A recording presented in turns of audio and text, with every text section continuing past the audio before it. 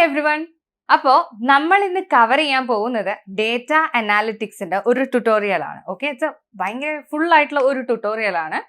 അപ്പോൾ ഏകദേശം ഒരു 2 or 3 hours നീളുന്ന ഒരു ട്യൂട്ടോറിയൽ. ഓക്കെ, അപ്പോൾ അത് നമ്മൾ മലയാളത്തിലാണ് കവർ ചെയ്യാൻ പോകുന്നത്. സോ നിങ്ങൾക്കത് ക്യാപ്ചർ ചെയ്യാൻ വളരെ സിമ്പിൾ ആയിരിക്കും. ഓക്കെ, അപ്പോൾ നമ്മൾ കവർ ചെയ്യാൻ പോകുന്നത് എന്താണ് ഡേറ്റ അനാലിറ്റിക്സ്, എന്തിനാണ് ഡേറ്റ അനാലിറ്റിക്സ്, ഡാറ്റ അനാലിറ്റിക്സ് പഠിച്ചു കഴിഞ്ഞാൽ ഏതൊക്കെ കരിയേഴ്സിലേക്ക് നമുക്ക് പോവാം, നമുക്ക് വേണ്ട സ്കിൽസ് എന്താണ്, അങ്ങനെയുള്ള ഒരുപാട് കാര്യങ്ങളാണ് നമ്മൾ ഡിസ്കസ് ചെയ്യാൻ പോകുന്നത്. Okay, so here comes our data analytics tutorial. So എല്ലാവർക്കും വെൽക്കം. ഓക്കെ, സോ നമുക്ക് നമ്മുടെ കോഴ്സിന്റെ ഔട്ട്ലൈന് എന്തൊക്കെയാണെന്നുള്ളത് ജസ്റ്റ് ഒന്ന് ഓടിച്ചു നോക്കാം. ഓക്കെ, അപ്പൊ ഫസ്റ്റ് വൺ എന്ന് പറയുന്നത് introduction to data analytics. Data analytics എന്താണ് എന്നുള്ളത് നമ്മൾ ഫസ്റ്റ് മനസ്സിലാക്കണം. അപ്പൊ അതിന്റെ ഒരു ഇൻട്രൊഡക്ഷൻ, പിന്നെ ഡേറ്റ അനാലിറ്റിക്സിന്റെ കുറച്ച് അപ്ലിക്കേഷൻസ് നമുക്ക് ഡിസ്കസ് ചെയ്യാനുണ്ട്. സോ അതിന്റെ അപ്ലിക്കേഷൻസ് നമുക്ക് നോക്കാം. And then how to become a data analyst. ഒരു ഡേറ്റ അനലിസ്റ്റ് ആവാൻ നമ്മൾ എന്തൊക്കെ ചെയ്യണം, എന്തൊക്കെ പഠിക്കണം, അതിന് വേണ്ട സ്കിൽസ്, ടൂൾസ്, അങ്ങനെയുള്ള ഒരുപാട് കാര്യങ്ങൾ. പിന്നെ ഡേറ്റ അനാലിറ്റിക്സിന്റെ വർക്ക് ഫ്ലോ. സോ നമ്മൾ ഡേറ്റ സയൻസിന്റെ ട്യൂട്ടോറിയൽ പറഞ്ഞപ്പോൾ തന്നെ അതിൽ കുറച്ച് വർക്ക് ഫ്ലോ നമ്മൾ പറഞ്ഞിട്ടുണ്ടായിരുന്നു, കുറച്ച് സ്റ്റെപ്സ് പറഞ്ഞിട്ടുണ്ടായിരുന്നു. അതേപോലെ തന്നെ ഇവിടെയും നമുക്ക് ഒരുപാട് സ്റ്റെപ്സ് ഫോളോ ചെയ്യാനുണ്ട്. സോ അതിന്റെ സ്റ്റെപ്സ് എന്തൊക്കെയാണ്, പിന്നെ essential tools four data analyst. Okay, അപ്പൊ ഡേറ്റ അനലിസ്റ്റ് അറിഞ്ഞിരിക്കേണ്ട ടൂൾസ് എന്തൊക്കെയാണ്. ഓക്കെ, അപ്പോൾ ഇപ്പം നമ്മൾ ഉപയോഗിച്ചുകൊണ്ടിരിക്കുന്ന ടൂൾസ്, ഇനി സ്കോപ്പ് ഉണ്ടാവാൻ പോകുന്ന ടൂൾസ്, അപ്പൊ അങ്ങനെയുള്ള പല കാര്യങ്ങൾ ഈ ഒരു ഏരിയയിൽ നമ്മൾ ഡിസ്കസ് ചെയ്യും. പിന്നെ statistics for data analytics. Okay, statistics ഇല്ലാതെ ഡേറ്റ അനലിറ്റിക്സ് ഇല്ല. അപ്പൊ നമുക്ക് സ്റ്റാറ്റിസ്റ്റിക്സിന്റെ കുറച്ചൊരു പോർഷൻ കവർ ചെയ്യാനുണ്ട്. പിന്നെ NumPy ആൻഡ് പാൻഡാസ്, നമ്മുടെ പൈത്തണിൽ ഉപയോഗിക്കുന്ന ലൈബ്രറീസ് ആണ് NumPy ആൻഡ് പാൻഡാസ് എന്ന് പറയുന്നത്. സോ അത് നമുക്ക് കവർ ചെയ്യണം. ആൻഡ് പാൻഡാസ് ഉപയോഗിച്ചിട്ടുള്ള data cleaning, and then EDA using Python. അപ്പൊ ഇത്രയും കാര്യങ്ങൾ നമ്മൾ കവർ ചെയ്യുന്നുണ്ട്. ഓക്കെ, സോ ഇത് നമുക്ക് നോക്കണം. അതുകൂടാതെ വീണ്ടും കുറച്ച് കാര്യങ്ങളുണ്ട്. Data visualisation using Matplotlib and Seaborn. And then നമുക്കൊരു ചെറിയൊരു മിനി പ്രൊജക്ട് ചെയ്യണം, may be sales analysis or something like that. നമുക്ക് അത് ചെയ്യാം.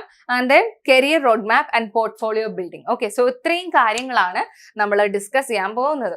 ഓക്കെ, അപ്പൊ ഇതാണ് അതിന്റെ ഒരു ഓവറോൾ സ്ട്രക്ചർ എന്ന് പറയുന്നത്. Now what is data analytics? So data analytics എന്ന് പറഞ്ഞാൽ നമുക്ക് മേ ബി അറിയുന്ന കാര്യം തന്നെയായിരിക്കും. നമ്മുടെ കയ്യിലുള്ള ഡേറ്റയിൽ നിന്ന് ഇൻസൈറ്റ്സ് എടുക്കുന്ന ഒരു പ്രോസസ്സാണ് ഡേറ്റ അനാലിസിസ് എന്ന് പറയുന്നത്. ഓക്കെ, അപ്പോൾ ഇതിലേക്ക് ഇൻഡെപ്റ്റ് ആയിട്ട് പോകുന്നതിന് മുൻപായിട്ട് നമുക്ക് ഡേറ്റ എന്താണെന്നുള്ളത് പറയാം. Okay, so first of all data എന്ന് പറയുന്നത് പല തരത്തിലാണ് ഉള്ളത്. ഓക്കെ, സോ ഡേറ്റ എന്ന് പറയുന്നത് മേ ബി ടെക്സ്റ്റുവൽ ഫോർമാറ്റിലായിരിക്കാം ഉണ്ടാവുക, അല്ലെങ്കിൽ ഒരു നമ്പർ ഫോർമാറ്റിലായിരിക്കാം ഉണ്ടാവുക, അല്ലെങ്കിൽ audio data, image data, video data, അങ്ങനെ പല തരത്തിലുള്ള ഡേറ്റകളാണ് ഉണ്ടാവുന്നത്. സേ ഫോർ എക്സാമ്പിൾ ഞാൻ എൻ്റെ ഏജ് പറയുകയാണെന്നുണ്ടെങ്കിൽ അതെന്താണ്, അതൊരു ഏജ് ആണ്. ഓക്കെ, ഇനി ഞാൻ എൻ്റെ പേര് പറയുകയാണെന്നുണ്ടെങ്കിൽ അതെന്താണ്, it is A kind of textual data. Okay, പിന്നെ ഒരു ഇമേജ് ഞാൻ കൊടുക്കുകയാണ്, അതെന്താണ്, ഇമേജ് റിലേറ്റഡ് ആയിട്ടുള്ള ഒരു ഡേറ്റയാണ്. പിന്നെ ഞാൻ വീഡിയോ ആണ് കൊടുക്കുന്നതെന്നുണ്ടെങ്കിൽ അതെന്താണ്, വീഡിയോ ഡേറ്റയാണ്. അപ്പോൾ ഇത്തരം ഡേറ്റകളൊക്കെ കളക്ട് ചെയ്യാനായിട്ട് പല പല സോഴ്സുകളാണുള്ളത് അല്ലെ. നമ്മുടെ ട്രാഫിക്കിന്റെ കേസിൽ, ട്രാഫിക് അല്ല, നമ്മൾ റോഡിന്റെ കേസിലൊക്കെ നമ്മൾ എടുത്ത് നോക്കുമ്പോൾ നമ്മുടെ ക്യാമറാസ് ഉണ്ടല്ലോ, ഇത് ക്യാപ്ചർ ചെയ്യുന്ന ക്യാമറാസ്.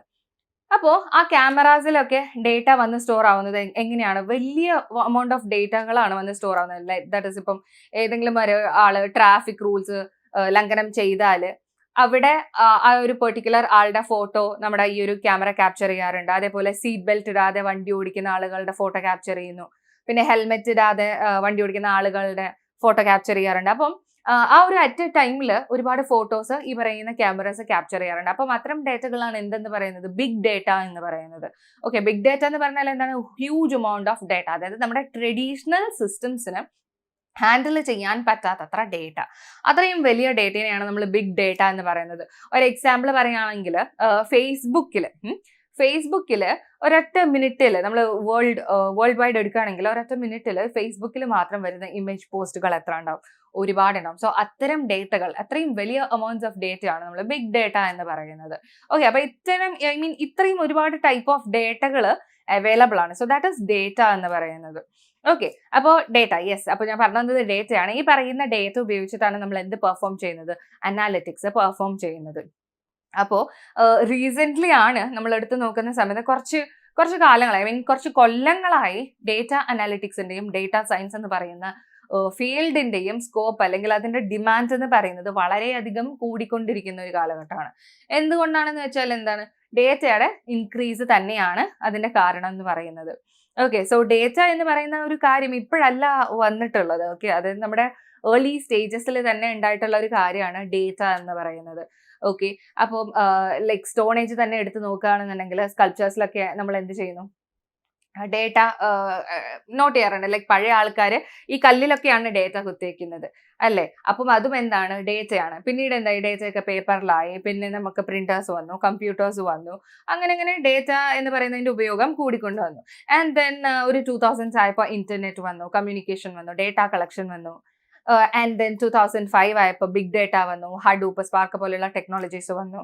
പിന്നീട് അത് കഴിഞ്ഞ് 2015 ഏകദേശമൊക്കെ ആയപ്പോഴാണ് ഈ പറയുന്ന ഡേറ്റ സയൻസ് ആൻഡ് ഡേറ്റ അനലിറ്റിക്സിന്റെ പോപ്പുലാരിറ്റി കുറച്ചും കൂടി അധികം കൂടിയത്. പിന്നീട് അവിടെ നിന്ന് അങ്ങോട്ട് 2018 ആയപ്പോൾ MLAI എന്ന് പറയുന്ന ആ ഒരു ഏരിയാസിന്റെ ഡിമാൻഡ് എന്ന് പറയുന്നത് ഭയങ്കര വലുതായിട്ട് ഇങ്ങനെ കൂടി എന്നുള്ളത് തന്നെ നമുക്ക് പറയാം. ശരിക്കും പറഞ്ഞാൽ ഈ data analytics and data science എന്ന് പറയുന്ന ടേം വന്നത് ഇപ്പോഴൊന്നുമല്ല, അത് ഏർലി 1960s തന്നെ വന്നിട്ടുള്ള ഒരു ടേം ആയിരുന്നു. പക്ഷെ അതിന്റെ ഡിമാൻഡ്സ് ഇപ്പോഴാണ് കൂടിയത്. ഫോർ എക്സാമ്പിൾ പറയുകയാണെന്നുണ്ടെങ്കിൽ ഇപ്പൊ നമ്മൾ എന്ത് കാര്യം ചെയ്യുകയാണെന്നുണ്ടെങ്കിൽ നമുക്ക് ഓൺലൈൻ ഷോപ്പിംഗ് അവൈലബിൾ ആണ്. ഓൺലൈൻ ഷോപ്പിംഗ് എന്ന് പറയുമ്പം എന്തൊക്കെയാ വരും, ഇപ്പൊ സേ നമുക്ക് എന്തെങ്കിലും പ്രോഡക്റ്റുകൾ പർച്ചേസ് ചെയ്യണം, സേ ഇപ്പോൾ ഒരു ഫോൺ പർച്ചേസ് ചെയ്യണം, അല്ലെങ്കിൽ എന്തെങ്കിലും കാര്യങ്ങൾ പർച്ചേസ് ചെയ്യണമെന്നുണ്ടെങ്കിൽ നമ്മൾ എന്തിനെ ഡിപ്പെൻഡ് ചെയ്യുന്നു, ആമസോൺ ഉപയോഗിക്കാറുണ്ട്, ഫ്ലിപ്കാർട്ട് ഉപയോഗിക്കാറുണ്ട്. അങ്ങനെ ഓരോന്നിനും ഓരോ ആപ്പുകളാണ്. സേ ഇപ്പോൾ ഫുഡ് ഐറ്റംസ് ഓർഡർ ചെയ്യുകയാണെന്നുണ്ടെങ്കിൽ നമുക്ക് സ്വിഗ്ഗി ഉണ്ട്, സൊമാറ്റോ ഉണ്ട്, അങ്ങനെ പല കാര്യങ്ങളുണ്ട്. ഗ്രോസറി ഷോപ്പിങ്ങിനായിട്ട് നമുക്ക് ബ്ലിങ്കറ്റ് ഉപയോഗിക്കാം, ബിഗ് ബാസ്ക്കറ്റ് ഉപയോഗിക്കാം, അങ്ങനെ വരുന്നത്. ഫാഷന്റെ കേസിലാണെങ്കിൽ പർപ്പിൾ ഉണ്ട്, മിന്ത്ര ഉണ്ട്, അങ്ങനെ ഒരുപാട് ആപ്പുകൾ ഇപ്പൊ നിലവിൽ അവൈലബിൾ ആണ്. അപ്പൊ ഈ ഓരോ ആപ്പിലും നമ്മൾ ഓരോ ഐറ്റംസ് പർച്ചേസ് ചെയ്യുന്ന സമയത്ത് നമ്മൾ എന്താണ് എൻ്റർ ചെയ്ത് കൊടുക്കുന്നത്, നമ്മൾ ഡേറ്റയാണ് എൻ്റർ ചെയ്ത് കൊടുക്കുന്നത്. ഡേറ്റ എന്ന് പറയുമ്പോൾ എന്തൊക്കെ വരും, നമ്മുടെ പേര് നമ്മൾ കൊടുക്കുന്നു, നമ്മുടെ ലൊക്കേഷൻ കൊടുക്കുന്നു, നമ്മുടെ ഏജ് കൊടുക്കുന്നു, നമ്മുടെ ഡേറ്റ് ഓഫ് ബർത്ത് നമ്മൾ കൊടുക്കാറുണ്ട്, അങ്ങനെ ഒരുപാട് കാര്യങ്ങൾ നമ്മൾ കൊടുക്കാറുണ്ട്. നമ്മുടെ പ്രിഫറൻസസ് നമ്മൾ അടിച്ചു കൊടുക്കുന്നു. ഇതൊക്കെ എന്താണ്, ഇതൊക്കെ കസ്റ്റമർ ഡേറ്റയാണ്. നമ്മൾ അടിച്ചു കൊടുക്കുന്നത് നമ്മുടെ ഡേറ്റ കസ്റ്റമർ ഡേറ്റയാണ്. അതുകൂടാതെ ഇവർ വേറെ എന്തൊക്കെ കളക്ട് ചെയ്യുന്നു, നമ്മൾ ഏത് ഐറ്റമാണ് പർച്ചേസ് ചെയ്തത്, എപ്പോഴാണ് പർച്ചേസ് ചെയ്തത്, എത്ര ക്വാണ്ടിറ്റി പർച്ചേസ് ചെയ്തു, എത്ര രൂപയ്ക്ക് പർച്ചേസ് ചെയ്തു, നമ്മൾ പർച്ചേസ് ചെയ്യുന്ന മാസങ്ങൾ അല്ലെങ്കിൽ നമ്മൾ പർച്ചേസ് ചെയ്യുന്ന സീസൺസ് എന്തൊക്കെയാണ്, അങ്ങനെയുള്ള പല ഡീറ്റെയിൽസ് ആര് കളക്ട് ചെയ്യുന്നു, ഈ കമ്പനിക്കാർ കളക്ട് ചെയ്യുന്നുണ്ട്.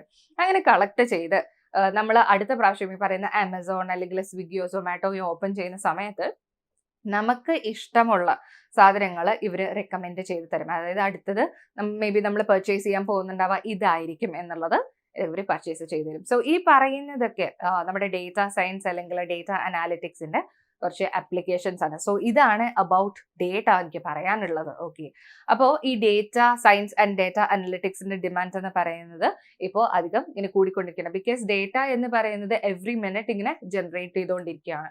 സോ ഇപ്പോൾ ഗൂഗിളിൽ ഒരു മിനിറ്റിൽ വരുന്ന സെർച്ച് റിക്വസ്റ്റ് എന്ന് പറയുന്നത് തിങ്ക് ഒരു 5.9 മില്യൺ ഒക്കെയാണ്. ഓക്കെ, ആൻഡ് സോ അതിപ്പം ഒരു ഡേ നമ്മൾ കൺസിഡർ ചെയ്യുകയാണെന്നുണ്ടെങ്കിൽ 8.9 ബില്യൺ ഒക്കെ ആയിട്ട് വരുന്നുണ്ട്. ഓക്കെ, അപ്പോൾ അത്രയും പെട്ടെന്ന് ഡേറ്റ ഇങ്ങനെ ജനറേറ്റ് ആയിക്കൊണ്ടിരിക്കുക. സോ ഇപ്പം ഞാൻ നിങ്ങളോട് സംസാരിക്കുന്നു, ഞാൻ എന്താ ചെയ്യുന്നത്, ഞാൻ ഇതിപ്പോൾ ഇവിടെയും എന്താണ് ക്രിയേറ്റ് ആയിക്കൊണ്ടിരിക്കുന്നത്, ഡേറ്റ ക്രിയേറ്റ് ആയിക്കൊണ്ടിരിക്കുകയാണ്. ഓക്കെ, അപ്പോൾ ഡേറ്റയുടെ ഡിമാൻഡ് കൂടിക്കൊണ്ടിരിക്കും തോറും ഈ ഒരു ഏരിയയുടെ സ്കോപ്പ് എന്ന് പറയുന്നതും കൂടിക്കൊണ്ടിരിക്കും.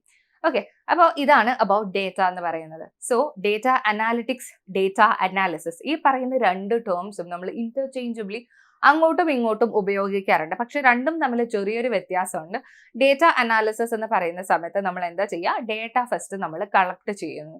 ആ കളക്ട് ചെയ്യുന്ന ഡേറ്റയിൽ നിന്നും നമ്മൾ ഇൻസൈറ്റ്സ് എടുക്കുന്ന ആ ഒരു പ്രോസസ്, ഇൻസൈറ്റ്സ് എടുക്കുന്നതിന് നമ്മൾ ഡേറ്റ അനാലിസിസ് എന്ന് പറയും. ഡേറ്റ അനലിറ്റിക്സ് എന്ന് പറയുമ്പോൾ ഡേറ്റ അനാലിസിസിന്റെ തന്നെ കുറച്ചും കൂടി അഡ്വാൻസ്ഡ് ആയിട്ടുള്ള ഒന്നാണ് ഡേറ്റ അനലിറ്റിക്സ് എന്ന് പറയുന്നത്. ലൈക്ക് ഒരു ചെറിയൊരു പ്രഡിക്ഷൻ പാർട്ടും കൂടി ഡേറ്റ അനാലിറ്റിക്സിന്റെ കേസിൽ വരുന്നുണ്ട്. ഓക്കെ, സോ അതിന്റെ ഡെഫിനിഷൻ എന്താണെന്നുള്ളത് നമുക്ക് നോക്കാം. ഡേറ്റ അനാലിറ്റിക്സ് എന്ന് പറഞ്ഞാൽ എന്താണ്, the process of examining data sets to draw conclusions about the information they contain.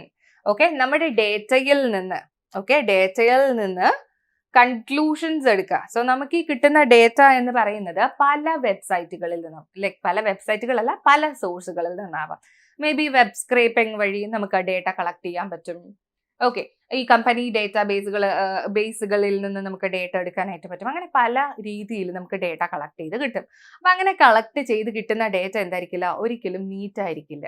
Okay, അപ്പൊ അത്തരം ഡേറ്റയിൽ നമ്മൾ ഒരുപാട് കാര്യങ്ങൾ പെർഫോം ചെയ്യാനുണ്ട്. അപ്പൊ ഞാൻ പറഞ്ഞു നമുക്ക് കുറച്ച് സ്റ്റെപ്സ് ഡിസ്കസ് ചെയ്യാനുണ്ട്. അപ്പൊ ആ പറയുന്ന സ്റ്റെപ്സ് കംപ്ലീറ്റ്ലി നമ്മൾ ചെയ്ത് തീർക്കണം.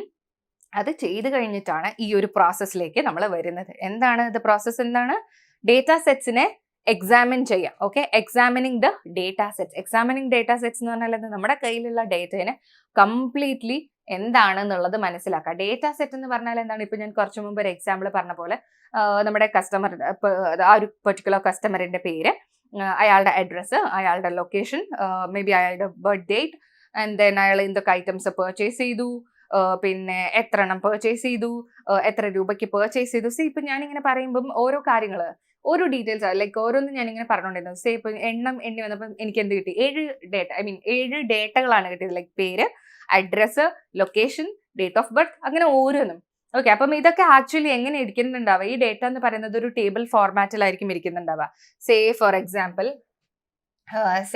ഞാനിവിടെ എൻ്റെ കയ്യിൽ ഇങ്ങനെ ഒരു ടേബിൾ ഉണ്ട് എന്ന് വിചാരിക്കാം. ഇപ്പൊ ഞാൻ പറഞ്ഞ കസ്റ്റമർ നെയിം എന്ന് പറയുന്നത് മേ ബി ആദ്യം കസ്റ്റമർ നെയിം സി എന്ന് പറയുന്ന കസ്റ്റമർ നെയിം എന്ന് പറയുന്ന ഒരു കോളം, പിന്നെ മേ ബി എൻ്റെ ഏജ് എന്ന് പറയുന്നത് മറ്റൊരു കോളം. ഓക്കെ, എൻ്റെ ലൊക്കേഷൻ എന്ന് പറയുന്നത് മറ്റൊരു കോളം, ഞാൻ എത്ര ഐറ്റംസ് പർച്ചേസ് ചെയ്തു എന്നുള്ളത് മറ്റൊരു കോളം, എത്ര രൂപയ്ക്ക് ഞാൻ പർച്ചേസ് ചെയ്തു എന്നുള്ളത് മറ്റൊരു കോളം. സോ അങ്ങനെയാണ് ഡേറ്റ സ്റ്റോർ ആവുന്നത്. അപ്പോൾ ഓരോ ആൾക്കാരുടെയും ഡീറ്റെയിൽസ് ഇങ്ങനെ ഓരോരോ റോസ് ആയിട്ടായിരിക്കും കയറുന്നുണ്ടാവുക. അപ്പൊ ഫസ്റ്റ് കസ്റ്റമറുടെ ഡീറ്റെയിൽസ് മൊത്തം ഇവിടെ ഇങ്ങനെ സ്റ്റോർ ആവും, രണ്ടാമത്തെ കസ്റ്റമറുടെ ഡീറ്റെയിൽസ് ഇങ്ങനെ സ്റ്റോർ ആവും, മൂന്നാമത്തെ കസ്റ്റമറുടെ ഡീറ്റെയിൽസ് അങ്ങനെ സ്റ്റോർ ആവും. അപ്പൊ ഒരുപാട് കസ്റ്റമേഴ്സ് ഇങ്ങനെ ഓരോ പ്രോഡക്റ്റുകൾ ഇങ്ങനെ പർച്ചേസ് ചെയ്തോണ്ടിരിക്കും. അതോടെ അവരുടെ ഡേറ്റ ഇങ്ങനെ കൂടിക്കൊണ്ടിരിക്കും. ഓക്കെ, അപ്പൊ അത്തരം ഡേറ്റകളിൽ നിന്ന് നമ്മൾ എന്താ ചെയ്യണം? You have to examine the data sets. ആ ഡേറ്റ സെറ്റിനെ കംപ്ലീറ്റ് നമ്മൾ മനസ്സിലാക്കണം. അതിന്റെ മുക്കും മൂലയും കംപ്ലീറ്റ്ലി നമ്മൾ അറിയണം. എന്നാൽ മാത്രമാണ് അതിൽ നിന്ന് നമുക്ക് എന്ത് കിട്ടുള്ളൂ? ഇൻസൈറ്റ്സ് കിട്ടുള്ളൂ. സോ ഡേറ്റ സെറ്റിനെ എക്സാമിൻ ചെയ്യുക. എന്തിനാണ് എക്സാമിൻ ചെയ്യുന്നത്? To draw conclusions about the information they contain.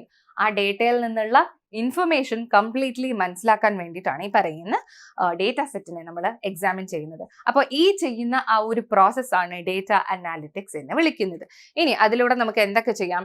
Transforming raw data into actionable insights. ഇപ്പം ഞാൻ പറഞ്ഞു ആ ഒരു ടേബിൾ ലൈക്ക് സ്ട്രക്ചർ ഞാൻ കാണിച്ചു തന്നു. അപ്പോൾ ആ ഒരു ഡേറ്റ എങ്ങനെ ഇരിക്കുന്നത്? ജസ്റ്റ് റോസ് ആൻഡ് കോളംസിന്റെ രീതിയിലാണ് ഇരിക്കുന്നത്. അപ്പം അത് വെച്ച് നമുക്ക് എന്ത് ചെയ്യാൻ പറ്റില്ല? ആ ഒരു പെർട്ടിക്കുലർ ടേബിൾ വെച്ചിട്ട് നമുക്ക് അങ്ങനെ ഒന്നും ചെയ്യാനില്ല. അപ്പം അതിനെ എങ്ങനെയാണ് നമ്മൾ യൂസ്ഫുൾ ആക്കേണ്ടത്? ആ റോ ഡേറ്റ, ഇതാണ് എന്ത്? നമ്മുടെ റോ ഡേറ്റ എന്ന് പറയുന്നത്. ആ റോ ഡേറ്റയെ നമ്മൾ ആക്ഷനബിൾ ഇൻസൈറ്റ്സിലേക്ക് മാറ്റണം. ഇൻസൈറ്റ്സ് എന്ന് പറഞ്ഞാൽ എന്താണ്? അതിൽ നിന്ന് ഇൻഫർമേഷൻ എടുക്കുക. ആ ഇൻഫർമേഷൻ എടുക്കുമ്പം നമ്മുടെ പല ചോദ്യത്തിനുള്ള ആൻസേഴ്സ് നമുക്ക് അവിടെ കിട്ടും. ഓക്കെ, ഇനി ഇൻഫോംഡ് ഡിസിഷൻ മേക്കിംഗ്, ആൻഡ് അവിടെ നിന്ന് നമുക്ക് വേണ്ട ഡിസിഷൻസും എടുക്കാനായിട്ട് പറ്റും. സോ മെയിൻലി ഡേറ്റ അനലിറ്റിക്സ് എന്ന് പറയുന്ന സമയത്ത് അവിടെ നമുക്ക് പറയാനുള്ളത്, data analytics speaks about the past. Okay, പാസ്റ്റിനെ കുറിച്ചാണ് ഡേറ്റ അനലിറ്റിക്സ് പറയുന്നത്. അതായത് പാസ്റ്റിൽ എന്താണ് സംഭവിച്ചത് എന്നുള്ളതാണ് നമുക്കിവിടെ മനസ്സിലാക്കാൻ കഴിയുന്നത്. ഓക്കെ, അപ്പൊ അതിൽ നിന്ന് എന്തൊക്കെ ഉണ്ട് എന്നുള്ളത് മനസ്സിലാക്കി അതിൽ നിന്ന് വേണ്ട ഡിസിഷൻസ് നമുക്ക് എടുക്കാം. ഇനി അടുത്തത് എന്താണ്? Identifying the trends and patterns. നമുക്ക് കിട്ടിയിട്ടുള്ള ആ ഡേറ്റയിൽ നിന്ന് നമ്മൾ കുറെ കാര്യങ്ങൾ എക്സാമിൻ ചെയ്തു. അതിൽ നിന്ന് നമുക്ക് കുറെ കൺക്ലൂഷൻസും കിട്ടി, അല്ലെ? ആ കൺക്ലൂഷൻസിൽ നിന്നൊക്കെ ഈ ഡേറ്റയിൽ എന്തെങ്കിലും ട്രെൻഡ്സ് ഉണ്ടോ അല്ലെങ്കിൽ എന്തെങ്കിലും പാറ്റേൺസ് ഉണ്ടോ എന്ന് നമുക്ക് മനസ്സിലാക്കാം. അതായത് ഇപ്പോൾ കസ്റ്റമേഴ്സ് മേ ബി ക്രിസ്മസ് സീസണിൽ ഈ ക്രിസ്മസിന്റെ ഐറ്റംസ് ഉണ്ട്, ലൈക്ക് നമ്മൾ ക്രിസ്മസ് ട്രീയിൽ ഡെക്കറേറ്റ് ചെയ്യാനായിട്ട് ഉപയോഗിക്കുന്ന ഐറ്റംസ് മേ ബി അവരത് ഒരുപാട് പർച്ചേസ് ചെയ്യുന്നുണ്ടാവും. അപ്പം അതിൽ നിന്ന് ലൈക്ക് അടുത്ത ക്രിസ്മസിനും ഇവർ പർച്ചേസ് ചെയ്യും, അതിനപ്പുറത്തെ ക്രിസ്മസിനും ഇവർ പർച്ചേസ് ചെയ്യും എന്നുള്ള ഒരു കൈൻഡ് ഓഫ് പാറ്റേൺ ഇവർക്ക് ട്രാക്ക് ചെയ്യാനായിട്ട് പറ്റും. ഓക്കെ, സോ അത്തരത്തിലുള്ള ട്രെൻഡ്സും പാറ്റേൺസും നമുക്ക് ഇവിടുന്ന് എന്ത് ചെയ്യാനായിട്ട് പറ്റും? മനസ്സിലാക്കാനായിട്ട് പറ്റും. ഇനി എന്താ? Optimising processes and improving efficiency. അപ്പം എഫിഷ്യൻസി നമ്മുടെ ആ ഒരു പെർട്ടിക്കുലർ ഇൻഫർമേഷനിൽ നിന്ന് നമുക്ക് ഒരുപാട് കാര്യങ്ങൾ മനസ്സിലാക്കാനായിട്ട് പറ്റും. ആൻഡ് ഓൾസോ നമുക്ക് വേണ്ട ഡിസിഷൻസും നമ്മുടെ ബിസിനസ്സിനെ ഹെൽപ്പ് ചെയ്യുന്ന ഡിസിഷൻസും നമുക്ക് അവിടെ എടുക്കാൻ പറ്റുന്നതാണ്. അടുത്തത് എന്താ? Gaining competitive advantage. അപ്പം ഈ പറയുന്ന ഡേറ്റ അനലിറ്റിക്സ് നമുക്ക് ഒരുപാട് ഏരിയാസിൽ ഉപയോഗിക്കാം. ഓക്കെ, സോ ഇപ്പം നമുക്ക് പറയാം ആമസോണിന്റെ ഒരു കോമ്പറ്റീറ്റർ ആണ് ഫ്ലിപ്കാർട്ട് എന്ന് പറയുന്നത്. അപ്പം ഇവർക്ക് എന്തെങ്കിലും ഈ ഒരു കിട്ടിയ ഇൻസൈറ്റ്സിൽ നിന്ന് ലൈക്ക് എന്തെങ്കിലും ഓഫേഴ്സോ അല്ലെങ്കിൽ എന്തെങ്കിലും കാര്യം അതുപോലെ എന്തെങ്കിലും കാര്യങ്ങളൊക്കെ കൊടുത്തു കഴിഞ്ഞാൽ ഇവർക്ക് ഇവരുടെ സെയിൽസ് ഇൻക്രീസ് ചെയ്യാൻ പറ്റും എന്നുള്ള തരത്തിൽ, ഓക്കെ, അത്തരത്തിലുള്ള കാര്യങ്ങളും ഇവർക്ക് ഇവിടെ ചെയ്യാനായിട്ട് പറ്റും. ഓക്കെ, സോ അതാണ് നമ്മൾ ഡേറ്റ അനലിറ്റിക്സ് കൊണ്ട് ഉദ്ദേശിക്കുന്നത്. ഓക്കെ, ഇനി ഒരു എക്സാമ്പിൾ നമുക്ക് ഇവിടെ ഡിസ്കസ് ചെയ്യാം. ഓക്കെ, അപ്പം എൻ്റെ കയ്യിൽ ഒരു ടേബിൾ ആണ് ഇരിക്കുന്നത്. ഓക്കെ, ഐസ്ക്രീം സെയിൽസിന്റെ ഒരു ടേബിൾ ആണുള്ളത്. ആ സെയിം ടേബിളിനെ ഞാൻ ഇവിടെ വിഷ്വലൈസ് ചെയ്യിപ്പിച്ചിട്ടുണ്ട്. ഓക്കെ, അപ്പൊ ഈ ടേബിൾ കാണുന്നതിന് പകരം അല്ലെങ്കിൽ ഈ ടേബിളിലുള്ള നമ്പേഴ്സ് കാണുന്നതിന് പകരം ഈ വിഷ്വലി കാണുമ്പോഴായിരിക്കും നമുക്ക് ഇത് മനസ്സിലാക്കാനായിട്ട് കുറച്ചും കൂടി എളുപ്പം. സോ ഇവിടെ നോക്കിക്കഴിഞ്ഞാൽ നമുക്ക് കാണാൻ പറ്റുന്നുണ്ട് ഏറ്റവും കൂടുതൽ സെയിൽസ് വന്നിട്ടുള്ളത് എവിടെയാണ്? ഓഗസ്റ്റിലാണ്. ഓഗസ്റ്റിൽ വന്നിട്ടുള്ള സെയിൽസ് എത്ര? 77,396. ഓക്കെ, 77,396 ആണ് നമുക്ക് എവിടെ വന്നിട്ടുള്ളത്? നമുക്ക് വന്നിട്ടുള്ള ഐസ്ക്രീമിന്റെ സെയിൽസ് ഓഗസ്റ്റ് മന്തില്. ഓക്കെ, കാരണം എന്തായിരുന്നു? ഓഗസ്റ്റിന്റെ കേസിലായിരുന്നു ഇവിടെ ടെമ്പറേച്ചർ ഏറ്റവും കൂടുതലായിട്ട് കാണാൻ പറ്റുന്നത്. ഓക്കെ, 22.2 ആൻഡ് ജൂലൈയിൽ 22.9 ആണ് വന്നിട്ടുള്ളത്. ബട്ട് കമ്പാരിറ്റീവ്ലി നോക്കുന്ന സമയത്ത് ഓഗസ്റ്റിലാണ് കൂടുതൽ ഐസ്ക്രീമിന്റെ സെയിൽസ് വന്നിട്ടുള്ളത് എന്ന് നമുക്ക് മനസ്സിലാക്കാൻ പറ്റുന്നുണ്ട്. ഓക്കെ, അപ്പം ആ ഒരു ഡേറ്റ വെച്ചിട്ട് നമ്മൾ പ്ലോട്ട് ചെയ്തിട്ടുള്ള വിഷ്വൽ ആണിത്. അപ്പം നമ്മുടെ കയ്യിലുള്ള ഡേറ്റ അതിനെ നമ്മൾ ഉപയോഗിക്കുന്നു, അതിൽ നിന്നും നമ്മൾ വിഷ്വൽസ് ക്രിയേറ്റ് ചെയ്തെടുക്കുന്നു. അപ്പൊ ഈ കിട്ടുന്ന വിഷ്വലിൽ നിന്ന് നമുക്ക് എന്ത് കിട്ടുന്നുണ്ട്? ഒരു ഇൻസൈറ്റ് കിട്ടുന്നുണ്ട്. ഈ ഡേറ്റയിലെ നമ്പേഴ്സ് മാത്രം നോക്കിയിട്ട് കാര്യമില്ല. അത് നമുക്ക് ഇങ്ങനെ പെട്ടെന്ന് ഒരൊറ്റ നോട്ടത്തിൽ നോക്കുന്ന സമയത്ത് അത് നമുക്ക് കറക്റ്റ് ആയിട്ട് മനസ്സിലാവണം എന്നില്ല. ഓക്കെ, പകരം നമ്മൾ എന്ത് ചെയ്യണം? അതിനെ വിഷ്വലൈസ് ചെയ്യണം. അപ്പൊ നമ്മുടെ കയ്യിലുള്ള ഡേറ്റിനെ വിഷ്വലൈസ് ചെയ്യിപ്പിക്കുക, അതിനെ കാണിക്കുക. ലൈക്ക് ഇപ്പൊ ബാർ ചാർട്ട് ഉപയോഗിച്ചിട്ടാണെങ്കിലും പൈ ചാർട്ട് ഉപയോഗിച്ചിട്ടാണെങ്കിലും അല്ലെങ്കിൽ മറ്റേതെങ്കിലും വിഷ്വൽസ് ഉപയോഗിച്ചിട്ട് കാണിക്കുന്ന ആ ഒരു പ്രോസസ്സ് അല്ലെങ്കിൽ ആ ഒരു ടെക്നിക്കാണ് ഡേറ്റ വിഷ്വലൈസേഷൻ എന്ന് വിളിക്കുന്നത്. അപ്പം നമ്മൾ ഇവിടെ ഉപയോഗിച്ചിട്ടുള്ളത് ബാർ ചാർട്ട്സ് ആണ്. അപ്പം ഇവിടെ എക്സ് ആക്സിസിൽ നമ്മൾ മന്ത് ആണ് കൊടുത്തിട്ടുള്ളത് ആൻഡ് വൈ ആക്സിസിൽ നമ്മൾ സെയിൽസും കൊടുത്തിട്ടുണ്ട്. അപ്പൊ നമുക്ക് ഇവിടെ കാണാൻ പറ്റുന്നുണ്ട് ഓഗസ്റ്റിലാണ് ഏറ്റവും കൂടുതൽ സെയിൽസ്. ഒറ്റ നോട്ടത്തിൽ തന്നെ നമുക്ക് മനസ്സിലാവും ഓഗസ്റ്റിലാണ് ഏറ്റവും കൂടുതൽ സെയിൽ വന്നിരിക്കുന്നത്. പിന്നെ വന്നിട്ടുള്ളത് ജൂണിലാണ്. ഓക്കെ, പിന്നെ വന്നിട്ടുള്ളത് ജൂലൈയിലാണ്.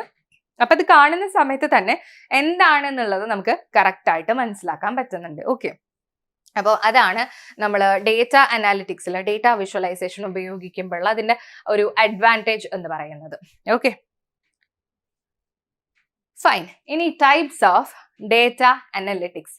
അപ്പൊ ഡേറ്റ അനലിറ്റിക്സ് പറയുമ്പം അതിന്റെ ഒരുപാട് ടൈപ്പുകളും കൂടി ഉണ്ട്. അപ്പം അതും കൂടി എന്താണെന്നുള്ളത് ഡിസ്കസ് ചെയ്യാന്നുള്ളത് അത്യാവശ്യമാണ്. സോ ഫസ്റ്റ് വൺ ആണ് descriptive analytics. So descriptive analytics എന്താണ്? കുറച്ചു മുമ്പ് ഞാൻ പറഞ്ഞ പോലെ tells you what happened in the past. പാസ്റ്റിൽ എന്ത് സംഭവിച്ചു എന്നുള്ളതാണ് ഡിസ്ക്രിപ്റ്റീവ് അനാലിറ്റിക്സ് പറയുന്നത്. ഓക്കെ, അപ്പൊ നമ്മുടെ കയ്യിൽ ഒരു പാസ്റ്റ് ഡേറ്റ് ഉണ്ട്. നമുക്കൊരു എക്സാമ്പിൾ വെച്ചിട്ട് പറയാം. ഓക്കെ, ഈ കഴിഞ്ഞ ഓണം സീസണിൽ ബാംഗ്ലൂരിൽ നിന്ന് കേരളത്തിലേക്കുള്ള ടിക്കറ്റ്സിന്റെ എണ്ണം എന്ന് പറയുന്നത് 2 ദിവസം, ഓണത്തിന് 2 ദിവസത്തിനകം പെട്ടെന്ന് അങ്ങോട്ട് വിറ്റുപോയി. അപ്പൊ അതിന്റെ കാരണം ലൈക്ക് അതിന്റെ ഇതെന്താണ്? വാട്ട് ഹാപ്പൻഡ് എന്താണ് സംഭവിച്ചത്? ടിക്കറ്റ്സ് പെട്ടെന്ന് തന്നെ വിറ്റുപോയി ഓണം സീസണിൽ. ഓക്കെ, അപ്പോ വാട്ട് ഹാപ്പൻഡ് എന്നുള്ളതാണ് ആര് പറയുന്നത്? ഡിസ്ക്രിപ്റ്റീവ് അനാലിറ്റിക്സ് പറയുന്നത്. അടുത്തത് ഡയഗ്നോസ്റ്റിക് അനാലിസിസ്. ഡയഗ്നോസ്റ്റിക് അനാലിസിസ് എന്താ?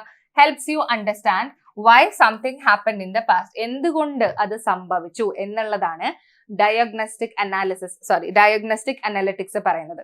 ഡയഗ്നൈസ് ചെയ്യുക, എന്ത് സംഭവിച്ചു എന്നുള്ളത് മനസ്സിലാക്കുക. അതിന്റെ പേര് പോലെ തന്നെ ഡയഗ്നൈസ് ചെയ്യുക, എന്താണ് സംഭവിച്ചത് എന്ന് മനസ്സിലാക്കുന്നതാണ് ഡയഗ്നോസ്റ്റിക് അനാലിറ്റിക്സ്. അപ്പൊ നമ്മൾ ഈ പറഞ്ഞ ആ ഒരു ഓണം എക്സാമ്പിൾ, അപ്പൊ ആ ഒരു ഓണം എക്സാമ്പിൾ തന്നെ നമ്മൾ കണ്ടിന്യൂ ചെയ്യാണ്. ദാറ്റ് ഈസ് എന്തുകൊണ്ടാണ് കൂടുതൽ ടിക്കറ്റുകൾ വിറ്റുപോയത് എന്ന് ചോദിച്ചു കഴിഞ്ഞാൽ നമുക്ക് അവിടെ മനസ്സിലാക്കാൻ പറ്റണം. ബിക്കോസ് അതൊരു ഓണം സീസൺ ആയിരുന്നു. അതുകൊണ്ട് തന്നെയാണ് ഓണത്തിന് ബാംഗ്ലൂരിൽ നിന്ന് കേരളത്തിലേക്കുള്ള ടിക്കറ്റ്സിന്റെ ആ ഒരു എണ്ണം എന്ന് പറയുന്നത് വളരെ പെട്ടെന്ന് തീർന്നത്. ഓക്കെ, ഇനി അടുത്തത് എന്താ? Predictive analytics. പ്രെഡിക്റ്റ് ചെയ്യുക, ഫ്യൂച്ചറിൽ എന്ത് സംഭവിക്കും, what will happen in the future. നമ്മൾ അവിടെ പ്രവചിക്കാൻ പോവാണ്. Okay, so predicts what is most likely to happen in the ഫ്യൂച്ചറിൽ എന്ത് സംഭവിക്കും. അപ്പൊ അഗൈൻ നമ്മുടെ ആ ഒരു ഓണം എക്സാമ്പിൾ പറയുകയാണെന്നുണ്ടെങ്കിൽ അടുത്ത ഓണത്തിനും അടുത്ത വർഷം വരുന്ന ഓണത്തിനും ഇതേപോലെ തന്നെ കൂടുതൽ ടിക്കറ്റുകൾ പെട്ടെന്ന് തന്നെ വിറ്റ് പോകും എന്നുള്ളത് നമുക്ക് ഇവിടെ നിൽക്കുമ്പോൾ തന്നെ ലൈക്ക് ഈ ഒരു വർഷം നിൽക്കുമ്പോൾ തന്നെ അടുത്ത വർഷം എന്താണ് നടക്കുക എന്നുള്ളത് പ്രെഡിക്റ്റ് ചെയ്യാൻ പറ്റുന്നുണ്ട്. അതാണ് എന്ത് പ്രെഡിക്റ്റീവ് അനാലിറ്റിക്സ് എന്ന് പറയുന്നത്.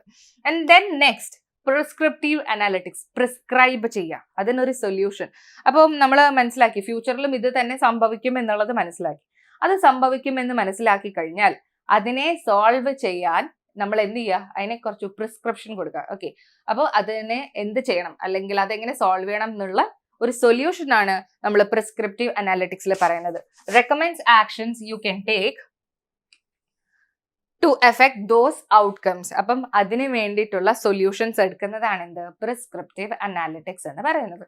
ഓക്കെ, നമ്മുടെ ഓണം സീസൺ പറയുകയാണെന്നുണ്ടെങ്കിൽ may be railway team just an example ആണ്, മനസ്സിലാക്കാനായിട്ട് ജസ്റ്റ് ഒരു എക്സാമ്പിൾ പറയണം. മേ ബി ഈ പറയുന്ന റെയിൽവേ ടീമിന് അവരുടെ എന്താ പറയുക ലൈക്ക് മൾട്ടിപ്പിൾ ലൊക്കേഷൻസിൽ നിന്ന് കേരളത്തിലേക്കുള്ള ട്രെയിൻസിന്റെ എണ്ണം കൂട്ടാം. Maybe from Mumbai to എന്താ പറയുക Kerala, or maybe from Chennai to Kerala, അങ്ങനെയുള്ള ട്രെയിൻസിന്റെ എണ്ണം മേ ബി കൂട്ടാം.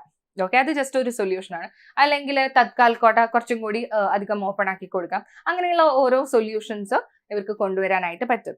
ഓക്കെ, സോ അതാണ് ഇതിന്റെ ഉപയോഗം എന്ന് പറയുന്നത്. സോ ഡിസ്ക്രിപ്റ്റീവ് എന്ന് പറയുമ്പോൾ പാസ്റ്റിൽ എന്ത് സംഭവിച്ചു എന്നുള്ളത്, അല്ലെങ്കിൽ പാസ്റ്റിൽ വാട്ട് ഹാപ്പൻ ഇൻ ദ പാസ്റ്റിൽ എന്താണ് സംഭവിച്ചത്. ഇനി ഡയഗ്നോസ്റ്റിക് പറയുമ്പോൾ എന്തുകൊണ്ട് സംഭവിച്ചു, അതിന്റെ കാരണം നമ്മൾ മനസ്സിലാക്കുക. മൂന്നാമത്തത് പ്രെഡിക്റ്റീവ്, കാരണം മനസ്സിലാക്കി കഴിഞ്ഞാൽ അത് ഫ്യൂച്ചറിലും സംഭവിക്കും, അല്ലെങ്കിൽ എന്താണ് സംഭവിക്കാൻ പോകുന്നത് എന്നുള്ളത് നമ്മൾ പ്രെഡിക്റ്റ് ചെയ്യുക. അതിനുശേഷം പ്രിസ്ക്രിപ്റ്റീവ്, സോ എന്താണ് നടക്കുക എന്ന് പ്രെഡിക്റ്റ് ചെയ്ത് കഴിഞ്ഞാൽ അതിനു വേണ്ടിയുള്ള സൊല്യൂഷൻസ് കൊടുക്കുന്നതാണ് പ്രിസ്ക്രിപ്റ്റീവ് അനാലിറ്റിക്സ് എന്ന് പറയുന്നത്. സോ ഇത്രയും കാര്യങ്ങൾ വളരെ ഇമ്പോർട്ടൻ്റ് ആണ്. നമ്മളൊരു ഏതൊരു ബിസിനസ് ഡൊമൈൻ എടുത്ത് നോക്കിക്കഴിഞ്ഞാലും ഇത് കംപ്ലീറ്റ്ലി ഉണ്ടാവും. ഓക്കെ, അപ്പോൾ നമ്മളിപ്പം KFC-യിലൊക്കെ പോകുന്ന സമയത്ത് വെനസ്ഡേ ഓഫേഴ്സ് എന്നൊക്കെ പറഞ്ഞിട്ട് ഒരുപാട് ഓഫേഴ്സ് ഉണ്ട്. സോ അതെന്തിനാണ് ചെയ്യുന്നത്, അവരുടെ സെയിൽസ് കൂട്ടാൻ വേണ്ടിയിട്ട് അവർ ജസ്റ്റ് ഓഫർ എന്നുള്ള ഒരു ടേം പറയും. നമ്മളിപ്പോൾ ഉള്ള ആളുകൾ ആ ഒരു ഓഫറിൽ പോയി നമ്മൾ ലൈക്ക് പർച്ചേസ് ചെയ്യുന്നു. സോ ആക്ച്വലി നമ്മൾ എന്താ ചെയ്യുന്നത്, അവരുടെ സെയിൽസ് കൂട്ടി കൊടുക്കുകയാണ് ചെയ്യുന്നത്. സോ ഇതൊക്കെ എന്താണ്, ഇതൊക്കെ ഒരു ബിസിനസ് സ്ട്രാറ്റജീസ് ആണ്. ഓക്കെ, അപ്പോൾ ഇങ്ങനെ അല്ലെങ്കിൽ ഈ ഒരു രീതിയിലാണ് നമ്മൾ എന്ത് ചെയ്യുന്നത്, ഡേറ്റ അനലിറ്റിക്സ് അല്ലെങ്കിൽ ഡേറ്റ സയൻസ് നമ്മുടെ ഒരു എന്താ പറയുക ബിസിനസ്സിന് വേണ്ടിയിട്ട് ഡിസിഷൻസ് എടുക്കാനായിട്ട് സഹായിക്കുന്നത്. ഓക്കെ, സോ ഇതാണ് ഡിഫറെന്റ് ടൈപ്സ് ഓഫ് അനലിറ്റിക്സ് എന്ന് പറയുന്നത്. Next, applications of data analytics. So ഏതൊക്കെ ഏരിയാസിലാണ് അതിന്റെ ആപ്ലിക്കേഷൻസ് വരിക? ഒന്ന് എനർജി, ഓക്കെ, പിന്നെ വരുന്നുണ്ട് finance and banking, government and public sector, health care, manufacturing, marketing and advertising, പിന്നെ റിയൽ എസ്റ്റേറ്റ് ഉണ്ട്, retail and E commerce, insurance, transport and logistics. ഇത്രയും ഏരിയാസിൽ ഇത് കൂടാതെ മറ്റുള്ള ഒരുപാട് ഏരിയാസ് ഉണ്ടാവും. ഓക്കെ, അപ്പോൾ ആ പറയുന്ന ഏരിയാസിലൊക്കെ ഡാറ്റ അനാലിറ്റിക്സിന്റെ ആപ്ലിക്കേഷൻസ് വരുന്നുണ്ട്. എനർജിയുടെ കേസിൽ എന്താണ് നമുക്ക് പറയാൻ പറ്റുക, മേ ബി പവർ കൺസ്യൂംഷൻ എത്രയായിരുന്നു, അല്ലെങ്കിൽ പവർ നമുക്ക് എങ്ങനെ ഒപ്റ്റിമൈസ് ചെയ്യാം, അങ്ങനത്തെ പലതരത്തിലുള്ള അനാലിസിസ് നമുക്ക് അവിടെ ചെയ്യാം. ഫിനാൻസ് ആൻഡ് ബാങ്കിങ്ങിന്റെ കേസിലാണെങ്കിൽ എന്തെങ്കിലും ഫ്രോഡ് ഉണ്ടായിട്ടുണ്ടോ, അല്ലെങ്കിൽ റിസ്ക് അനാലിസിസ്, അങ്ങനെയുള്ള കാര്യങ്ങൾ നമുക്ക് മനസ്സിലാക്കാം. പിന്നെ പബ്ലിക് സെക്ടറിന്റെ കേസിലാണെന്നുണ്ടെങ്കിൽ എന്തെങ്കിലും റീസോഴ്സുകൾ അലോക്കേറ്റ് ചെയ്യണോ, അങ്ങനെയുള്ള കാര്യങ്ങൾ നമുക്ക് നോക്കാം. പിന്നെ ഹെൽത്ത് കെയറിന്റെ കേസിൽ ഡിസീസ്, പിന്നെ എന്താ പറയുക hospital data analysis, patient data analysis, അങ്ങനെയുള്ള പല കാര്യങ്ങൾ നമുക്ക് അല്ലെങ്കിൽ അങ്ങനെയുള്ള പല ഏരിയാസിലാണ് ഇതിന്റെ ഒരു ആപ്ലിക്കേഷൻസ് വന്ന് കിടക്കുന്നത്. ഓക്കെ, സോ ഇത്രയും ഏരിയാസിലാണ് ഡേറ്റ അനലിറ്റിക്സിന്റെ ആപ്ലിക്കേഷൻസ്. മറ്റുള്ള ഏരിയാസ് ലൈക്ക് അഗ്രികൾച്ചർ, അങ്ങനെയുള്ള പല ഏരിയാസിൽ നമുക്ക് ഇതിന്റെ ആപ്ലിക്കേഷൻസ് വരുന്നുണ്ട്. ഓക്കെ, ഇനി how to become a data analyst. ഒരു ഡേറ്റ അനലിസ്റ്റ് ആവാൻ നമ്മൾ അറിഞ്ഞിരിക്കേണ്ട കീ സ്കിൽസ് എന്തൊക്കെയാണ്? സോ ഫസ്റ്റ് വൺ, ടെക്നിക്കൽ സ്കിൽസിനെ കുറിച്ച് പറയുമ്പോൾ നമ്മൾ ഏറ്റവും ബേസിക് ആയിട്ട് അറിഞ്ഞിരിക്കേണ്ട ഒരു കാര്യമാണ് SQL എന്ന് പറയുന്നത്. എന്താണ് SQL എന്ന് പറയുന്നത് എന്താണ്? It is A structured query language. എന്തിനാണ് നമ്മൾ ഉപയോഗിക്കുന്ന ഡേറ്റാബേസുകളെ മാനേജ് ചെയ്യാനായിട്ട് ഉപയോഗിക്കുന്നത്. അപ്പം നമ്മൾ ഈ അടിച്ചു കൊടുക്കുന്ന ഡേറ്റയൊക്കെ ഡേറ്റാബേസിലാണ് പോയി സ്റ്റോർ ആവുന്നത്. അപ്പോൾ ആ ഡേറ്റാബേസിൽ നിന്ന് ഡേറ്റയിനെ എങ്ങനെ നമുക്ക് പുറത്തെടുക്കാം, അല്ലെങ്കിൽ ഡേറ്റ എങ്ങനെ സ്റ്റോർ ചെയ്യാം, അല്ലെങ്കിൽ ഒരു ഡേറ്റയിനെ എങ്ങനെ റിമൂവ് ചെയ്യാം, ഉള്ള ഡേറ്റയിനെ എങ്ങനെ അപ്ഡേറ്റ് ചെയ്യാം, അങ്ങനെയുള്ള പല കാര്യങ്ങൾ നമുക്ക് ഈ പറയുന്ന SQL ഉപയോഗിച്ചിട്ട് ചെയ്യാൻ പറ്റും. ഓക്കെ, അപ്പോൾ SQL ചെയ്യണമെന്നുണ്ടെങ്കിൽ SQL ചെയ്യാനായിട്ട് നമുക്ക് ഒരുപാട് സോഫ്റ്റ്വെയർസ് അവൈലബിൾ ആണ്. ഓക്കെ, അപ്പോൾ ലൈക്ക് MySQL ഉണ്ട്, പിന്നെ SQL സെർവർ ഉണ്ട്, PostgreSQL ഉണ്ട്, അങ്ങനെ ഒരുപാട് ടൈപ്പ് ഓഫ് സീക്വൽസ് ആക്ച്വലി ഉണ്ട്. ഓക്കെ, അപ്പം നമ്മൾ ഫസ്റ്റ് ഒരു നമ്മുടെ ബേസിക് ആയിട്ടുള്ള ഒരു SQL കവർ ചെയ്യണം. ഇപ്പം നമുക്ക് നമ്മുടെ കേസിൽ പറയുകയാണെന്നുണ്ടെങ്കിൽ MySQL കവർ ചെയ്യുന്നതായിരിക്കും ഏറ്റവും നല്ലത്. അപ്പൊ നമുക്ക് SQL വേണം. And then coming into Python or R. അപ്പം ഏതെങ്കിലും ഒരു പ്രോഗ്രാമിംഗ് ലാംഗ്വേജ്, പൈത്തൺ അഥവാ ആർ, അതിൽ ഏതെങ്കിലും ഒന്ന് അറിഞ്ഞിരിക്കുന്നത് നല്ലതായിരിക്കും. ഓക്കെ, ഇപ്പൊ ഡേറ്റ അനാലിറ്റിക്സിൽ പൈത്തൺ വേണം എന്നുള്ളത് ആക്ച്വലി മാൻഡേറ്ററി അല്ല, ബട്ട് അറിയുന്നത് എന്തുകൊണ്ടും നല്ലൊരു അഡ്വാൻറ്റേജ് ആണ്. ഓക്കെ, അപ്പം ഒന്നുകിൽ പൈത്തൺ അല്ലെങ്കിൽ ആറിലേക്ക് പോവാം. ആറിലാണെന്നുണ്ടെങ്കിൽ ഒരുപാട് സ്റ്റാറ്റിസ്റ്റിക്കൽ മെത്തേഡ്സ്, ലൈക്ക് സ്റ്റാറ്റിസ്റ്റിക്കലി ഒരുപാട് സപ്പോർട്ടീവ് ആയിട്ടുള്ള കാര്യങ്ങളൊക്കെ ആർ എന്ന് പറയുന്ന ലാംഗ്വേജിൽ അവൈലബിൾ ആണ്. ബട്ട് പൈത്തണിലേക്ക് വരുന്ന സമയത്ത് കുറച്ചും കൂടി എന്താ പറയുക, കുറച്ചും കൂടി സിമ്പിൾ ആണ്, നമുക്ക് മനസ്സിലാക്കാനായിട്ട് വളരെ എളുപ്പമാണ്. എൻ്റെ ഒരു ജനറൽ പർപ്പസ് പ്രോഗ്രാമിംഗ് ലാംഗ്വേജ് ആണ്. ഒരുപാട് applications, web applications, even web applications വരെ നമുക്ക് പൈത്തൺ ഉപയോഗിച്ച് ക്രിയേറ്റ് ചെയ്യാനായിട്ട് പറ്റും. ഓക്കെ, ആൻഡ് പൈത്തൻ്റെ ഒരു അഡ്വാൻറ്റേജ് എന്ന് പറയുന്നത് അതിൻ്റെ ഹ്യൂജ് എമൗണ്ട് ഓഫ് ലൈബ്രറീസ് ആണ്. ഓരോ കാര്യം ചെയ്യാനും അതിൽ ബിൽറ്റ് ഇൻ ആയിട്ടുള്ള ഒരുപാട് ലൈബ്രറീസ് ഉണ്ട്. ഈവൻ നമ്മൾ മെഷീൻ ലേണിംഗിലുള്ള അൽഗോറിതംസിനാണെങ്കിൽ പോലും ബിൽറ്റ് ഇൻ ആയിട്ടുള്ള ഒരുപാട് അൽഗോറിതംസ് നമ്മുടെ പൈത്തൺ സപ്പോർട്ട് ചെയ്യുന്നുണ്ട്. അതുകൂടാതെ ഒരുപാട് പ്രീ ട്രെയിൻഡ് മോഡൽസും നമുക്ക് പൈത്തൺ ഉപയോഗിച്ചിട്ട് എന്താ പറയുക യൂസ് ചെയ്യാനായിട്ട് പറ്റും. ഓക്കെ, ഐ മീൻ റീയൂസ് ചെയ്യാനായിട്ട് പറ്റും. സോ അത് പൈത്തൻ്റെ ഒരു അഡ്വാൻറ്റേജ് ആണ്. ആൻഡ് മറ്റുള്ള പ്രോഗ്രാമിംഗ് ലാംഗ്വേജസിലെ പോലെ ഒരുപാട് ഹെഡർ ഫയൽസും കാര്യങ്ങളും ഒന്നും നമുക്ക് കൊടുക്കേണ്ട കാര്യമില്ല. ജസ്റ്റ് സേ ഇപ്പം എനിക്ക് 2 നമ്പേഴ്സിനെ ആഡ് ചെയ്യണമെന്നുണ്ടെങ്കിൽ ഞാൻ എന്ത് കൊടുത്താൽ മതി, 2 നമ്പേഴ്സും അതിനെ ആഡ് ചെയ്യാനുള്ള ഫോർമുലയും മാത്രം പൈത്തണിൽ കൊടുത്താൽ മതി. ബട്ട് മറ്റുള്ള പ്രോഗ്രാമിംഗ് ലാംഗ്വേജസ് ലൈക്ക് ജാവ അല്ലെങ്കിൽ C++ പോലെയുള്ള പ്രോഗ്രാമിംഗ് ലാംഗ്വേജസ് നമ്മൾ കൺസിഡർ ചെയ്യുന്ന സമയത്ത് അതിന്റെ ഹെഡർ ഫയൽസ് തന്നെ ധാരാളം ഉണ്ടാവും. ഹെഡർ ഫയൽസ് ഉണ്ടാവും. അതുകൂടാതെ ഓരോ ഇൻറ്റിജേഴ്സ് എന്തൊക്കെയാണെന്നുള്ളത് നമ്മൾ ഡിക്ലെയർ ചെയ്ത് കൊടുക്കണം. അങ്ങനെയുള്ള പല കാര്യങ്ങളുണ്ട്. പക്ഷെ അങ്ങനെയില്ല, എന്താ പറയുക, കോംപ്ലിക്കേഷൻസ് ഒന്നും പൈത്തണിൽ വരുന്നില്ല. സോ വളരെ സിമ്പിൾ ആണ് പൈത്തൺ കവർ ചെയ്യാനായിട്ട്. അപ്പൊ പൈത്തൺ എന്ന് പറയുന്നത് നല്ലതായിരിക്കും, കവർ ചെയ്യുന്നത് വളരെ നല്ലതാണ്. ഓക്കെ, ഞാൻ പറയുകയാണെങ്കിൽ ഇറ്റ് ഈസ് മാൻഡേറ്ററി എന്നാണ് ഞാൻ പറയുള്ളൂ. ഓക്കെ, എന്നാൽ നെക്സ്റ്റ് വൺ എന്ന് പറയുന്നത് എക്സൽ. എക്സൽ എന്ന് പറയുന്നത് എന്താ, എക്സൽ മേ ബി നമ്മൾ ചെറിയ കുട്ടികളായിരിക്കുന്ന സമയത്ത് എക്സൽ മേ ബി നമ്മൾ കണ്ടിട്ടുണ്ടാവും. ഓക്കെ, ബട്ട് എക്സൽ എന്ന് പറയുമ്പം എല്ലാവരും ജസ്റ്റ് ഇറ്റ്സ് സ്പ്രെഡ്ഷീറ്റ് എന്നുള്ളത് മാത്രമാണ് എല്ലാവരും കൺസിഡർ ചെയ്യുന്നത്. But Excel is actually really powerful. Okay, അപ്പോൾ എക്സലിൽ ഒരുപാട് കാര്യങ്ങൾ നമുക്ക് ചെയ്യാനായിട്ട് പറ്റും. നമുക്ക് നമ്മുടെ ഡേറ്റയിനെ ക്ലീൻ ചെയ്യാം, മിസ്സിംഗ് വാല്യൂസ് ഉണ്ടെന്നുണ്ടെങ്കിൽ അതിനെ ട്രീറ്റ് ചെയ്യാം. അങ്ങനെ ഒരുപാട് കാര്യങ്ങൾ എക്സലിൽ നമുക്ക് ക്രിയേറ്റ് ചെയ്യാനായിട്ട് പറ്റും. ഓക്കെ, ആൻഡ് എക്സലിൽ ഒരുപാട് ബിൽറ്റ് ആയിട്ടുള്ള ഫംഗ്ഷൻസും കാര്യങ്ങളും ഒക്കെ അവൈലബിൾ ആണ്. ഓൾസോ നമുക്ക് വിഷ്വലൈസേഷൻസും എന്തിൽ ക്രിയേറ്റ് ചെയ്യാം, എക്സൽ ഉപയോഗിച്ച് ക്രിയേറ്റ് ചെയ്യാനായിട്ട് പറ്റും. ഓക്കെ, എക്സൽ കഴിഞ്ഞാൽ പിന്നെ നമ്മൾ കവർ ചെയ്യേണ്ടത് വിഷ്വലൈസേഷൻ ടൂൾസ് ആണ്. വിഷ്വലൈസേഷൻ ടൂൾസ്, അപ്പം എന്തിനാണ് വിഷ്വലൈസേഷൻ ടൂൾസ്? എക്സലിൽ ഓൾറെഡി വിഷ്വലൈസേഷൻ ടൂൾസ് ഉണ്ടല്ലോ എന്ന് നമ്മൾ പറയുന്നുണ്ട്. ബട്ട് എന്തുകൊണ്ടാണ് മറ്റുള്ള വിഷ്വലൈസേഷൻ എന്ന് പറയുമ്പം എക്സലിന്റെ കേസിൽ നമുക്കൊരു ഡിസഡ്വാൻറ്റേജ് ആയിട്ട് പറയാനുള്ളത്, ഓവർ റോസ് എന്ന് പറയുന്നത് ഒരുപാട് കൂടുതലാവുന്ന സമയത്ത്, അല്ലെങ്കിൽ ഡേറ്റയുടെ ആ ഒരു എണ്ണം എന്ന് പറയുന്നത് ഒരുപാട് കൂടുതലാവുന്ന സമയത്ത് എക്സൽ കുറച്ച് പെർഫോമൻസ് വൈസ് കുറച്ച് കുറയാൻ സാധ്യതയുണ്ട്. എക്സലിന്റെ കേസിൽ ലോ പെർഫോമൻസ് ആയിരിക്കും ചിലപ്പോൾ തരിക. പക്ഷേ മറ്റുള്ള visualisation tools like may be power BI ഒക്കെ യൂസ് ചെയ്യുന്ന സമയത്ത് അത് കുറച്ചും കൂടി സപ്പോർട്ടീവ് ആണ്, അങ്ങനെ ഹാങ് ആവില്ല പെട്ടെന്ന്. ഓക്കെ, അപ്പം അങ്ങനെ ഒരു അഡ്വാൻറ്റേജ് ഉണ്ട്. അതുകൂടാതെ വിഷ്വലൈസേഷൻ ടൂൾസ് എന്ന് പറയുമ്പോൾ mainly power BI and tableau ആണ് ഉള്ളത്. ഓക്കെ, അപ്പൊ പവർ BI ആണ് ഞാൻ സജസ്റ്റ് ചെയ്യുക. സോ പവർ BI എന്ന് പറയുമ്പോൾ അതിൽ അഡ്വാൻസ്ഡ് ആയിട്ടുള്ള ഗ്രാഫ്സും വിഷ്വൽസും നമുക്ക് ഒരുപാട് ക്രിയേറ്റ് ചെയ്യാനായിട്ട് പറ്റും. ഒരുപാട് സ്ലൈസേഴ്സ്, വിഷ്വൽസ്, പിന്നെ ഡ്രിൽ ഡൗൺ, അങ്ങനെ ഒരുപാട് കാര്യങ്ങൾ നമുക്ക് അവിടെ സെറ്റ് ചെയ്ത് കൊടുക്കാനായിട്ട് പറ്റും. ബുക്ക് മാർക്സ്, അങ്ങനെ ഓരോന്നും നമുക്ക് അവിടെ ക്രിയേറ്റ് ചെയ്യാൻ പറ്റും. ലൈക്ക് ഒരു സൂപ്പർ ബ്യൂട്ടിഫുൾ ആയിട്ടുള്ള ഒരു ഡാഷ്ബോർഡ് തന്നെ പവർ BI ഉപയോഗിച്ച് നമുക്ക് ക്രിയേറ്റ് ചെയ്യാം. ഒന്നുകിൽ power BI, otherwise you can go for tableau, ഏതെങ്കിലും ഒന്ന് കവർ ചെയ്യാം. And then statistics. Okay, statistics എന്ന് പറയുന്നത് മാൻഡേറ്ററി ആണ്. അപ്പം ഇൻഫറൻഷ്യൽ സ്റ്റാറ്റിസ്റ്റിക്സ്, ഡിസ്ക്രിപ്റ്റീവ് സ്റ്റാറ്റിസ്റ്റിക്സ് എന്നൊക്കെ പറഞ്ഞിട്ട് കുറച്ച് കാര്യങ്ങളുണ്ട്.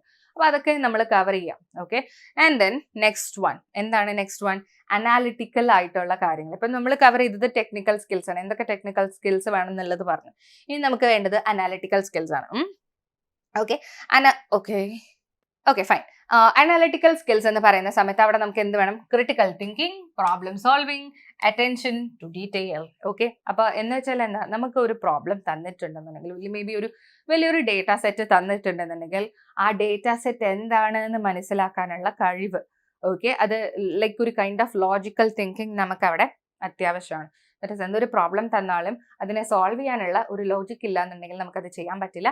So you need A logical skill. That is ഒരു പ്രോബ്ലം സോൾവിങ് സ്കിൽ നമുക്ക് അവിടെ വളരെ അത്യാവശ്യമാണ്. പിന്നെ വരുന്നത് സോഫ്റ്റ് സ്കിൽസ് ആണ്. സോഫ്റ്റ് സ്കിൽസിന്റെ കേസിൽ വരുമ്പോൾ എന്തൊക്കെയുണ്ട്?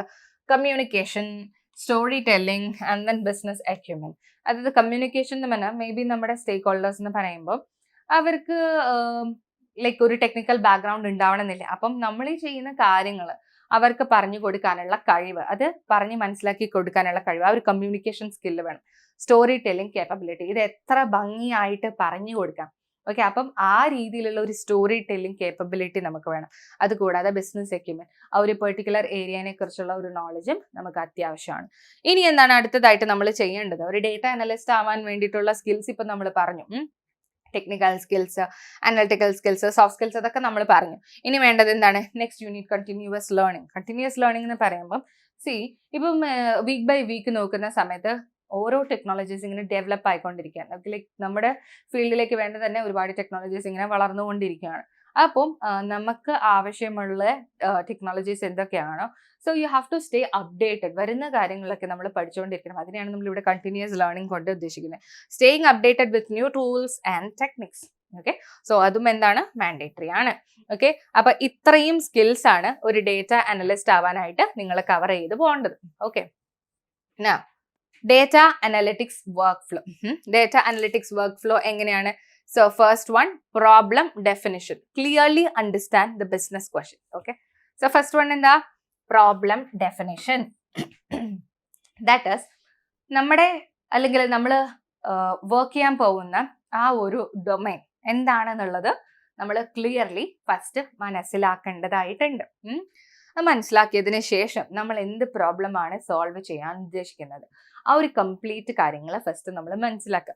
അതിനെയാണ് നമ്മളിവിടെ പ്രോബ്ലം ഡെഫിനിഷൻ എന്നതുകൊണ്ട് ഉദ്ദേശിക്കുന്നത്. പിന്നീട് വരുന്നതാണ് എന്ത്? Data collection. Okay, so data കളക്ഷന്റെ കേസിലാണെന്നുണ്ടെങ്കിൽ എന്താ നമ്മൾ പറയുന്നത്? Gathering relevant data from various sources. അപ്പൊ ഞാൻ ഓൾറെഡി പറഞ്ഞു, നമ്മൾ കളക്ട് ചെയ്യുന്ന ഡേറ്റ എന്ന് പറയുന്നത് പല പല സോഴ്സുകളിൽ നിന്നാണ്. ഓക്കെ, മേ ബി ഒരു കമ്പനി ഡേറ്റ ആയിരിക്കും നമ്മുടെ കയ്യിൽ ഉണ്ടായിരിക്കുക. അല്ല എന്നുണ്ടെങ്കിൽ വെബ് സ്ക്രേപ്പിംഗ്, ഞാൻ കുറച്ച് മുമ്പ് പറഞ്ഞ ആ ഒരു വെബ് സ്ക്രേപ്പിംഗ് എന്ന് പറയുന്ന മെത്തേഡ് വഴിയായിരിക്കും ഡേറ്റ കളക്ട് ചെയ്യുന്നുണ്ടാവുക. അങ്ങനെ പല രീതിയിലാണ് എന്ത് വരുന്നത്? ഡേറ്റ കളക്ഷൻ വരുന്നത്. ഓക്കെ, അപ്പൊ പല സോഴ്സുകളിൽ നിന്ന് നമ്മൾ ഡേറ്റ കളക്ട് ചെയ്യുന്നത് കൊണ്ട് തന്നെ അതിൽ കുറേ മിസ്റ്റേക്സ് ഉണ്ടാവാൻ സാധ്യതയുണ്ട്. ഓക്കെ, അപ്പൊ ഡേറ്റ കളക്ട് ചെയ്യുക എന്നുള്ളതാണ് അടുത്ത ഇമ്പോർട്ടൻ്റ് ആയിട്ടുള്ള സ്റ്റെപ്പ്. ഓക്കെ, അപ്പൊ ഗ്യാതറിംഗ് ഡേറ്റ എന്ന് പറയുന്നത് it's a very huge process. Okay, അപ്പൊ ഡേറ്റ കളക്ഷൻ എന്ന് പറയുന്നു. ഓക്കെ, ആൻഡ് മൂന്നാമതായിട്ട് വരുന്നത് എന്താണ്? Data cleaning and preparation. Data cleaning and പ്രിപ്പറേഷനിൽ ഒരുപാട് കാര്യങ്ങൾ നമ്മൾ ചെയ്യാനുണ്ട്. Handling missing values, one of the main. Okay, missing വാല്യൂസിനെ ഹാൻഡിൽ ചെയ്യുക എന്നുള്ളത് മാൻഡേറ്ററി. ഇൻകൺസിസ്റ്റൻസീസ് ഉണ്ടോ ഉണ്ടെങ്കിൽ അതിനെ എന്ത് ചെയ്യുക? റിമൂവ് ചെയ്യുക. എന്തെങ്കിലും ഫോർമാറ്റിംഗ് ഇഷ്യൂസ് ഉണ്ടോ, ലൈക്ക് സ്പെല്ലിങ്ങിന്റെ കേസിലായിക്കോട്ടെ, അല്ലെങ്കിൽ വൈറ്റ് സ്പേസിന്റെ കേസിലായിക്കോട്ടെ, അങ്ങനെ എന്തെങ്കിലും ഇഷ്യൂസ് ഉണ്ടോ, അതിനെ കംപ്ലീറ്റ്ലി ഹാൻഡിൽ ചെയ്യും. അപ്പോൾ ഈ ഡേറ്റ ക്ലീനിങ് എന്ന് പറയുന്ന പ്രോസസ്സിൽ ഇത്രയും കാര്യങ്ങൾ മാത്രമല്ല ഉണ്ടാവുക. അഗെയിൻ ഒരുപാട് കാര്യങ്ങളുണ്ട്, ലൈക്ക് ഔട്ട്ലയേഴ്സിനെ മാനേജ് ചെയ്യുക, സ്ക്യൂനിസ്, അങ്ങനെ ഒരുപാട്. ഓക്കെ, അപ്പൊ അതൊക്കെ നമ്മൾ ചെയ്യേണ്ടതായിട്ടുണ്ട്. ഡേറ്റ ക്ലീൻ ഇല്ല എന്നുണ്ടെങ്കിൽ എന്തിനും അതിനെ നമ്മൾ ക്ലീൻ ചെയ്യണം. ഓക്കെ, ബാക്കി നമ്മുടെ അനാലിസിസ് പ്രോസസ്സിന് വേണ്ടിയുള്ള രീതിയിൽ നമ്മൾ ഡേറ്റയെ പ്രിപ്പയർ ചെയ്തെടുക്കണം. ഓക്കെ, സോ ഇത്രയും കാര്യങ്ങൾ നടക്കുന്നുണ്ട്. അടുത്തത് എന്താ വരുന്നത്? Exploratory data analysis. Exploratory data analysis എന്ന് പറഞ്ഞാൽ എന്താ? ആ ഒരു ക്ലീൻ ചെയ്ത് കിട്ടിയ ഒരു ഡേറ്റയിൽ നിന്ന് അതിലെ പാറ്റേൺസ് മനസ്സിലാക്കുക, അതിന്റെ ട്രെൻഡ്സ് മനസ്സിലാക്കുക, അതിന്റെ കംപ്ലീറ്റ് ഡീറ്റെയിൽസ്, ലൈക്ക് അതിന്റെ സമ്മറി, അതിന്റെ ഡിസ്ക്രിപ്ഷൻ, അങ്ങനെ കംപ്ലീറ്റ് കാര്യങ്ങൾ മനസ്സിലാക്കുക എന്നുള്ളതാണ് EDA എന്ന് പറയുന്നത്. That is exploratory data analysis. Okay, analysis ഉണ്ടോ നോക്കുക, ഹൈപ്പോത്തസിസ് ടെസ്റ്റ് ചെയ്യുക, ഇത്രയും കാര്യങ്ങൾ എവിടെ വരുന്നുണ്ട്? എക്സ്പ്ലോറേറ്ററി ഡേറ്റ അനാലിസിസിൽ വരുന്നുണ്ട്. And then we have data visualisation and communication. That is presenting the findings efficiently or effectively. Okay, so നമ്മൾ ആ ഒരു ഡേറ്റ സെറ്റിൽ നിന്നും എന്തൊക്കെ കാര്യങ്ങളാണോ കണ്ടുപിടിച്ചത് അത് വളരെ എഫിഷ്യൻ്റ് ആയിട്ട് കാണിച്ചു കൊടുക്കുക, അല്ലെങ്കിൽ ക്ലിയർ ആയിട്ട് ഉള്ള ഇൻസൈറ്റ്സ് എടുത്ത് ബിസിനസ് സ്റ്റേക്ക് ഹോൾഡേഴ്സിന് കൊടുക്കുക, അല്ലെങ്കിൽ ആരാണോ അത് ആവശ്യപ്പെടുന്നത് അവർക്ക് ക്ലിയർ ആയിട്ട് മനസ്സിലാക്കി കൊടുക്കുക എന്നുള്ളതാണ് ആ ഒരു ഡേറ്റ വിഷ്വലൈസേഷൻ ആൻഡ് കമ്മ്യൂണിക്കേഷനിൽ വരുന്നത്. ഓക്കെ, അപ്പോൾ ഈ ഒരു 5 steps ആണ് ഇപ്പം നമ്മൾ പറഞ്ഞത്. സോ എന്തൊക്കെയായിരുന്നു? നമ്മുടെ problem definition, data collection, data cleaning and preparation, exploratory data analysis and then data visualisation. Okay, ഇനി essential tool for data analyst. കുറച്ച് മുമ്പ് നമ്മൾ പറഞ്ഞത് how to become a data analyst എന്നുള്ളതാണ്. ഇനി ആ ഡേറ്റ അനലിസ്റ്റിന് വേണ്ട ടൂൾസ്. ഓക്കെ, അപ്പൊ സ്പ്രെഡ്ഷീറ്റ്സിന്റെ കേസിൽ ഏതൊക്കെ സ്പ്രെഡ്ഷീറ്റ്സ് ആണ് നമുക്ക് വേണ്ടത്? ഒന്ന് മൈക്രോസോഫ്റ്റ് എക്സൽ വേണം, ആൻഡ് ദെൻ ഗൂഗിൾ ഷീറ്റ്സ് വേണം. ഓക്കെ, സോ ഇതൊക്കെ ഉപയോഗിച്ച് നമുക്ക് എന്താ ചെയ്യാൻ പറ്റുക? ബേസിക് അനാലിസിസും ക്ലീനിങ്ങും വിഷ്വലൈസേഷനും ചെയ്യാം. ഇനി ഡേറ്റാ ബേസിസ് ആൻഡ് ക്വയറിങ്ങിന്റെ കേസിലാണെങ്കിൽ നമുക്ക് ഒന്നുകിൽ പോസ്റ്റ് ഗ്രസ്ക്യൂഎൽ പോവാം, അല്ലെങ്കിൽ MySQL പോവാം, അല്ലെങ്കിൽ SQL സെർവർ പോവാം. ഓക്കെ, അപ്പൊ ഡേറ്റ മാനിപ്പുലേറ്റ് ചെയ്യുന്നത് എങ്ങനെ, ഡേറ്റ എക്സ്ട്രാക്ട് ചെയ്യുന്നത് എങ്ങനെ, അങ്ങനെ പല കാര്യങ്ങൾ നമുക്ക് ഇവിടെ ചെയ്യാനായിട്ട് പറ്റും. പ്രോഗ്രാമിംഗ് ലാംഗ്വേജസിന്റെ കേസിലാണെങ്കിൽ പൈത്തൺ വളരെ അത്യാവശ്യം ആണ്, അറിയുന്നത് വളരെ നല്ലതാണ്. So data cleaning, analysis, machine learning, വിഷ്വലൈസേഷന്റെ കേസിൽ നമുക്ക് ഉപയോഗിക്കാം. ആറിലേക്ക് വരികയാണെന്നുണ്ടെങ്കിൽ അത് സ്റ്റാറ്റിസ്റ്റിക്കൽ അനാലിസിസിനും വിഷ്വലൈസേഷനും നമുക്ക് ഉപയോഗിക്കാനായിട്ട് പറ്റും. ഇനി business intelligence tools. So power BIനെ നമ്മൾ പറയുന്നത് ബിസിനസ് ഇന്റലിജന്റ് ടൂൾസ് എന്നാണ്. അപ്പോൾ അതിന് വേണ്ടിയിട്ട്, അല്ലെങ്കിൽ ആ പറയുന്ന ബിസിനസ് ഇന്റലിജന്റ് ടൂൾസ് ആയിട്ട് നമുക്ക് ഒന്ന് ഉപയോഗിക്കാൻ പറ്റുന്നത് ഒന്ന് ടാബ്ലോ അല്ലെങ്കിൽ പവർ BI.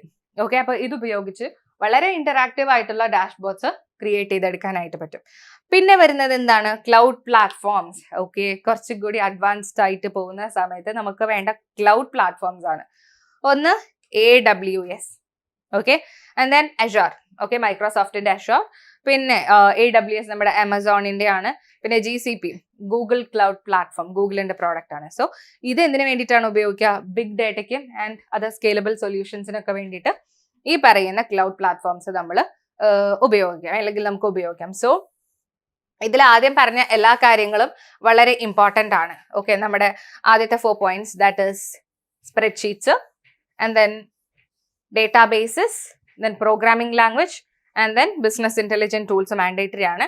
ആൻഡ് അടുത്ത കുറച്ചും കൂടി ഹയർ ലെവലിലേക്ക് വരുമ്പോഴാണ് എന്ത് വരുന്നത്? ക്ലൗഡ് പ്ലാറ്റ്ഫോംസ് വരുന്നത്. അപ്പം ഇതിൽ ഏതെങ്കിലും ഒന്ന് കവർ ചെയ്താൽ വളരെ നല്ലതായിരിക്കും.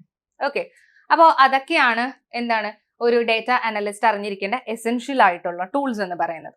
ഓക്കെ, ഇനി statistics for data analytics. So data അനാലിറ്റിക്സിന്റെ കേസിൽ നമ്മൾ അറിഞ്ഞിരിക്കേണ്ട സ്റ്റാറ്റിസ്റ്റിക്സ്, ഒന്ന് ഡിസ്ക്രിപ്റ്റീവ് സ്റ്റാറ്റിസ്റ്റിക്, രണ്ടാമത്തേത് ഇൻഫറൻഷ്യൽ സ്റ്റാറ്റിസ്റ്റിക്സ്. അങ്ങനെ 2 കാര്യങ്ങളാണ് നമ്മൾ അറിഞ്ഞിരിക്കേണ്ടത്. So first one, what is descriptive statistics? Okay, അപ്പോൾ ഡിസ്ക്രിപ്റ്റീവ് എന്ന് പറഞ്ഞാൽ ഇറ്റ്സ് എ ഡിസ്ക്രിപ്ഷൻ. നമ്മുടെ കയ്യിലുള്ള ഡേറ്റ സെറ്റിനെ കുറിച്ചുള്ള ആ ഒരു ഡിസ്ക്രിപ്ഷൻ ആണ് എന്ത് എന്ന് വിളിക്കുന്നത്? ഡിസ്ക്രിപ്റ്റീവ് സ്റ്റാറ്റിസ്റ്റിക്സ് എന്ന് വിളിക്കുന്നത്. ഓക്കെ, അതായത് നമ്മുടെ ഡേറ്റ സെറ്റിന്റെ മെയിൻ ഫീച്ചേഴ്സിനെ ഒന്ന് ഡിസ്ക്രൈബ് ചെയ്യാം. മെയിൻ ഫീച്ചേഴ്സ് എന്ന് പറയുമ്പോൾ എന്തൊക്കെയായിരിക്കും? മീൻ ഉണ്ടാവും, മീഡിയൻ ഉണ്ടാവും, മോഡ് ഉണ്ടാവും, അതിന്റെ കൗണ്ട് ഉണ്ടാവും, അല്ലെ? ആൻഡ് ദെൻ അതിന്റെ 25%, ദെൻ 75% വരും. ഈ 50%നെ തന്നെയാണ് നമ്മൾ മീഡിയൻ എന്ന് വിളിക്കുന്നത്. അങ്ങനെ ഒരുപാട് കാര്യങ്ങൾ, അങ്ങനെ ആ ഡേറ്റ സെറ്റിനെ കുറിച്ചുള്ള കംപ്ലീറ്റ് ഇൻഫർമേഷൻ ആണ് ഡിസ്ക്രിപ്റ്റീവ് സ്റ്റാറ്റിസ്റ്റിക്സിൽ നമ്മൾ പറയുക. So summarise and describe the main features of A data set. അടുത്തത് ഇതിൽ ഇൻക്ലൂഡ് ആയിട്ടുള്ള, ഡിസ്ക്രിപ്റ്റീവ് സ്റ്റാറ്റിസ്റ്റിക്സിൽ ഇൻക്ലൂഡ് ആയിട്ടുള്ള ഒരു കാര്യമാണ് മെഷേഴ്സ് ഓഫ് സെൻട്രൽ ടെൻഡൻസി. ഈ മെഷേഴ്സ് ഓഫ് സെൻട്രൽ ടെൻഡൻസി ഒക്കെ നമ്മൾ ചെറിയ ക്ലാസ്സുകളിൽ തന്നെ പഠിക്കുന്നതാണ്. ലൈക്ക് മീൻ എന്താ, മീഡിയൻ എന്താണ്, മോഡ് എന്താണ് എന്നുള്ളത്. ഓക്കെ, മീൻ എന്ന് പറഞ്ഞാൽ എന്തായിരുന്നു? നമ്മുടെ കയ്യിൽ ഇപ്പോൾ 10 ഡേറ്റ ഉണ്ടെന്നുണ്ടെങ്കിൽ ആ 10 ഡേറ്റനെയും ലൈക്ക് ആ 10 നമ്പേഴ്സിനും ആഡ് ചെയ്തിട്ട് അതിനെ by 10 കൊണ്ട് ഡിവൈഡ് ചെയ്താൽ നമുക്ക് എന്ത് കിട്ടി? മീൻ കിട്ടി. മീനിനെ തന്നെ പറയുന്ന മറ്റൊരു പേരാണ് എന്ത്? ആവറേജ് എന്ന് പറയുന്നത്, അല്ലെങ്കിൽ അരിത്മെറ്റിക് മീൻ എന്നൊക്കെ പറയും. അടുത്തത് മീഡിയൻ. മീഡിയൻ എന്ന് പറഞ്ഞാൽ എന്താണ്? മീഡിയൻ എന്ന് പറഞ്ഞാൽ നമ്മുടെ കയ്യിൽ ഒരു ഡേറ്റ തന്നിട്ടുണ്ടെന്നുണ്ടെങ്കിൽ ആ ഡേറ്റയിലെ മിഡ് നമ്പറിനെ നമ്മൾ മീഡിയൻ എന്ന് പറയും. പക്ഷെ മീഡിയൻ കണ്ടുപിടിക്കാനായിട്ട് ഒരു ഫോർമാറ്റ് ഉണ്ട്. തന്നിട്ടുള്ള ഡേറ്റയെ ഒന്നുകിൽ അസെൻഡിങ് ഓർഡറിൽ അല്ലെങ്കിൽ ഡിസെൻഡിങ് ഓർഡറിൽ ഫസ്റ്റ് നമ്മൾ അറേഞ്ച് ചെയ്യും. എന്നിട്ട് അതിൽ നിന്നാണ് നമ്മൾ മിഡിൽ വൺ കണ്ടുപിടിക്കുക. അഗൈൻ അവിടെയും ഒരു 2 കേസുകളാണ് വരുന്നത്. നമുക്ക് തന്നിട്ടുള്ള ഡേറ്റ എന്ന് പറയുന്നത് ഇവൻ നമ്പർ ഓഫ് നമ്പേഴ്സ്. നമ്മുടെ ഡേറ്റയിൽ സേ 10 എന്ന് പറയുമ്പോൾ എത്രയാണ്? ഇവൻ നമ്പേഴ്സ് ആണ്. സേ 9 എന്ന് പറയുമ്പോൾ എത്രയാണ്? അത് ഓഡ് നമ്പേഴ്സ് ആണ്. അപ്പൊ സേ എനിക്ക് തന്നിട്ടുള്ളത് 9 ഡേറ്റ ആണെന്നുണ്ടെങ്കിൽ ആ 9 ഡേറ്റയിൽ നിന്നും മിഡിൽ നമ്പറിനെ ഞാൻ കണ്ടുപിടിക്കുന്നു. ഓക്കെ, സോർട്ട് ചെയ്തതിന് ശേഷം അതിൽ നിന്ന് ഒരു മിഡിൽ നമ്പറിനെ കണ്ടുപിടിക്കുകയാണെന്നുണ്ടെങ്കിൽ അതെന്താണ്? അത് മീഡിയൻ ആണ്. ഇനി എനിക്കിപ്പോ say even number of numbers, എനിക്ക് 10 ഡേറ്റ ആണെന്നുണ്ടെങ്കിൽ ഉള്ളതെന്നുണ്ടെങ്കിൽ ആ 10 ഡേറ്റയിൽ നിന്നും മിഡിലുള്ള 2 നമ്പേഴ്സിനെ നമ്മൾ എടുത്തിട്ട് അതിനെ ഡിവൈഡഡ് ബൈ 2 നമ്മൾ ചെയ്യുന്നു. ഓക്കെ, അപ്പൊ നമുക്ക് എന്ത് കിട്ടുന്നു? മീഡിയൻ കിട്ടുന്നു. അപ്പൊ മീഡിയൻ കണ്ടുപിടിക്കാൻ ഈ 2 കേസുകളുണ്ട് നമുക്ക്. ഫൈനലി വരുന്നത് എന്താ? മോഡ് എന്ന് പറഞ്ഞാൽ എന്ത്?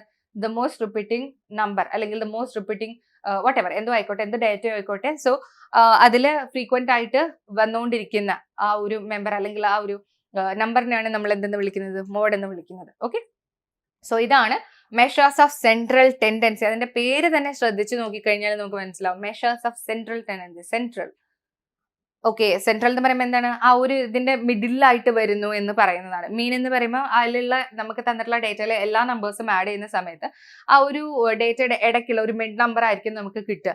അതുപോലെ തന്നെ മീഡിയന്റെ കേസിലാണെങ്കിൽ ഒരു മിഡ് നമ്പർ ആയിരിക്കും കിട്ടുക, മോഡിന്റെ കേസിലായാലും ഒരു മിഡ് നമ്പർ തന്നെയായിരിക്കും കിട്ടുക. അതുകൊണ്ടാണ് ആ ഒരു പേര് മെഷേഴ്സ് ഓഫ് സെൻട്രൽ ടെൻഡൻസി എന്ന് വരാൻ തന്നെ കാരണം. പിന്നെന്താണ് measures of dispersion? Measures of dispersion എന്ന് പറയുമ്പോൾ variance, standard deviation, range. Okay, variance എന്ന് പറഞ്ഞാൽ എന്താണ്? വേരിയൻസ് ആയാലും സ്റ്റാൻഡേർഡ് ഡീവിയേഷൻ ആയാലും റേഞ്ച് ആയാലും ഡേറ്റ എത്രത്തോളം സ്പ്രെഡ് ആയി കിടക്കുന്നു എന്നുള്ളതാണ് എന്തുകൊണ്ട് ഉദ്ദേശിക്കുന്നത്? മെഷേഴ്സ് ഓഫ് ഡിസ്പെർഷൻ കൊണ്ട് ഉദ്ദേശിക്കുന്നത്. ഓക്കെ, പിന്നെ ഫ്രീക്വൻസി ഡിസ്ട്രിബ്യൂഷൻസ്. ഫ്രീക്വൻസി ഡിസ്ട്രിബ്യൂഷൻ എന്ന് പറഞ്ഞാൽ എന്താ? തന്നിട്ടുള്ള ഡേറ്റകളിൽ ഓരോ പ്രോഡക്റ്റും എത്ര പ്രാവശ്യം വന്നു. സേ ഇപ്പം എൻ്റെ കയ്യിൽ 5 പ്രോഡക്റ്റ് ഉണ്ട് വിചാരിക്കുക. ഓക്കെ, സോ ആ 5 പ്രോഡക്റ്റിൽ ഒന്ന് ലാപ്ടോപ്പ് ഉണ്ട്, വീണ്ടും മറ്റൊരു ലാപ്ടോപ്പ് ഉണ്ട്, വീണ്ടും മറ്റൊരു ലാപ്ടോപ്പ് ഉണ്ട്, ആൻഡ് ദെൻ സേ ഒരു ലാപ്ടോപ്പ് ബാഗ് ഉണ്ട്, ഒരു മൗസ് ഉണ്ട്. ഇത്രയും പ്രോഡക്റ്റുകൾ ഉണ്ടെന്ന് വിചാരിക്കുക. അപ്പൊ 3 ലാപ്ടോപ്പ്. ഓക്കെ, ലാപ്ടോപ്പ് മാത്രം എത്രണ്ണം വന്നു? 3 എണ്ണം വന്നു. ലാപ്ടോപ്പ് ബാഗ് എത്രണ്ണം വന്നു? 1 എണ്ണം വന്നു. ആൻഡ് ദെൻ ഞാൻ പറഞ്ഞ അടുത്ത പ്രോഡക്റ്റ്, ഓക്കെ, അത് എത്രയാണ് വന്നത്? മൗസ്. മൗസ് എന്ന് പറയുന്നത് എത്ര പ്രാവശ്യം വന്നു? 1 പ്രാവശ്യം വന്നു. ഓക്കെ, അപ്പൊ അതാണ് അതിന്റെ ഫ്രീക്വൻസി. Laptop 3 times. അപ്പം ലാപ്ടോപ്പിന്റെ ആ ഒരു ഫ്രീക്വൻസി എന്ന് പറയുന്നത് 3 ആണ്. 3 പ്രാവശ്യം വന്നു. അതാണ് നമ്മൾ എന്തുകൊണ്ട് ഉദ്ദേശിക്കുന്നത്? ഫ്രീക്വൻസി ഡിസ്ട്രിബ്യൂഷൻസ് കൊണ്ട് ഉദ്ദേശിക്കുന്നത്. ഓക്കെ, അപ്പൊ ഡിസ്ക്രിപ്റ്റീവ് സ്റ്റാറ്റിസ്റ്റിക്സിൽ ഇതൊക്കെയാണ് വരിക: measures of central tendency, measures of dispersion and then frequency distributions. Okay, അപ്പോൾ ഇത് നമ്മുടെ കേസിൽ വളരെ ഇമ്പോർട്ടൻ്റ് ആണ്. കാരണം മിസ്സിംഗ് വാല്യൂസ് എന്തെങ്കിലും ഉണ്ടെന്നുണ്ടെങ്കിൽ അതിനെ നമ്മൾ മാനേജ് ചെയ്യുന്നത് ഈ മീൻ വെച്ചിട്ടും മീഡിയൻ വെച്ചിട്ട് അല്ലെങ്കിൽ മോഡ് വെച്ചിട്ടൊക്കെ ആയിരിക്കും. അതിനും പല കേസുകളുണ്ട്. അപ്പൊ സേ ഔട്ട്ലയർ എന്ന് പറയുന്ന ഒരു ടേം ഞാൻ പറഞ്ഞു. അപ്പൊ നമ്മുടെ ഡേറ്റയിൽ ഔട്ട്ലയർ ഉണ്ടെന്നുണ്ടെങ്കിൽ ഔട്ട്ലയർ ഉള്ള ആ ഒരു പെർട്ടിക്കുലർ കോളത്തിൽ മിസ്സിംഗ് വാല്യൂ ഉണ്ടെങ്കിൽ അതിനെ നമ്മൾ മീഡിയൻ വെച്ചിട്ടായിരിക്കും റീപ്ലേസ് ചെയ്യുക. ഔട്ട്ലയർ ഇല്ല എന്നുണ്ടെങ്കിൽ അതിനെ നമ്മൾ മീൻ വെച്ചിട്ടായിരിക്കും റീപ്ലേസ് ചെയ്യുന്നത്. അപ്പം അതിന് ഓരോന്നിൻ്റെതായിട്ടുള്ള ടെക്നിക്കുകളുണ്ട്. ഓക്കെ, അപ്പോൾ ഇതൊക്കെ അറിഞ്ഞിരിക്കുക എന്നുള്ളത് വളരെ അത്യാവശ്യമാണ്. പിന്നെ അടുത്തതാണ് ഇൻഫറൻഷ്യൽ സ്റ്റാറ്റിസ്റ്റിക്സ്. നമ്മളിപ്പോൾ ഡിസ്ക്രിപ്റ്റീവ് പറഞ്ഞു അല്ലെ, ഡേറ്റയുടെ ഇൻഫർമേഷൻ എന്നുള്ളതാണ് പറഞ്ഞത്. ഇൻഫറൻഷ്യൽ എന്ന് പറഞ്ഞാൽ ആ ഡേറ്റയിൽ നിന്നും നമ്മൾ എന്തൊക്കെ കൺക്ലൂഷൻസ് എടുക്കുന്നു, അതാണ് ഇൻഫറൻഷ്യൽ സ്റ്റാറ്റിസ്റ്റിക്സ് കൊണ്ട് നമ്മൾ ഉദ്ദേശിക്കുന്നത്. Make inferences and predictions about population based on sample of data. നമുക്ക് തന്നിട്ടുള്ള ആ ഒരു ഡേറ്റയിൽ നിന്നും നമ്മൾ എടുക്കുന്ന ഇൻഫറൻസ് ആണ് എന്ത്? Inferential statistics. ഓക്കെ, ഇനി അതിൽ എന്തൊക്കെ വരും? ഹൈപ്പോത്തസിസ് ടെസ്റ്റിംഗ്, അതായത് നമ്മൾ കൊണ്ടുവന്നിട്ടുള്ള ആ ഒരു കാര്യം അല്ലെങ്കിൽ നമ്മൾ ഉന്നയിച്ചിട്ടുള്ള ഏതെങ്കിലും ഒരു കാര്യം അത് കറക്റ്റ് ആണോ എന്ന് ടെസ്റ്റ് ചെയ്യാൻ നമുക്ക് ഒരുപാട് ടെസ്റ്റിംഗ് മെത്തഡോളജീസ് ഉണ്ട് സ്റ്റാറ്റിസ്റ്റിക്സിൽ. ഓക്കെ, അതിനെ നമ്മൾ ഹൈപ്പോത്തസിസ് ടെസ്റ്റിംഗ് എന്ന് പറയും. ഓക്കെ, നമ്മൾ മെൻഷൻ ചെയ്തിട്ടുള്ള ഒരു കാര്യം അത് ശരിയാണോ അല്ലയോ എന്ന് നമുക്ക് പ്രൂവ് ചെയ്യാൻ, ആക്ച്വലി ഒരു കൈൻഡ് ഓഫ് പ്രൂഫ് ആണ്. അപ്പൊ അത് ടെസ്റ്റ് ചെയ്യാനായിട്ട് നമുക്ക് എന്തുണ്ട്? ഹൈപ്പോത്തസിസ് ടെസ്റ്റിംഗ് ഉണ്ട്. ഓക്കെ, ലൈക്ക് അവിടെ ടി ടെസ്റ്റ് ഉണ്ട്, അനോവ ടെസ്റ്റ് ഉണ്ട്, കൈ സ്ക്വയർ ടെസ്റ്റ് ഉണ്ട്, അങ്ങനെ ഒരുപാട് ടെസ്റ്റുകളുണ്ട്. സോ ഇതൊക്കെ അറിയുന്നതിന് മുൻപായിട്ട് നമ്മൾ അറിഞ്ഞിരിക്കേണ്ട 2 ഇമ്പോർട്ടൻ്റ് ആയിട്ടുള്ള ടേംസ് ആണ് സാമ്പിൾ ആൻഡ് പോപ്പുലേഷൻ എന്ന് പറയുന്നത്. ഓക്കെ, സാമ്പിൾ എന്ന് പറഞ്ഞാൽ ചെറിയൊരു നമ്പർ, ആൻഡ് ദെൻ പോപ്പുലേഷൻ എന്ന് പറഞ്ഞാൽ ഇറ്റ്സ് എ ഹ്യൂജ് നമ്പർ. അപ്പോൾ വലിയൊരു ഡേറ്റയിലെ ചെറിയൊരു ഭാഗമാണ് എന്തെന്ന് വിളിക്കുന്നത്? സാമ്പിൾ എന്ന് വിളിക്കുന്നത്. സെയിം ഇപ്പം നമ്മൾ വളരെ സിമ്പിൾ ആയിട്ടുള്ള ഒരു എക്സാമ്പിൾ പറയാം. സേ ഇപ്പം നമ്മൾ അരി എടുത്ത് വേവിക്കാൻ വെക്കുകയാണെന്നുണ്ടെങ്കിൽ അതെന്താണ്? ലൈക്ക് നമ്മൾ ഒരു അരിയെല്ലാം എടുത്ത് വേവിക്കുക, കുറെ അരി എടുത്തിട്ടാണ് നമ്മൾ വേവിക്കാനിടുക അല്ലെ. അപ്പോൾ അതെന്താണ്? It's A population. അതിൽ നിന്ന് നമ്മൾ കുറച്ച് മാത്രം എടുത്തിട്ടാണ് വെന്തോ എന്ന് നോക്കുന്നത്. ആ ഒരു ചോറ് വെന്തോ എന്ന് നോക്കുന്നത് എങ്ങനെ? ഒരു സ്പൂൺ എടുത്തിട്ട് അതിൽ കുറച്ച് എടുത്തിട്ടാണ് നമ്മൾ വെന്തോ നോക്കുന്നത്. അല്ലാതെ ഓരോ അരിമണിയും പെറുക്കി നമ്മൾ വെന്തോ എന്ന് നോക്കുന്നില്ല. ജസ്റ്റ് അതിൽ നിന്ന് ഒരു സാമ്പിൾ ആണ് നമ്മൾ എടുക്കുന്നത്. അപ്പൊ ആ ഒരു വലിയൊരു ഹ്യൂജ് പോപ്പുലേഷനിൽ നിന്ന് ആ ഒരു ചെറിയ സാമ്പിൾ, അപ്പൊ ആ ഒരു പോർഷൻ ആണ് സാമ്പിൾ. അതാണ് സാമ്പിൾ ആൻഡ് പോപ്പുലേഷൻ തമ്മിലുള്ള ഒരു ഡിഫറൻസ്. ഓക്കെ, അപ്പൊ സാമ്പിൾ ആൻഡ് പോപ്പുലേഷൻ എന്നൊക്കെ പറയുന്ന ടേംസ് വളരെ വളരെ വളരെ ഇമ്പോർട്ടൻ്റ് ആണ് ഈ ഹൈപ്പോത്തസിസ് ടെസ്റ്റിംഗ് ഒക്കെ ചെയ്യുന്ന കേസിൽ. അപ്പൊ ആ ടെസ്റ്റിങ്ങിനായിട്ട് ഉപയോഗിക്കുന്ന മെത്തേഡ്സ് ആണ് നമ്മുടെ T test, ANOVA test and then chi square test എന്നൊക്കെ പറയുന്നത്. അപ്പം ലീനിയർ റിഗ്രഷൻ, ലോജിസ്റ്റിക് റിഗ്രഷൻ, അപ്പം നമുക്ക് അങ്ങനെ ഒരുപാട് ടെക്നിക്കുകളുണ്ട്. ഇപ്പൊ ഈ ലോജിസ്റ്റിക് റിഗ്രഷൻ എന്ന് പറയുന്നത് ആക്ച്വലി ഒരു നമ്മുടെ മെഷീൻ ലേണിംഗിലേക്കൊക്കെ വരുന്ന സമയത്ത് ഒരു ക്ലാസിഫിക്കേഷൻ മോഡലാണ്. ലീനിയർ റിഗ്രഷൻ എന്ന് പറയുന്നത് റിഗ്രഷൻ മോഡലാണ്.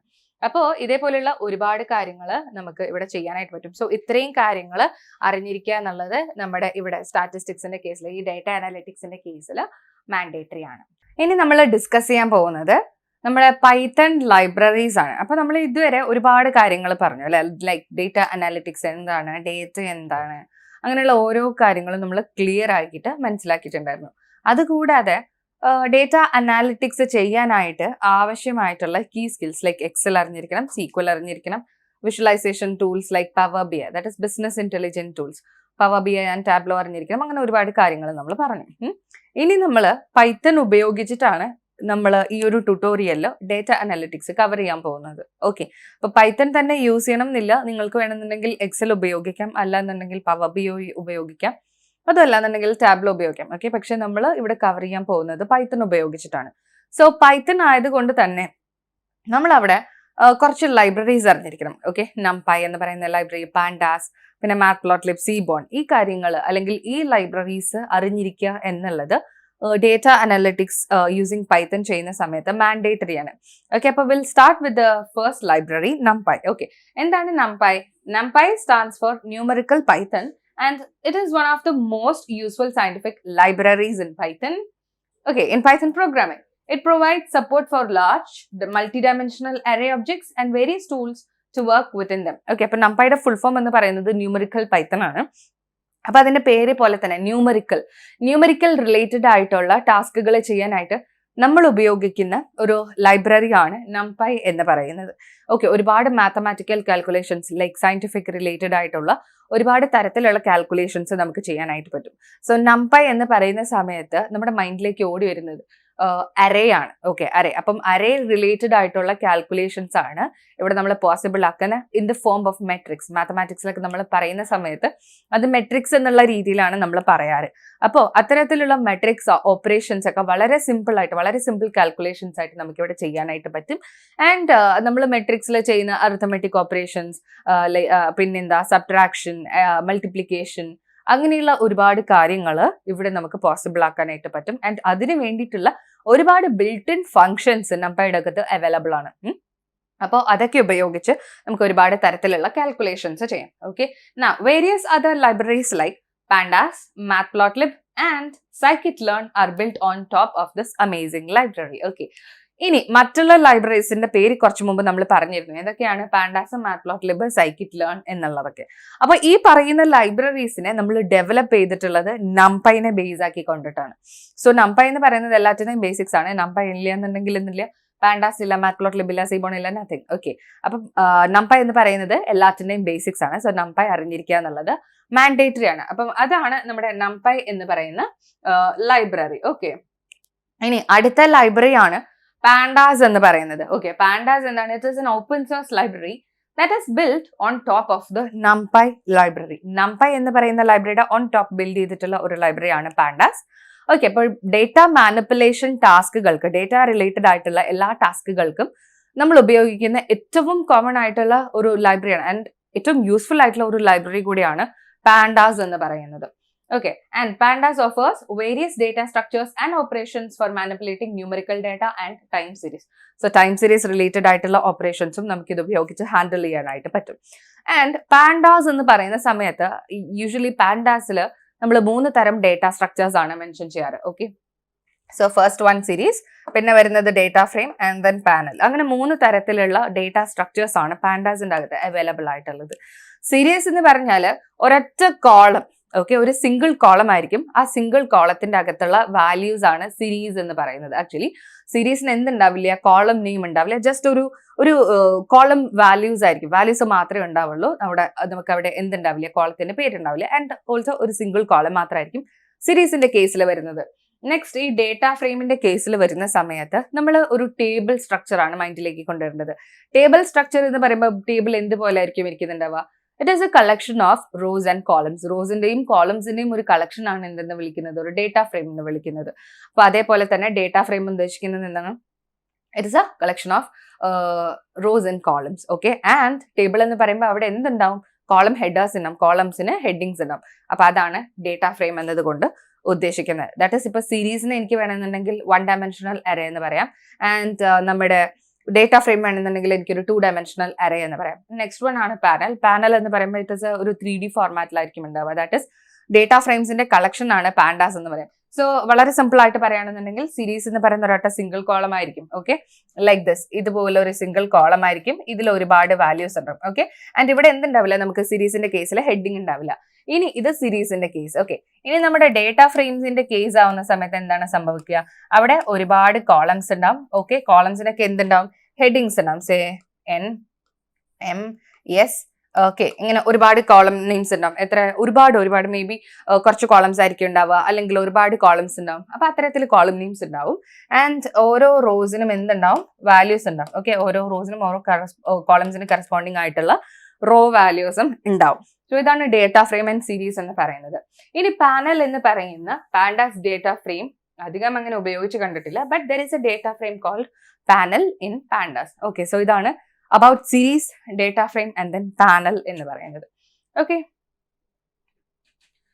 ഇനി ഡേറ്റ ക്ലീനിങ് യൂസിങ് പാൻഡാസ്. ഓക്കെ, പാൻഡാസ് ഉപയോഗിച്ച് ഡേറ്റ ക്ലീനിങ് നമുക്ക് ചെയ്യാനായിട്ട് പറ്റും. ഞാൻ ഓൾറെഡി പറഞ്ഞു, പാൻഡാസ് ഉപയോഗിച്ച് നമ്മൾ ചെയ്യുന്നത് എന്താണ്? ഡേറ്റ മാനിപ്പുലേഷൻ ആണ്. സോ ഡേറ്റ മാനിപ്പുലേഷൻ എന്ന് പറഞ്ഞാൽ എന്താ? ഡേറ്റ അതിനെ കൈകാര്യം ചെയ്യുക, അല്ലെങ്കിൽ അതിനെ ഹാൻഡിൽ ചെയ്യുക. സോ ഏതൊക്കെ രീതിയിലാണ് നമ്മൾ ഹാൻഡിൽ ചെയ്യുന്നത്? സോ നമ്മുടെ നമ്മൾ ഡേറ്റ അനാലിറ്റിക്സിന്റെ വർക്ക് ഫ്ലോ പറഞ്ഞപ്പോൾ ഡേറ്റ പ്രീ പ്രോസസ്സിംഗ് എന്ന് പറയുന്ന ഒരു സ്റ്റെപ്പ് വളരെ ഇമ്പോർട്ടന്റ് ആയിട്ടുള്ള സ്റ്റെപ്പാണ് എന്ന് നമ്മൾ പറഞ്ഞിട്ടുണ്ടായിരുന്നു. അപ്പം ആ ഒരു ഡേറ്റ പ്രീ പ്രോസസ്സിംഗ് പൈത്തണിൽ ചെയ്യാനായിട്ട് നമ്മൾ എപ്പോഴും ഉപയോഗിക്കുന്ന മോസ്റ്റ് കോമൺ ആയിട്ട് ഉപയോഗിക്കുന്ന ഒരു ലൈബ്രറിയാണ് പാൻഡാസ് എന്ന് പറയുന്നത്. അപ്പൊ പാൻഡാസ് ഉപയോഗിച്ച് ഡേറ്റ പ്രീ പ്രോസസ്സിംഗ് ചെയ്യുമ്പോൾ അതിൽ ഫോളോ ചെയ്യേണ്ട കുറച്ച് കാര്യങ്ങളുണ്ട്. സോ അതെന്തൊക്കെയാണ്? മിസ്സിംഗ് വാല്യൂസ് ഉണ്ടോ എന്ന് ചെക്ക് ചെയ്യാം. ഓക്കെ, അപ്പൊ പാൻഡാസ് ഇതിലെ മെത്തേഡ്സ് ഉപയോഗിച്ച് നമ്മുടെ ഡേറ്റ ഫ്രെയിമിൽ എന്തെങ്കിലും മിസ്സിംഗ് വാല്യൂസ് ഉണ്ടോ എന്ന് നമുക്ക് ചെക്ക് ചെയ്യാനായിട്ട് പറ്റും. ഇൻ കേസ് മിസ്സിംഗ് വാല്യൂസ് ഉണ്ടെന്നുണ്ടെങ്കിൽ എന്ത് ചെയ്യും? അതിനെ ഹാൻഡിൽ ചെയ്യാനായിട്ടുള്ള പല തരത്തിലുള്ള മെത്തേഡ്സും അവൈലബിൾ ആണ്. ഞാൻ ഓൾറെഡി പറഞ്ഞിരുന്നു, നമുക്ക് ഡിസ്ക്രിപ്റ്റീവ് സ്റ്റാറ്റിസ്റ്റിക്സിൽ മെഷേഴ്സ് ഓഫ് സെൻട്രൽ ടെനൻസി എന്ന് പറയുന്ന ഒരു പാർട്ടുണ്ട്. ആ മെഷേഴ്സ് ഓഫ് സെൻട്രൽ ടെനൻസി എന്താണ്? മീൻ ഉണ്ട്, മീഡിയൻ ഉണ്ട്, മോഡ് ഉണ്ട്. അപ്പോൾ നമ്മുടെ ഡേറ്റ ഫ്രെയിമിൽ എന്തെങ്കിലും മിസ്സിംഗ് വാല്യൂസ് ഉണ്ടെന്നുണ്ടെങ്കിൽ ആ മിസ്സിംഗ് വാല്യൂസിനെ നമ്മൾ ട്രീറ്റ് ചെയ്യുന്നത്, അല്ലെങ്കിൽ അതിനെ ഹാൻഡിൽ ചെയ്യുന്നത് ഒന്നുകിൽ മീൻ വെച്ച് റീപ്ലേസ് ചെയ്തുകൊണ്ടാവും. നമ്മുടെ ഡേറ്റ സെറ്റിൽ ഔട്ട്ലയേഴ്സ് ഇല്ല എന്നുണ്ടെങ്കിൽ മിസ്സിംഗ് വാല്യൂസിനെ നമുക്ക് മീൻ വെച്ചിട്ട് റീപ്ലേസ് ചെയ്യാം. എന്താണ് ഔട്ട്ലയർ? നമ്മുടെ ആ ഒരു സെറ്റ് ഓഫ് ഡേറ്റ റേഞ്ചിൽ നിന്ന് ഒരുപാട് അകന്ന് കിടക്കുന്ന ഒരു പോയിന്റിനെയാണ് നമ്മൾ ഔട്ട്ലയർ എന്ന് വിളിക്കുന്നത്. സോ അത്തരത്തിൽ ഔട്ട്ലയേഴ്സ് ഇല്ലാത്ത ഒരു ഡേറ്റ സെറ്റ് ആണെന്നുണ്ടെങ്കിൽ, ആൻഡ് ആ ഒരു ഡേറ്റ സെറ്റിൽ മിസ്സിംഗ് വാല്യൂസ് ഉണ്ടെന്നുണ്ടെങ്കിൽ അതിനെ നമുക്ക് മീൻ വെച്ച് ഹാൻഡിൽ ചെയ്യാനായിട്ട് പറ്റും. ദാറ്റ് ഇസ് മീൻ വെച്ചിട്ട് റീപ്ലേസ് ചെയ്യാം. ഓക്കെ, ആൻഡ് ഇൻ കേസ് എനിക്ക് ആ ഒരു ഡേറ്റ സെറ്റിൽ ഔട്ട്ലയർ ഉണ്ടെന്നിരിക്കട്ടെ, അങ്ങനെയാണെന്നുണ്ടെങ്കിൽ ആ ഔട്ട്ലയർ ഉള്ള കോളത്തിനെ എനിക്ക് എന്ത് വെച്ചിട്ട് റീപ്ലേസ് ചെയ്യാനായിട്ട് പറ്റും? മീഡിയൻ വെച്ചിട്ട് റീപ്ലേസ് ചെയ്യാനായിട്ട് പറ്റും. ഓക്കെ, സോ ഈ മീൻ ആൻഡ് മീഡിയൻ നമ്മൾ ഉപയോഗിക്കുന്നത് ന്യൂമറിക്കൽ കോളംസിന്റെ കേസിൽ മാത്രമാണ്. സോ എനിക്കൊരു കാറ്റഗറിക്കൽ കോളം ഉണ്ടെന്ന് വിചാരിക്കുക. സോ കാറ്റഗറിക്കൽ കോളം എന്താണ്? ലൈക്ക് സ്ട്രിംഗ് ലൈക്ക് ആയിട്ടുള്ള കാര്യങ്ങളെയാണ് നമ്മൾ കാറ്റഗറിക്കൽ കോളംസ് എന്ന് വിളിക്കുന്നത്. സോ അത്തരത്തിലുള്ള കാറ്റഗറിക്കൽ കോളംസിൽ മിസ്സിംഗ് വാല്യൂസ് ഉണ്ടെന്നുണ്ടെങ്കിൽ അതിനെ നമ്മൾ റീപ്ലേസ് ചെയ്യുന്നത് മോഡ് വെച്ചിട്ടാണ്. കാരണം കാറ്റഗറിക്കൽ കോളംസിന് നമുക്ക് മാത്തമാറ്റിക്കൽ ഓപ്പറേഷൻസ് അപ്ലൈ ചെയ്യാനായിട്ട് പറ്റില്ല. അതുകൊണ്ട് തന്നെ മോസ്റ്റ് ഫ്രീക്വന്റ് ആയിട്ടുള്ള ആ ഒരു പെർട്ടിക്കുലർ ഇത് വെച്ചിട്ടായിരിക്കും, അല്ലെങ്കിൽ ആ ഒരു പെർട്ടിക്കുലർ വാല്യൂ വെച്ചിട്ടായിരിക്കും നമ്മൾ എന്തിനെ റീപ്ലേസ് ചെയ്യുന്നത്? അതിലെ മിസ്സിംഗ് വാല്യൂസ്, കാറ്റഗറിക്കൽ കോളത്തിലുള്ള മിസ്സിംഗ് വാല്യൂസിനെ റീപ്ലേസ് ചെയ്യുന്നത്. ഓക്കെ, അതാണ് അബൌട്ട് മിസ്സിംഗ് വാല്യൂസ് എന്ന് പറയുന്നത്. Next, dealing the outliers. Okay, so നമ്മുടെ പോയിന്റ്സിൽ നിന്നും ഒരുപാട് ദൂരെ കിടക്കുന്ന ആളാണ് എന്തെന്ന് വിളിക്കുന്നത്? ഔട്ട്ലയർ എന്ന് വിളിക്കുന്നത്. സേ ഇപ്പം എൻ്റെ കയ്യിൽ ഒരു ക്ലാസ്സിൽ കുട്ടികളുടെ മാർക്സ് ഉണ്ടെന്ന് വിചാരിക്കാം. അപ്പൊ ആ ക്ലാസ്സിലെ കുട്ടികളുടെ മാർക്സ് എന്ന് പറയുന്നത് ഇറ്റ് ഇസ് വിത്തിൻ ഒരു 60 ആൻഡ് ദെൻ ഒരു 75 ആണെന്ന് വിചാരിക്കാം. മിക്ക കുട്ടികളുടെയും സ്കോർ, എല്ലാ കുട്ടികളുടെയും സ്കോർ 60 to 75 ആണെന്ന് വിചാരിക്കാം. ആ ക്ലാസ്സിലെ ഒരു കുട്ടിക്ക് മാത്രം കിട്ടിയിരിക്കുന്ന മാർക്ക് എന്ന് പറയുന്നത് 95 ആണ്. സോ ആ ഒരു സെറ്റ് ഓഫ് റേഞ്ചിൽ നിന്നും ഒരുപാട് അകന്ന് കിടക്കുന്ന ആള്, ദാറ്റ് ഇസ് 95 എന്ന സ്കോർ കിട്ടിയിട്ടുള്ള ആ ഒരു കുട്ടീനെയാണ് നമ്മൾ ഔട്ട്ലയർ എന്ന് വിളിക്കുന്നത്. ഓക്കെ, സോ അത്തരത്തിൽ ഔട്ട്ലയേഴ്സ് ഉണ്ടെന്നുണ്ടെങ്കിൽ നമ്മൾ എന്തിനും അതിനെ ഡീൽ ചെയ്യേണ്ടതായിട്ടുണ്ട്. പിന്നെ ഹാൻഡ്ലിംഗ് ദ സ്ക്യൂനെസ്. നമ്മുടെ ഡേറ്റയിൽ സ്ക്യൂ എന്ന് പറഞ്ഞിട്ടുള്ള ഒരു ഫാക്ടർ ഉണ്ട്. നമ്മൾ ഓൾറെഡി പറഞ്ഞിരുന്നു നോർമൽ ഡിസ്ട്രിബ്യൂഷന്റെ കേസസ്. ഈ നോർമൽ ഡിസ്ട്രിബ്യൂഷൻ ഇരിക്കുന്നത് ഈ ഒരു രീതിയിലായിരിക്കും. ഓക്കെ, നോർമൽ ഡിസ്ട്രിബ്യൂഷന്റെ കർവ് എന്ന് പറയുന്നത് ആക്ച്വലി ഇതുപോലെയുള്ള ഒരു ബെൽ കർവ് ആയിരിക്കും. ഓക്കെ, അതെന്തുകൊണ്ടാണ് അങ്ങനെ പറയുന്നതെന്ന് പറഞ്ഞാൽ ബെൽ കർവിന് കുറച്ച് പ്രത്യേകതയുണ്ട്. ബിക്കോസ് നമ്മൾ നടുക്കിലൂടെ ഇതുപോലെ ഒരു ലൈന് വരയ്ക്കുന്ന സമയത്ത് ഇപ്പുറത്തെ പോർഷനും ഈക്വലി ഡിസ്ട്രിബ്യൂട്ടഡ് ആയിരിക്കും. ദാറ്റ് ഈസ് ഇവിടെ 50% ആയിരിക്കും, ആൻഡ് ഓൾസോ ഇവിടെയും എന്ത് തന്നെയായിരിക്കും? 50% ആയിരിക്കും. ഓക്കെ, ദാറ്റ് ഈസ് ഒരു സിമെട്രി ആയിരിക്കും അവിടെ ഉണ്ടാവുക. ഓക്കെ, ചിലപ്പം നമുക്ക് കിട്ടുന്ന ഡേറ്റ ഇതുപോലെ സിമെട്രിക്കൽ ആവണമെന്നില്ല, നോർമൽ ഡിസ്ട്രിബ്യൂഷൻ ഫോളോ ചെയ്യണം എന്നില്ല. ഓക്കെ, മോസ്റ്റ്ലി നമുക്ക് കിട്ടുന്ന ഡേറ്റ, അല്ലെങ്കിൽ ഡേറ്റ എന്ന് പറയുന്ന ഒരു സാധനം മിക്കവാറും നോർമലി ഡിസ്ട്രിബ്യൂട്ടഡ് ആയിട്ടുള്ള ഒരു ഡേറ്റ ആയിരിക്കും. ഇതേപോലെ ഒരു ബെൽ കർവ് ആയിരിക്കും ഡേറ്റ മിക്കവാറും ഫോളോ ചെയ്യുന്നുണ്ടാവുക.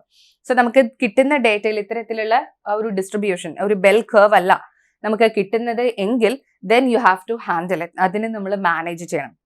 ഓക്കെ, സോ ഈ ഒരു രീതിയിലല്ല നമുക്ക് കേവ് കിട്ടുക എന്നുള്ളത് നമുക്ക് എങ്ങനെ മനസ്സിലാക്കാം? സേ ഇപ്പം നമ്മൾ ഡേറ്റ ഉപയോഗിച്ച് നമ്മൾ പ്ലോട്ട് ചെയ്യുന്ന സമയത്ത് ഈ രീതിയിലാണ് നമുക്ക് കേവ് വന്നിരിക്കുന്നതെന്ന് വിചാരിക്കുക. ഓക്കെ, സോ ഇവിടെ ഈ ഒരു ടെയില് പോയിരിക്കുന്നത് എങ്ങോട്ടേക്കാണ്? ആ ഒരു ലെഫ്റ്റ് സൈഡിലേക്കാണ്. ഓക്കെ, അങ്ങനെയാണെന്നുണ്ടെങ്കിൽ ഇതെന്താണ്? ഇത് സ്ക്യൂഡ് ആണ് എന്നുള്ളതാണ് അതിന്റെ മീനിങ്. അതേപോലെ തന്നെ സേ ഇപ്പൊ നമുക്ക് സ്ക്യൂനെസ് ഇങ്ങനെ കിട്ടിയെന്ന് വരാം, ടെയിൽ മേ ബി ഈ ഭാഗത്തേക്ക് എക്സ്റ്റെൻഡ് ആയി എന്ന് വരാം, അതും എന്താ തന്നെയാണ്? സ്ക്യൂഡ് തന്നെയാണ്. ഓക്കെ, അപ്പം നോർമൽ ഡിസ്ട്രിബ്യൂഷൻ എന്ന് പറഞ്ഞാല് എന്താണ്? രണ്ട് ഭാഗത്തും ഒരേപോലെ ഉണ്ടായിരിക്കണം. ഓക്കെ, അപ്പം ഇത് സ്ക്യൂഡ് ആണോ ഈ ഒരു ഡിസ്ട്രിബ്യൂഷൻ, അല്ലെങ്കിൽ ഇപ്പം നമ്മൾ വരച്ചിരിക്കുന്ന ഈ ഒരു ഗ്രാഫ് ഇത് സ്ക്യൂഡ് ആണോ എന്ന് ചോദിച്ചാൽ ഇത് സ്ക്യൂഡ് അല്ല, ഇത് സിമെട്രിക്കൽ ആണ്. സ്ക്യൂഡ് എന്ന് പറഞ്ഞാൽ എന്താണ്? ഒരു ഭാഗത്തേക്ക് മാത്രമുള്ള നീളം. ഓക്കെ, ദാറ്റ് ഈസ് ഈ ഒരു ടെയിലിന്റെ നീളം എന്ന് പറയുന്നത് ഒരു ഭാഗത്തേക്ക് ഭയങ്കര കൂടുതലാണെന്നുണ്ടെങ്കിൽ ദെൻ ഇറ്റ് ഈസ് സ്ക്യൂഡ്. അതേപോലെ തന്നെ ഈ ഫിഗർ എടുത്ത് നോക്കിക്കഴിഞ്ഞാലും അത് ഒരു ഭാഗത്തേക്ക് ഭയങ്കരമായിട്ട് നീട്ടമുണ്ട് അല്ലെ, ലെഫ്റ്റ് സൈഡിലേക്ക് ഈ ഒരു ഫിഗറിന് കുറച്ച് നീളം കൂടുതലാണ്, സോറി റൈറ്റ് സൈഡിലേക്ക് നീളം കൂടുതലാണ്. അതുകൊണ്ട് തന്നെ ഈ ഒരു ഫിഗറും എന്താണെന്നാണ് പറയുന്നത്? ഇതും സ്ക്യൂഡ് തന്നെയാണ്. ഓക്കെ, അപ്പൊ അത്തരത്തിലുള്ള സ്ക്യൂനെസ് നമ്മുടെ ഡേറ്റയിൽ ഉണ്ടോ എന്ന് നമ്മൾ ചെക്ക് ചെയ്യണം. ആൻഡ് ഇൻ കേസ് അങ്ങനെ സ്ക്യൂനെസ് ഉണ്ടെന്നുണ്ടെങ്കിൽ അതിനെ ഹാൻഡിൽ ചെയ്യാന്നുള്ളത് മാൻഡേറ്ററി ആണ്. ഓക്കെ, ഓക്കെ, സോ അതിനെയും ഹാൻഡിൽ ചെയ്ത് കഴിഞ്ഞാൽ, സോ ഈ പറഞ്ഞ കാര്യങ്ങളൊക്കെ ചെയ്യാനായിട്ട് നമുക്ക് എന്തുണ്ട്? പാൻഡാസിൽ ഫങ്ഷൻസ്, ബിൽറ്റ് ഇൻ ഫങ്ഷൻസ് ഒരുപാട് അവൈലബിൾ ആണ്. ഓക്കെ, സ്ക്യൂനെസ് ചെക്ക് ചെയ്യാനായിട്ട് നമ്മൾ ജസ്റ്റ് സ്ക്യൂ എന്ന് പറയുന്ന ഫംഗ്ഷൻ കൊടുത്താൽ മതിയാവും. ഓക്കെ, ജസ്റ്റ് ആ സ്ക്യൂ എന്ന് പറയുന്ന ഫംഗ്ഷൻ കൊടുത്തു കഴിഞ്ഞാൽ സ്ക്യൂനെസ് എത്രത്തോളം ആണെന്നുള്ളത് നമുക്ക് മനസ്സിലാവും. ആൻഡ് സി നോർമലി സ്ക്യൂനെസിന്റെ വാല്യൂ ഒരു യൂണിഫോം അല്ലെങ്കിൽ ഒരു നോർമൽ ഡിസ്ട്രിബ്യൂഷനിൽ കിടക്കുന്ന ഡേറ്റയിലുള്ള കോളംസിന്റെ സ്ക്യൂനെസിന്റെ വാല്യൂ എന്ന് പറയുന്നത് it is always between -1 or +1. Okay, -1ന്റെയും +1ന്റെയും ഇടയിലായിരിക്കണം. ഓക്കെ, ഇതിന്റെ പുറമേക്ക് പോയി കഴിഞ്ഞാൽ സ്ക്യൂനെസ് ഭയങ്കര കൂടുതലാണ് എന്നുള്ളതാണ് അതിന്റെ മീനിങ്. ഇനി എനിക്ക് കിട്ടുന്ന സ്ക്യൂനെസിന്റെ വാല്യൂ എന്ന് പറയുന്നത് വിത്തിൻ 0.5 ഓക്കെ ഓർ +0.5 ആണ് എന്നുണ്ടെങ്കിൽ then that is really good. Okay, നല്ലൊരു ഡേറ്റയാണ് നമുക്ക് കിട്ടിയിട്ടുള്ളത് എന്നുള്ളതാണ് അതിന്റെ മീനിങ്. നമുക്ക് കിട്ടിയിട്ടുള്ള സ്ക്യൂനെസ് വിത്തിൻ -0.5 ആൻഡ് 0.5 ആണെന്നുണ്ടെങ്കിൽ then it is very good. നമുക്ക് കിട്ടിയിട്ടുള്ള സ്ക്യൂനെസ് വിത്തിൻ -1 ആൻഡ് +1 ആണെന്നുണ്ടെങ്കിൽ yes that is manageable. But ഇതിന്റെ പുറത്തേക്ക് പോവാണെന്നുണ്ടെങ്കിൽ അതിനെ നമ്മൾ എന്ത് ചെയ്യണം? അതിനെ ഹാൻഡിൽ ചെയ്താലേ മതിയാവുള്ളൂ. സോ ഈ കാര്യങ്ങളൊക്കെ വളരെ ഇമ്പോർട്ടൻ്റ് ആണ്. ഇത് പറയാൻ കാരണം ഇതൊക്കെ നമ്മൾ ചെയ്യുന്നത് പാൻഡാസ് ഉപയോഗിച്ചിട്ടാണ്. ഡേറ്റ പ്രീ പ്രോസസ്സിംഗിൽ വരുന്ന ഇമ്പോർട്ടൻ്റ് ആയിട്ടുള്ള കുറച്ച് കാര്യങ്ങളാണ്. ഓക്കെ, സോ വൺസ് പാൻഡാസ് ഉപയോഗിച്ച് ഡേറ്റ ക്ലീനിങ്ങും കാര്യങ്ങളും ഒക്കെ ചെയ്ത് കഴിഞ്ഞാൽ പിന്നെ നമ്മൾ ചെയ്യേണ്ടത് എന്താ? എക്സ്പ്ലോറേറ്ററി ഡേറ്റ അനാലിസിസ് ആണ്. എക്സ്പ്ലോറേറ്ററി ഡേറ്റ അനാലിസിസ് എന്ന് പറഞ്ഞാൽ എന്താണ്? It is use to analyse and investigate data sets and summarise their main characteristics, often employing data visualization methods. Okay, എന്ന് വെച്ചാൽ എന്താ? നമ്മുടെ ഡേറ്റയെ കുറിച്ചുള്ള കംപ്ലീറ്റ് കാര്യങ്ങൾ മനസ്സിലാക്കി. ഇപ്പൊ നമ്മൾ ഡേറ്റ പ്രീ പ്രോസസ്സിംഗ് എല്ലാം ചെയ്ത് കഴിഞ്ഞ് മേ ബി അതിൽ മിസ്സിംഗ് വാല്യൂസിനെ നമ്മൾ ഡീൽ ചെയ്തിട്ടുണ്ടാവും, അതിലുള്ള സ്ക്യൂനെസിനെ നമ്മൾ ഹാൻഡിൽ ചെയ്തിട്ടുണ്ടാവും, ഔട്ട്ലയേഴ്സിനെ കളഞ്ഞിട്ടുണ്ടാവും, അങ്ങനെ പല കാര്യങ്ങളും നമ്മൾ ചെയ്തിട്ടുണ്ട്. സോ അത്രയും കാര്യങ്ങൾ ചെയ്ത് കഴിഞ്ഞാൽ അഗൈൻ നമ്മൾ ഡേറ്റയുടെ ഒരു സമ്മറി എടുക്കണം.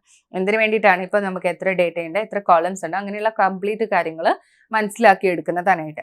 ഓക്കെ, സോ വൺസ് അത് ചെയ്ത് കഴിഞ്ഞാൽ പിന്നെ നമുക്ക് EDAയിലേക്ക് വരാം. സോ ഈ പറയുന്ന സമ്മറിയും കാര്യങ്ങളൊക്കെ നമുക്ക് എക്സ്പ്ലോറേറ്ററി ഡേറ്റ അനാലിസിസിൽ ചെയ്യാം. എന്താണ് എക്സ്പ്ലോറേറ്ററി ഡേറ്റ? എക്സ്പ്ലോർ ചെയ്യുക, ഡേറ്റയെ നന്നായിട്ട് എക്സ്പ്ലോർ ചെയ്യുക, കംപ്ലീറ്റ്ലി മനസ്സിലാക്കി എടുക്കുക എന്നുള്ളതാണ് നമ്മൾ എക്സ്പ്ലോറേറ്ററി ഡേറ്റ അനാലിസിസ് കൊണ്ട് ഉദ്ദേശിക്കുന്നത്. അപ്പം ഈ ഒരു എക്സ്പ്ലോറേറ്ററി ഡേറ്റ അനാലിസിസ് ചെയ്യാനായിട്ട് നമുക്ക് എന്തും കൂടിയുണ്ട്? വിഷ്വലൈസേഷൻ മെത്തേഡ്സ് ഉപയോഗിക്കണം.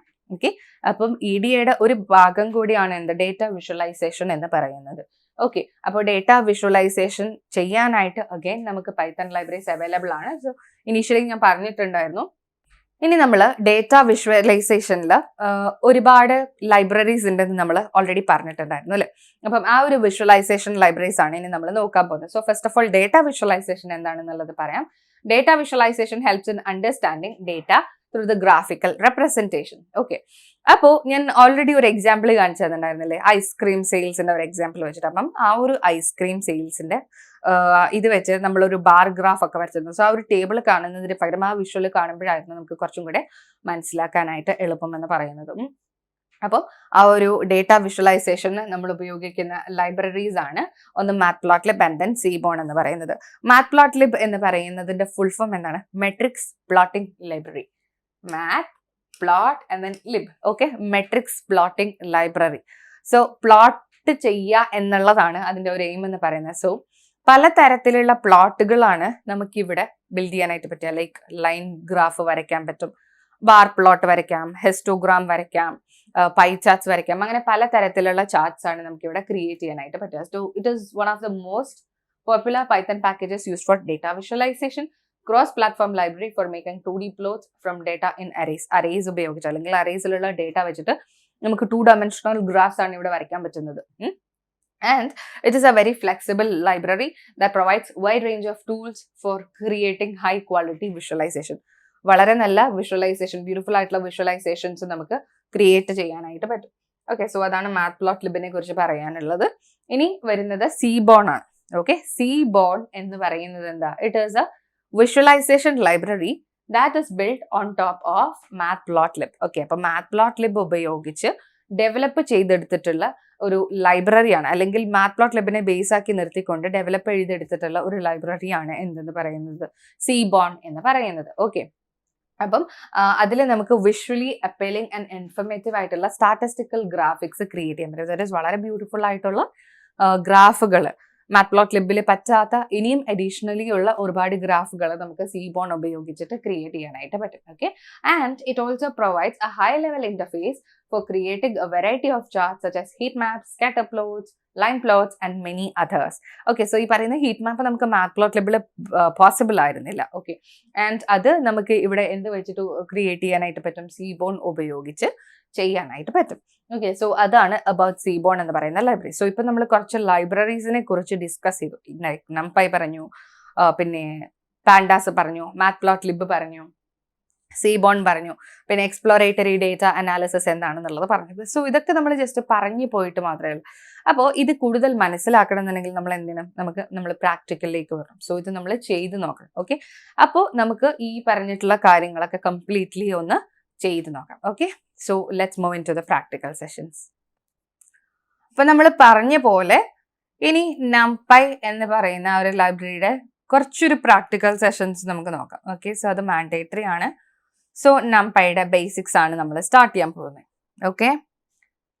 Okay, so first of all NumPy installation. എങ്ങനെയാണ് നമ്മൾ നംപൈ ഇൻസ്റ്റാൾ ചെയ്യുന്നത്? പിപ്പ് ഇൻസ്റ്റാൾ നംപൈ എന്ന് നമ്മൾ കൊടുക്കുന്ന സമയത്ത് നമ്മുടെ സിസ്റ്റത്തിലേക്ക് നംപൈ ഇൻസ്റ്റാൾ ആയി വരും. സോ ഈ പറയുന്ന പൈത്തൺ ചെയ്യാനായിട്ട് നമുക്ക് പൈത്തൺ എഡിറ്റേഴ്സ് ഒരുപാട് അവൈലബിൾ ആണ്. ലൈക്ക് പൈചാം അവൈലബിൾ ആണ്, പിന്നെന്താ ആറ്റം ഉണ്ട്, എന്തെന്ന് സ്പൈഡർ ഉണ്ട്, അങ്ങനെ ഒരുപാട് കാര്യങ്ങൾ അവൈലബിൾ ആണ്. ഓക്കെ, അപ്പം ഇത്രയും ലൈബ്രറീസ് അല്ലെങ്കിൽ ഇത്രയും IDEs ഉപയോഗിച്ചിട്ട് നമുക്ക് എന്ത് ചെയ്യാനായിട്ട് പറ്റും? പൈത്തൺ പ്രോഗ്രാമിംഗ് ചെയ്യാൻ പറ്റും. അതുകൂടാതെ ജൂപ്പിറ്റർ നോട്ട്ബുക്ക് എന്ന് പറയുന്ന ഒരു IDE ഓൾസോ അവൈലബിൾ ആണ്. സോ ജൂപ്പിറ്ററിന്റെ പ്രത്യേകത എന്ന് പറയുന്നത് നമുക്ക് സെൽ ബൈ സെൽ ആയിട്ട് അതിൽ കോഡ് റൺ ചെയ്ത് ഔട്ട്പുട്ട്സ് ഉടനെ തന്നെ നമുക്ക് കാണാനായിട്ട് പറ്റും. ഓക്കെ, സോ ആ ഒരു ജൂപ്പിറ്റർ പോലെ തന്നെ നമുക്ക് ഉപയോഗിക്കാൻ പറ്റുന്ന മറ്റൊരു നോട്ട്ബുക്കാണ് നമ്മുടെ ഗൂഗിൾ കൊളാബ് എന്ന് പറയുന്നത്. സോ ഗൂഗിൾ പ്രൊവൈഡ് ചെയ്യുന്ന ഒരു പ്ലാറ്റ്ഫോമാണ് ഗൂഗിൾ കൊളാബ്. ജൂപ്പിറ്ററിനോട് വളരെയധികം സിമിലർ ആണ്. ഓക്കെ, അപ്പോൾ നമുക്ക് വേണ്ട കാര്യങ്ങളൊക്കെ ഇവിടെ തന്നെ ചെയ്താൽ മതി. സോ ഇപ്പം നിങ്ങളുടെ സിസ്റ്റത്തിൽ പൈത്തൺ ഇല്ല എന്നുണ്ടെങ്കിൽ പൈത്തൺ ഇൻസ്റ്റാൾ ചെയ്യേണ്ട കാര്യമില്ല. ഡയറക്റ്റ്ലി ഗൂഗിൾ കൊളാബ് ഉപയോഗിച്ച് നമുക്ക് ഈ പൈത്തൺ കോഡ്സ് റൺ ചെയ്യാനായിട്ട് പറ്റും. So that is N online editor. അപ്പം നമ്മളിപ്പോൾ ഇവിടെ ഉപയോഗിച്ചിട്ടുള്ളത് ഗൂഗിൾ കൊളാബ് ആണ്. ഓക്കെ, അപ്പം ഞാൻ ഇൻസ്റ്റാളേഷന്റെ കോഡ് എഴുതിയിട്ടുണ്ട്. എന്താണ് കോഡ്? പിപ്പ് ഇൻസ്റ്റാൾ നംപൈ എന്ന് കൊടുക്കുന്ന സമയത്ത് അത് റൺ ആവുമ്പം നമ്മുടെ സിസ്റ്റത്തിൽ നിന്ന് ഒരുപാട് എന്താ പറയുക, ആ ഒരു നംപൈ എന്ന് പറയുന്നത് നമ്മുടെ സിസ്റ്റത്തിലേക്ക് ഇൻസ്റ്റാൾ ആവുന്നതാണ്. ഓക്കെ, സോ ഇത് ആക്ച്വലി ഗൂഗിൾ കൊളാബ് ആയത് കാരണം ഈ ഇൻസ്റ്റാളേഷന്റെ ആ ഒരു പ്രോസസ്സ് അല്ലെങ്കിൽ ആ ഒരു സ്റ്റെപ്പ് മാൻഡേറ്ററി അല്ല. അത് ആക്ച്വലി ആവശ്യമില്ല. ബിക്കോസ് ഓൺലൈൻ ആയതുകൊണ്ട് തന്നെ എല്ലാ ലൈബ്രറീസും നമ്മുടെ ഗൂഗിൾ കൊളാബ് തന്നെ പ്രൊവൈഡ് ചെയ്യുന്നുണ്ട്. ഓക്കെ, ആൻഡ് ഇപ്പം നിങ്ങൾ ജൂപ്പിറ്റർ ഒക്കെയാണോ ഉപയോഗിക്കുന്നുണ്ടെങ്കിൽ then you have to do pip install NumPy.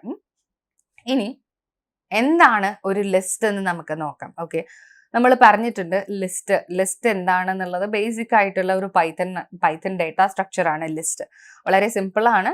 അപ്പം ലിസ്റ്റിന്റെ പ്രത്യേകത എന്താ? ലിസ്റ്റ് എന്ന് പറഞ്ഞാൽ it can store heterogeneous data. Heterogeneous data എന്ന് പറഞ്ഞാൽ എന്താ? പലതരത്തിലുള്ള ഡേറ്റകൾ സ്റ്റോർ ചെയ്യാൻ പറ്റും. Let it be A number, ഒരു ഫ്ലോട്ടിംഗ് പോയിന്റ് അല്ലെങ്കിൽ ഒരു സ്ട്രിങ് ആയിക്കോട്ടെ, ഒരു ബൂളിയൻ വാല്യൂ ആയിക്കോട്ടെ, എന്ത് വേണമെങ്കിലും ആയിക്കോട്ടെ. അപ്പം അത്തരത്തിലുള്ള വാല്യൂസിന് അല്ലെങ്കിൽ ഇതിനെയൊക്കെ ആർക്ക് ഹാൻഡിൽ ചെയ്യാനായിട്ട് പറ്റും? നമ്മുടെ ലിസ്റ്റിന് ഹാൻഡിൽ ചെയ്യാൻ പറ്റും. ഓക്കെ, അപ്പം നമ്മുടെ ലിസ്റ്റ് കണ്ടോ ഈ ഒരു രീതിയിലാണ് ഇരിക്കുന്നത്. ഇനി അതിന്റെ ടൈപ്പ് നമ്മൾ ജസ്റ്റ് ഒന്ന് പ്രിന്റ് ചെയ്ത് നോക്കണം, ഡാറ്റ ടൈപ്പ്. അപ്പൊ അതൊരു ലിസ്റ്റ് ആണെന്നുള്ളത് നമുക്ക് കാണാൻ പറ്റുന്നുണ്ട്. Okay, now comes importing numpy and the array creation. So numpy ഉപയോഗിക്കണമെന്നുണ്ടെങ്കിൽ അതിനെ നമ്മൾ ആദ്യം എന്ത് ചെയ്യണം? ഇമ്പോർട്ട് ചെയ്യണം. സോ numpyനെ എങ്ങനെയാണ് ഇമ്പോർട്ട് ചെയ്യുന്നത്? numpyനെ ഇമ്പോർട്ട് ചെയ്യുന്നത് import numpy as np. Okay, numpyനെ നമ്മൾ ഷോർട്ട് ആയിട്ട് np എന്നാണ് കൊടുക്കുന്നത്.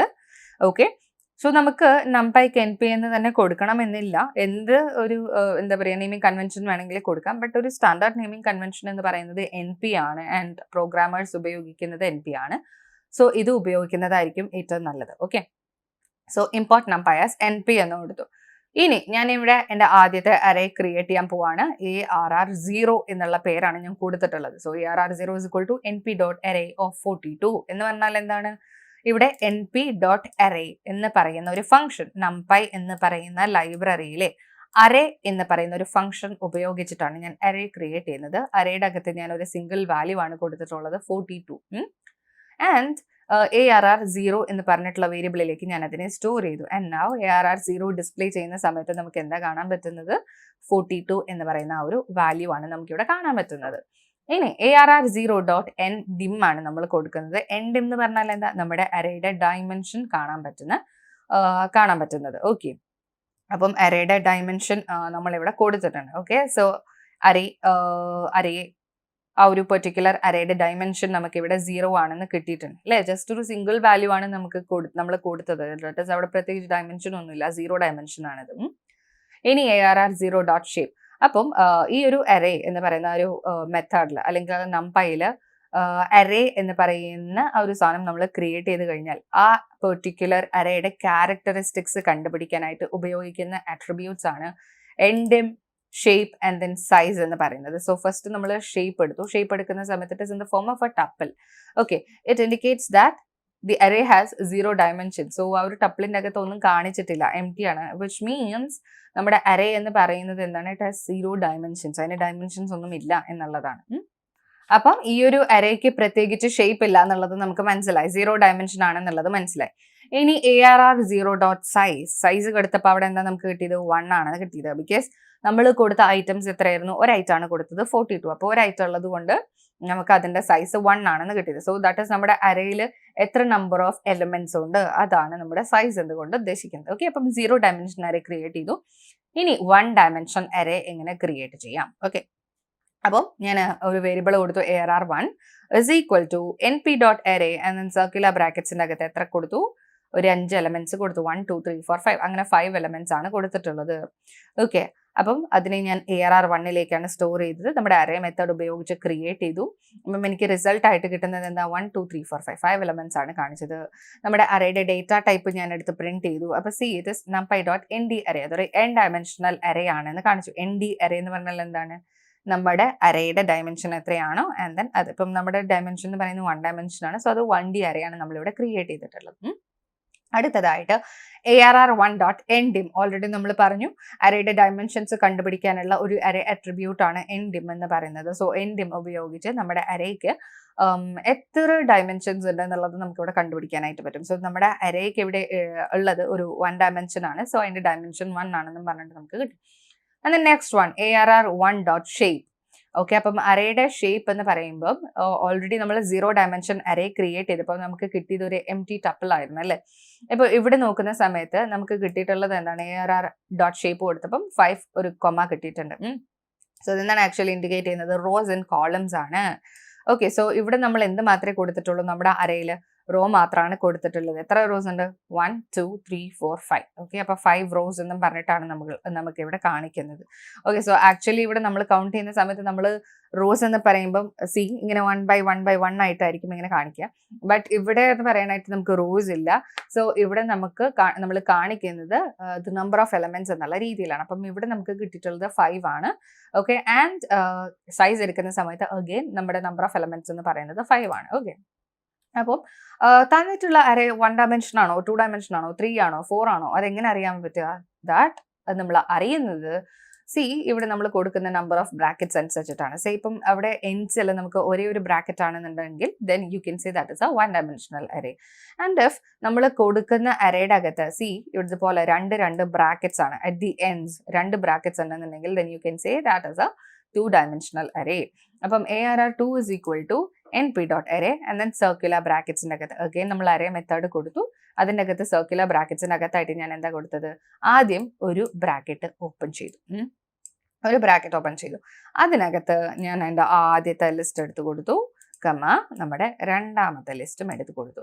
ഓക്കെ, സി ഈ ബ്രാക്കറ്റ്സ് ഇവിടെ ക്ലോസ് ആവുന്നുണ്ട് ആൻഡ് ദെൻ ഇതിന്റെ ബ്രാക്കറ്റ്സ് എവിടെ ക്ലോസ് ആവുന്നുണ്ട്, ഇവിടെ ക്ലോസ് ആവുന്നുണ്ട്. ഓക്കെ, ആൻഡ് പുറമെ നമുക്ക് എക്സ്ട്രാ ബ്രാക്കറ്റ്സ് ഉണ്ട്. സോ നമ്മൾ ഇങ്ങനെ നോക്കുന്ന സമയത്ത് ആദ്യം എത്ര ബ്രാക്കറ്റ്സ് ഉണ്ടെന്ന് നോക്കുക. സോ അത് കാണുന്ന സമയത്ത് നമുക്ക് മനസ്സിലാവും what is the type of array, like അതിപ്പം ഒരു 2D അറേ ആണോ 3D അറേ ആണോ വാട്ട് എവർ. ഓക്കെ, അപ്പൊ നമുക്കത് മനസ്സിലായി.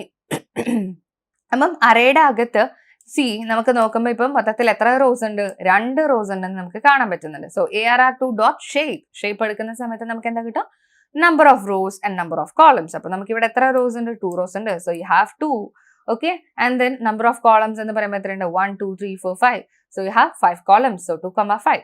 ഓക്കെ, ഇനി അടുത്തത് എന്താ, ARR2.endIm. സോ നമുക്ക് അവിടെ എന്ത് കിട്ടുന്നു, അറേയുടെ ഡയമെൻഷൻ കിട്ടുന്നു. So you have the result 2.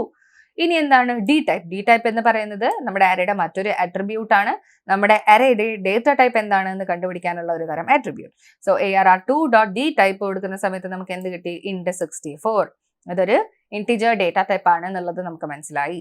ഇനി അറേയുടെ സൈസ് നമ്മൾ കൊടുക്കുമ്പോൾ നമുക്ക് അവിടെ കിട്ടുന്ന റിസൾട്ട് എന്താണ്, 10 ആണ്. ഓക്കെ, അപ്പം അറേയുടെ സൈസ് 10 ആണ് എന്നുള്ളത് നമുക്ക് ഇവിടെ കിട്ടി. ഇനി അടുത്തത് എന്താ, import numpy as np. ARR2a is equal to np.array 1 2 3 and then 4 5 6. ഇതും എന്ത് തന്നെയാണ്, ഇതും ഒരു 2 ഡയമെൻഷണൽ അറേയുടെ എക്സാമ്പിൾ തന്നെയാണ്. ഓക്കെ, ഇനി അടുത്തത് 3D array creation. So 3D array create ചെയ്യുമ്പോൾ എത്ര ബ്രാക്കറ്റ്സ് ഉണ്ടാവും, പുറത്ത് നമുക്ക് 3 ബ്രാക്കറ്റ്സ് ഉണ്ടാവും. സി അതേപോലെ നമുക്ക് ഇവിടെ 3 ബ്രാക്കറ്റ്സ് ഉണ്ട്. ഓക്കെ, സോ ലൈക്ക് വൈസ് നമുക്ക് ആവശ്യമുള്ള അറേസ് ക്രിയേറ്റ് ചെയ്യാനായിട്ട് പറ്റും. സി ഇവിടെ നമ്മളൊരു 3 ഡയമെൻഷണൽ അറേ എടുത്തിട്ടുണ്ട്. ഇനി അതിന്റെ ഷേപ്പ് എടുക്കുമ്പോൾ എന്താണ് സംഭവിക്കുന്നത്, 3 വാല്യൂസ് ആണ് ആ ഒരു പെർട്ടിക്കുലർ ടപ്പിളിന്റെ അകത്ത് നമുക്ക് കിട്ടുന്നത്. ഓക്കെ, അപ്പം ഇതിൽ ഓരോ വാല്യൂസും ഇൻഡിക്കേറ്റ് ചെയ്യുന്നത് എന്താണ്, ഇതിലെ ഫസ്റ്റ് വാല്യൂ 2 എന്ന് പറയുന്നത് നമ്പർ ഓഫ് പാനൽസ് ആണ്. ഓക്കെ, നമ്പർ ഓഫ് പാനൽസ് എന്ന് പറയുമ്പം സേ ഇത് ഫസ്റ്റ് പാനൽ ആൻഡ് ദെൻ ഇത് സെക്കൻഡ് പാനൽ. ഓക്കെ, അങ്ങനെ 2 പാനൽസ് ആയിട്ടാണ് നമുക്കുള്ളത്. ഇനി ഓരോ പാനലിലും എത്ര റോസ് ഉണ്ട്, അതാണ് നമ്മുടെ രണ്ടാമത്തെ വാല്യൂ. ഓക്കെ, സോ ഫസ്റ്റ് പാനലിൽ എത്ര റോസ് ഉണ്ട്, 1 2. ഫസ്റ്റ് പാനലിൽ 2 റോസ് ആണുള്ളത്. അതേപോലെ രണ്ടാമത്തെ പാനലിൽ എത്ര റോസ് ഉണ്ട്, 1 and 2. സോ നമുക്ക് രണ്ടാമത്തെ പാനലിലും 2 റോസ് ഉണ്ട്. ഇനി 3 എന്ന് പറയുന്ന ആ ഒരു വാല്യൂ എന്താണ്, നമ്പർ ഓഫ് കോളംസ്. സോ നമുക്ക് എത്ര കോളംസ് ഉണ്ട്, 1. Okay, C 1 2 and then 3. നമുക്ക് മൊത്തം 3 കോളംസ് ഉണ്ട്. സോ 2 2 3 ആണ് നമുക്ക് ഇവിടെ ഷേപ്പ് ആയിട്ട് കിട്ടിയിട്ടുള്ളത്. അതിനുശേഷം നമ്മൾ ഡേറ്റ ടൈപ്പ് എടുത്തു, അതിന്റെ സൈസ് എടുത്തു. സൈസ് എന്ന് പറയുമ്പം ഇവിടെ നമുക്ക് 12 ആണ് കിട്ടിയിട്ടുള്ളത്. So counting all the total number of elements നമുക്ക് 12 കിട്ടും. അതാണ് നമ്മുടെ സൈസ്. ഓക്കെ, ആൻഡ് ദെൻ അറേയുടെ ഡയമെൻഷൻ നമ്മൾ എടുത്തു 3 ആൻഡ് ദെൻ 3 നമ്മൾ പ്രിന്റ് ചെയ്തു. ഓക്കെ, ആൻഡ് വീണ്ടും നമ്മൾ മറ്റൊരു അറേ ക്രിയേറ്റ് ചെയ്യണം, A very simple 3 dimensional array. കണ്ടോ, ഇവിടെ നമുക്ക് ആകെ 2-3 എലമെന്റ്സ് മാത്രമേ ഉള്ളൂ. ഓക്കെ, ആൻഡ് ദെൻ ഇവിടെ നമ്മൾ കൊടുത്തിരിക്കുന്ന ബ്രാക്കറ്റ്സ് അനുസരിച്ചിട്ട് അതൊരു 3 ഡയമെൻഷണൽ അറേ ആണ് എന്നുള്ളത് നമുക്ക് മനസ്സിലാക്കാം. ഓക്കെ, സോ ആൻഡ് അറേനെ ഞാൻ പ്രിന്റ് ചെയ്തു, അത് കഴിഞ്ഞിട്ട് അതിന്റെ ഡയമെൻഷൻ പ്രിന്റ് ചെയ്തു, അതിന്റെ ഷേപ്പ് എടുത്തു. സോ നമുക്ക് ഒരേ ഒരു പാനൽ മാത്രമാണുള്ളത്, ആ ഒരു പാനലിൽ ഒരൊറ്റ റോ മാത്രമാണുള്ളത്, അതിൽ 3 എലമെന്റ്സ് ഉണ്ട് അല്ലെങ്കിൽ 3 കോളംസ് ഉണ്ട് എന്നുള്ളതും നമുക്ക് ഇവിടുന്ന് ക്ലിയർ ആണ്. അടുത്തത് അറേയുടെ സൈസ് എടുത്തു. സൈസ് എന്താണ്, നമ്പർ ഓഫ് എലമെന്റ്സ്. സോ ഇതിന്ന് നമുക്ക് കിട്ടുന്ന നമ്പർ ഓഫ് എലമെന്റ്സ് എത്രയാണ്, 3 എലമെന്റ്സ് ആണ്. അത് നമുക്ക് മനസ്സിലായി. ഇനി നമ്പൈ അറേസ്. ഇപ്പം നമ്മൾ സാധാരണ അറേ എന്ന് പറയുന്ന മെത്തേഡ് ഉപയോഗിച്ച് ക്രിയേറ്റ് ചെയ്യാൻ പറ്റുന്ന അറേസ്, സിമ്പിൾ ആയിട്ടുള്ള അറേസ് നമ്മൾ ക്രിയേറ്റ് ചെയ്തു. അതുകൂടാതെ നമുക്ക് ബിൽറ്റ് ഇൻ ആയിട്ട് പലതരത്തിലുള്ള അറേസ് ക്രിയേറ്റ് ചെയ്യാൻ പറ്റും. Like 0 array, 1s array, empty array, identity array, അങ്ങനെ പലതരത്തിലുള്ള അറേസ് ആണ് നമുക്ക് ക്രിയേറ്റ് ചെയ്യാനായിട്ട് പറ്റും. സോ അത്തരത്തിലുള്ള കുറച്ച് അറേസ് എന്താണെന്നുള്ളത് നമുക്ക് ഡിസ്കസ് ചെയ്യാം. So starting with 0 array. അതിന്റെ പേര് പോലെ തന്നെയാണ്, ആ അറേയിൽ കംപ്ലീറ്റ്ലി സീറോസ് ആയിരിക്കും. അതുകൊണ്ടാണ് 0 അറേ എന്ന പേര് വന്നത്. Now np.zeros and circular brackets അകത്ത് 2,3 എന്ന് പറയുമ്പോൾ എന്താണ് സംഭവിക്കുക, അവിടെ ആക്ച്വലി നമ്മൾ ഒരു കൈൻഡ് ഓഫ് ഷേപ്പ് ആണ് കൊടുത്തത്. 2 റോസ് 3 കോളംസ്. 2 റോസ് 3 കോളംസ് പറയുമ്പോൾ എന്താണ് അവിടെ ക്രിയേറ്റ് ചെയ്യുന്നത്, 2 റോസ് വന്നു ആൻഡ് ദെൻ 3 കോളംസ് വന്നു. So you have A 0 array. അടുത്തത് വൺസ് അറേ. വൺസ് അറേ എന്ന് പറയുമ്പോൾ എന്താ, അതിന്റെ പേര് പോലെ തന്നെ ആ അറേയിൽ കംപ്ലീറ്റ്ലി വൺസ് ആയിരിക്കും ഉണ്ടാവുക. ആൻഡ് അതിന്റെ അകത്ത് നമ്മൾ എന്ത് കൊടുത്തു, ഷേപ്പ് കൊടുത്തു, 3,4. That is 3 rows and 4 columns. So 1, 2 and then 3. 3 arrays, 4 columns. So 1, 2, 3 and then 4. അങ്ങനെ 4 columns വന്നു. അപ്പം അതാണ് വൺസ് അറേ. ഇനി M T array. M T array എന്ന് പറഞ്ഞാൽ എന്താണ്, it is equal to np.empty 3,4 എന്നാണ് നമ്മൾ കൊടുത്തത്. സോ അഗെയിൻ 3,4 എന്താണ്, അതിന്റെ number of rows and columns തന്നെയാണ്. ഓക്കെ, പക്ഷെ എം ടി അറേക്ക് ഒരു പ്രത്യേകതയുണ്ട്. എം ടി അറേയിൽ എന്താ സംഭവിക്കുക പറഞ്ഞാൽ, നമ്മുടെ ഇതിലുള്ള മെമ്മറിയിലുള്ള ഗാർബേജ് വാല്യൂ കളക്ട് ചെയ്തിട്ടാണ് നമ്മുടെ എം ടി അറേയിൽ നമുക്ക് കിട്ടുന്നത്. അതാണ് എം ടി അറേയുടെ പ്രത്യേകത. Next one identity array. Identity array create ചെയ്യാനായിട്ട് നമുക്ക് 2 ബിൽറ്റ് ഇൻ മെത്തേഡ്സ് ഉണ്ട് നംപൈയിൽ. സോ അതിൽ ഒരു ബിൽറ്റ് ഇൻ മെത്തേഡാണ് identity and next built in മെത്തേഡാണ് ഐ എന്ന് പറയുന്നത്. അപ്പം ഈ ഐഡന്റിറ്റി അറേയുടെ പ്രത്യേകത എന്താന്ന് പറഞ്ഞാൽ, ഡയഗണൽ എലമെന്റ്സ് കംപ്ലീറ്റ്ലി എന്തായിരിക്കും, 1 ആയിരിക്കും. അതാണ് ഐഡന്റിറ്റി അറേയുടെ പ്രത്യേകത. സി ഇവിടെ നോക്കിക്കോളൂ, നമുക്ക് ഇവിടെ കാണാൻ പറ്റുന്നുണ്ട് np.identity 4. ഓക്കെ, 4 എന്ന് പറഞ്ഞാൽ എന്താണ്, 4 എന്ന് പറഞ്ഞാൽ number of rows and number of columns. അത് ബിക്കോസ് ഐഡന്റിറ്റി മെട്രിക്സ് എന്ന് പറയുന്നത് it will always be A square matrix. Square matrix എന്ന് പറഞ്ഞാൽ എന്താണ്, number of rows and number of columns will always be equal. അപ്പം നമുക്ക് രണ്ടും കൂടെ കൊടുക്കേണ്ട കാര്യമില്ല, ജസ്റ്റ് ഒരു സിംഗിൾ വാല്യൂ കൊടുത്താൽ മതി. Okay, because number of rows equal to number of columns. Okay, so ഐഡന്റിറ്റിയുടെ കേസിൽ, ഐഡന്റിറ്റി അറേയുടെ കേസിൽ നമുക്ക് അകത്ത് ജസ്റ്റ് ഒരു സിംഗിൾ വാല്യൂ കൊടുത്തു, 4 എന്ന് കൊടുത്തു. That is 4 rows and 4 columns എന്നാണ് മീൻ ചെയ്യുന്നത്. ആൻഡ് ദെൻ അതിനെ നമ്മൾ പ്രിന്റ് ചെയ്യുന്നു. പ്രിന്റ് ചെയ്യുന്ന സമയത്ത് എന്താ, സി ഇവിടെ ഡയഗണൽ എലമെന്റ്സ് കംപ്ലീറ്റ്ലി 1 ആണ്. 1, 1, 1, 1. ഓക്കെ, ഡയഗണൽ എലമെന്റ്സ് കംപ്ലീറ്റ്ലി 1 ആണെന്നുള്ളത് കാണിച്ചു. ബാക്കി എലമെന്റ്സ് ഒക്കെ എന്താണ്, കംപ്ലീറ്റ്ലി 0 ആണ്. ഓക്കെ, അതാണ് ഐഡന്റിറ്റി അറേ. ഈ സെയിം സ്ഥലം നമുക്ക് ഐ എന്ന് പറയുന്നത് വെച്ചിട്ടും ക്രിയേറ്റ് ചെയ്യാം. ഐ സർക്കുലർ ബ്രാക്കറ്റ്സിൽ 2 കൊടുത്തു. That means 2 rows and 2 columns. Diagonal elements completely 1 ആണ് ആൻഡ് ബാക്കി എലമെന്റ്സ് എന്താണ്, 0 ആയിട്ട് മാറിയിട്ടുണ്ട്. So this is identity array. അടുത്തത് random array. Random array again അതിന്റെ പേര് പോലെ തന്നെ റാൻഡം ആയിട്ടുള്ള വാല്യൂസ് ആയിരിക്കും ആ ഒരു അറേയിൽ ഉണ്ടാവുക. Okay, and C np.random.rand. Rand എന്ന് പറയുന്ന ഫംഗ്ഷൻ ആണ് അതിനായിട്ട് നമ്മൾ ഉപയോഗിക്കുന്നത്. സോ numpy എന്ന് പറയുന്ന ലൈബ്രറിയിൽ റാൻഡം എന്ന് പറയുന്ന മൊഡ്യൂളിൽ നിന്ന് റാൻഡ് എന്ന് പറയുന്ന ഫംഗ്ഷൻ ആണ് ഉപയോഗിക്കുന്നത്. അതിൻ്റെ അകത്ത് 5 ആണ് നമ്മൾ കൊടുക്കുന്നത്. That indicates number of elements. 5 number of elements ആണ് ഒരു പെർട്ടിക്കുലർ റാൻഡം അറേയിൽ വേണ്ടത് എന്നുള്ളത് ഞാൻ പറയാം. ഓക്കെ, അപ്പൊ സി എനിക്ക് കിട്ടിയിട്ടുള്ള വാല്യൂസ് എന്ന് പറയുന്നത് 5 വാല്യൂസ് ആണ് ആൻഡ് ഫ്ലോട്ടിംഗ് പോയിന്റ് നമ്പേഴ്സ് ആയിരിക്കും ഈ ഒരു റാൻഡം അറേയിൽ നമുക്ക് കിട്ടുന്നത്. ഓക്കെ, ആൻഡ് സി അഗെയിൻ നമ്മൾ മറ്റൊരു റാൻഡം അറേ ക്രിയേറ്റ് ചെയ്തു. 3,4, 3 rows and 4 columns എന്നുള്ള ഒരു 2-dimensional അറേ നമ്മളിവിടെ ക്രിയേറ്റ് ചെയ്യാണ്. ഓക്കെ, അപ്പൊ 2-dimensional അറേ ക്രിയേറ്റ് ചെയ്യുന്ന സമയത്ത് അഗെയിൻ സി നമുക്ക് അവിടെ കിട്ടിയിട്ടുള്ളത് കുറെ റാൻഡം വാല്യൂസ് ആണ് and in decimal format. Okay, next one range array. അങ്ങനെ പല തരത്തിലാണ് നമുക്കിവിടെ numpy ഉപയോഗിച്ചിട്ട് അറേസ് ക്രിയേറ്റ് ചെയ്യാൻ പറ്റുക. So what is range array? Range array എന്ന് പറയുമ്പോൾ range എന്ന് പറയുന്ന ഒരു മെത്തേഡ് ഉപയോഗിച്ചിട്ടാണ് നമ്മൾ റേഞ്ച് അറേ ക്രിയേറ്റ് ചെയ്യുന്നത്. അകത്ത് 10 എന്ന് പറയുന്ന വാല്യൂ നമ്മൾ കൊടുത്തിട്ടുണ്ട്. Okay, so what is that 10? Array 0, 1, 2, 3, 4, 5, 6, 7, 8, 9. അതായത് 0 മുതൽ 9 വരെയുള്ള വാല്യൂസ് ആയിരിക്കും പ്രിന്റ് ചെയ്ത് കാണിക്കുക. ആ 10 എന്ന് പറയുന്ന നമ്പർ എവിടെ ഉണ്ടാവില്ല, അത് അവസാനം നമ്മൾ കാണിക്കില്ല. ബിക്കോസ് റേഞ്ച് എന്ന് പറയുന്ന ഫംഗ്ഷൻ എന്താണ്, mainly it A range of 10 എന്ന് കൊടുത്താൽ 0 മുതൽ 9 വരെ ആയിരിക്കും പ്രിന്റ് ചെയ്യുക. അതേപോലെ തന്നെ റേഞ്ച് എന്ന് പറയുന്ന അറേ മെത്തേഡ് ഉപയോഗിച്ച് നമ്മൾ 0 മുതൽ 9 വരെയുള്ള വാല്യൂസ് ആയിരിക്കും നമ്മുടെ അറേയിൽ പ്രിന്റ് ചെയ്ത് കാണിക്കുന്നത്. Okay, and again the next one range array തന്നെയാണ് നമ്മൾ ക്രിയേറ്റ് ചെയ്യുന്നത്. 5, 15, 2. ഓക്കെ, 5 എന്ന് പറഞ്ഞാൽ എന്താണ്, നമ്മുടെ സ്റ്റാർട്ടിംഗ് റേഞ്ച് നമ്മൾ കൊടുത്തു. 5 മുതൽ തുടങ്ങി 15 വരെ വേണം. ആൻഡ് ആ ഒരു സ്റ്റെപ്പ് കൗണ്ട് ആണ് നമ്മൾ 2 എന്ന് പറഞ്ഞ് കൊടുത്തിട്ടുള്ളത്. 5 മുതൽ 15 വരെ. So 5 starting from 5 and ending at 15. So 15 cover ചെയ്യില്ല, 15ന്റെ തൊട്ട് മുൻപ് വരെയുള്ളത്, ദാറ്റ് ഇസ് 14 വരെ എന്നാണ് പറഞ്ഞിട്ടുള്ളത്. പക്ഷെ ഇവിടെ നമ്മൾ സ്റ്റെപ്പ് കൗണ്ട് 2 ആയിട്ട് കൊടുത്തിട്ടുണ്ട്. സ്റ്റെപ്പ് കൗണ്ട് 2 എന്ന് പറയുമ്പോൾ എങ്ങനെയാണ് സംഭവിക്കുക, 5ൽ നിന്ന് സ്റ്റാർട്ട് ചെയ്തു. 5 + 2 7. സോ അവിടുത്തെ +2 എന്ന് പറയുന്നതാണ് എന്താ, നമ്മുടെ സ്റ്റെപ്പ് കൗണ്ട്. ഇനി 7 + 2 എന്ത് കിട്ടും, 9. ഓക്കെ, സോ 7 കഴിഞ്ഞ് 2 നമ്പേഴ്സ് വിട്ടിട്ടാണ് 9 വരുന്നത്. അതേപോലെ 9 + 2 ചെയ്യുമ്പോൾ 2 നമ്പേഴ്സ് കഴിഞ്ഞിട്ടാണ് ആര് വരുന്നത്, 11 വരുന്നത്. സോ അങ്ങനെ 2 നമ്പേഴ്സിനെ മാറ്റിയിട്ടാണ്, ലൈക്ക് 2 നമ്പേഴ്സ് ആഡ് ചെയ്തുകൊണ്ടിട്ടാണ് നമുക്ക് അടുത്ത എലമെന്റ്സ് ഈ ഒരു ലിസ്റ്റിൽ കിട്ടുന്നത്. ഓക്കെ, സോ അങ്ങനെ പോയി നമ്മൾ 14 എത്തുന്നില്ല, 13 എത്തുന്നുള്ളൂ. ആൻഡ് 13 കഴിഞ്ഞ് 13 + 2 ചെയ്യുമ്പോൾ നമുക്ക് 15 ആണ് കിട്ടുക. സോ 15 നമുക്ക് ആവശ്യമില്ല, because this is arrange method. So will stop at 13. Okay, അപ്പൊ 5 മുതൽ 13 വരെയാണ് എന്ത് പോകുന്നത്, നമ്മുടെ വാല്യൂസ് പോകുന്നത്. Okay, next one Boolean array ആണ്. ബൂലിയൻ അറേ എന്ന് പറയുമ്പോൾ അത് ക്രിയേറ്റ് ചെയ്യാനായിട്ട് നമുക്ക് പ്രത്യേകിച്ച് ബിൽട്ടൺ ആയിട്ടുള്ള മെത്തേഡ്സ് ഒന്നും numpyയിൽ ഇല്ല. But you can give A condition. Based on A condition ആണ് ഇവിടെ നമ്മൾ അറേ ക്രിയേറ്റ് ചെയ്യുന്നത്. So what is A Boolean array? Boolean array is equal to np.array. അതിനകത്ത് ഞാൻ 5 എലമെന്റ്സ് ആണ് കൊടുത്തത് ആൻഡ് ഓൾസോ ഞാൻ ഒരു കണ്ടീഷനും കൂടെ കൊടുത്തിട്ടുണ്ട്. എന്താണ് എന്റെ condition? Boolean underscore array greater than 3. നമ്മൾ അറേ ആയിട്ട് ക്രിയേറ്റ് ചെയ്യാൻ കൊടുത്തിട്ടുള്ള ആ ഒരു വാല്യൂസ്, ഇപ്പം np.array എന്ന് പറയുമ്പോൾ നമുക്ക് ഒരു അറേ ആണ് കിട്ടും. 1 2 3 4 5 എന്ന് പറഞ്ഞിട്ടുള്ള ഒരു അറേ ആണ് നമുക്ക് റിസൾട്ട് ആയിട്ട് കിട്ടുന്നത്. അപ്പം ആ അറേയിലുള്ള എലമെന്റ്സ് ഗ്രേറ്റർ ദാൻ 3 എന്ന് കൊടുക്കുന്ന സമയത്ത് എന്താണ് സംഭവിക്കുക? ആ ഒരു പെർട്ടിക്കുലർ അറേയിൽ ഏതൊക്കെ നമ്പേഴ്സ് ആണോ 3നേക്കാളും വലുതായിട്ടുള്ളത് അവിടെയൊക്കെ നമുക്ക് ട്രൂ കിട്ടുന്നു. കണ്ടോ? അവിടെയൊക്കെ നമുക്ക് ട്രൂ കിട്ടും, അല്ലാത്തയിടത്തൊക്കെ ഫാൾസും വരുന്നു. Next one, full array. എന്താണ് full array?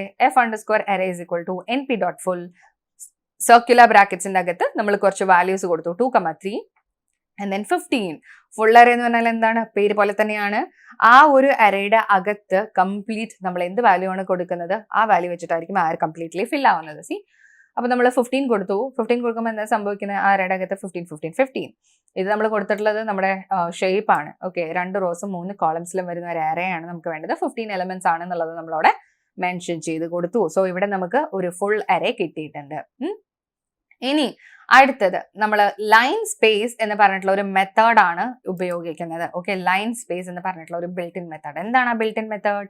np.linespace.0,10,5. That means 0 മുതൽ 10 വരെയുള്ള ഒരു വാല്യൂ ആയിരിക്കും നമുക്ക് ഒരു റിസൾട്ടന്റ് അറേയിൽ കിട്ടുന്നുണ്ടായിരിക്കുക.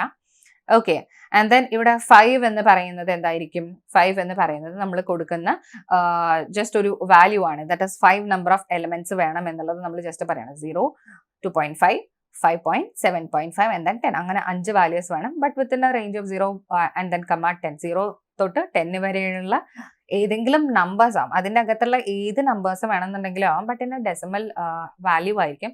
ആൻഡ് ഓൾസോ സി, ഇവിടെ ഈക്വൽ ഡിസ്ട്രിബ്യൂഷൻ നെസസറി അല്ല എന്ന് നമ്മൾ പറഞ്ഞിട്ടുണ്ട്. ഓക്കെ, അപ്പൊ അതാണ് ലെൻ സ്പേസ് എന്ന് പറയുന്ന മെത്തേഡ്. പിന്നെ മറ്റൊരു മെത്തേഡാണ് റീഷേപ്പ്. സേ ഇപ്പം നമ്മുടെ അറേയുടെ ഒരു ഷേപ്പ് ഇന്നതാണെന്നുണ്ടെങ്കിൽ അതിന്റെ ഷേപ്പിനെ എനിക്ക് മാറ്റാനായിട്ട് പറ്റും. അതാണ് റീഷേപ്പ് എന്നത് കൊണ്ട് ഉദ്ദേശിക്കുന്നത്. സി അഗൈൻ ലൈൻ സ്പേസ് വെച്ചിട്ട് നമ്മൾ അഗൈൻ ഒരു അറേ ക്രിയേറ്റ് ചെയ്തിട്ടുണ്ട്. 10, 20, 6. സോ എനിക്ക് മൊത്തത്തിൽ 6 എലമെന്റ്സ് ഉണ്ട്.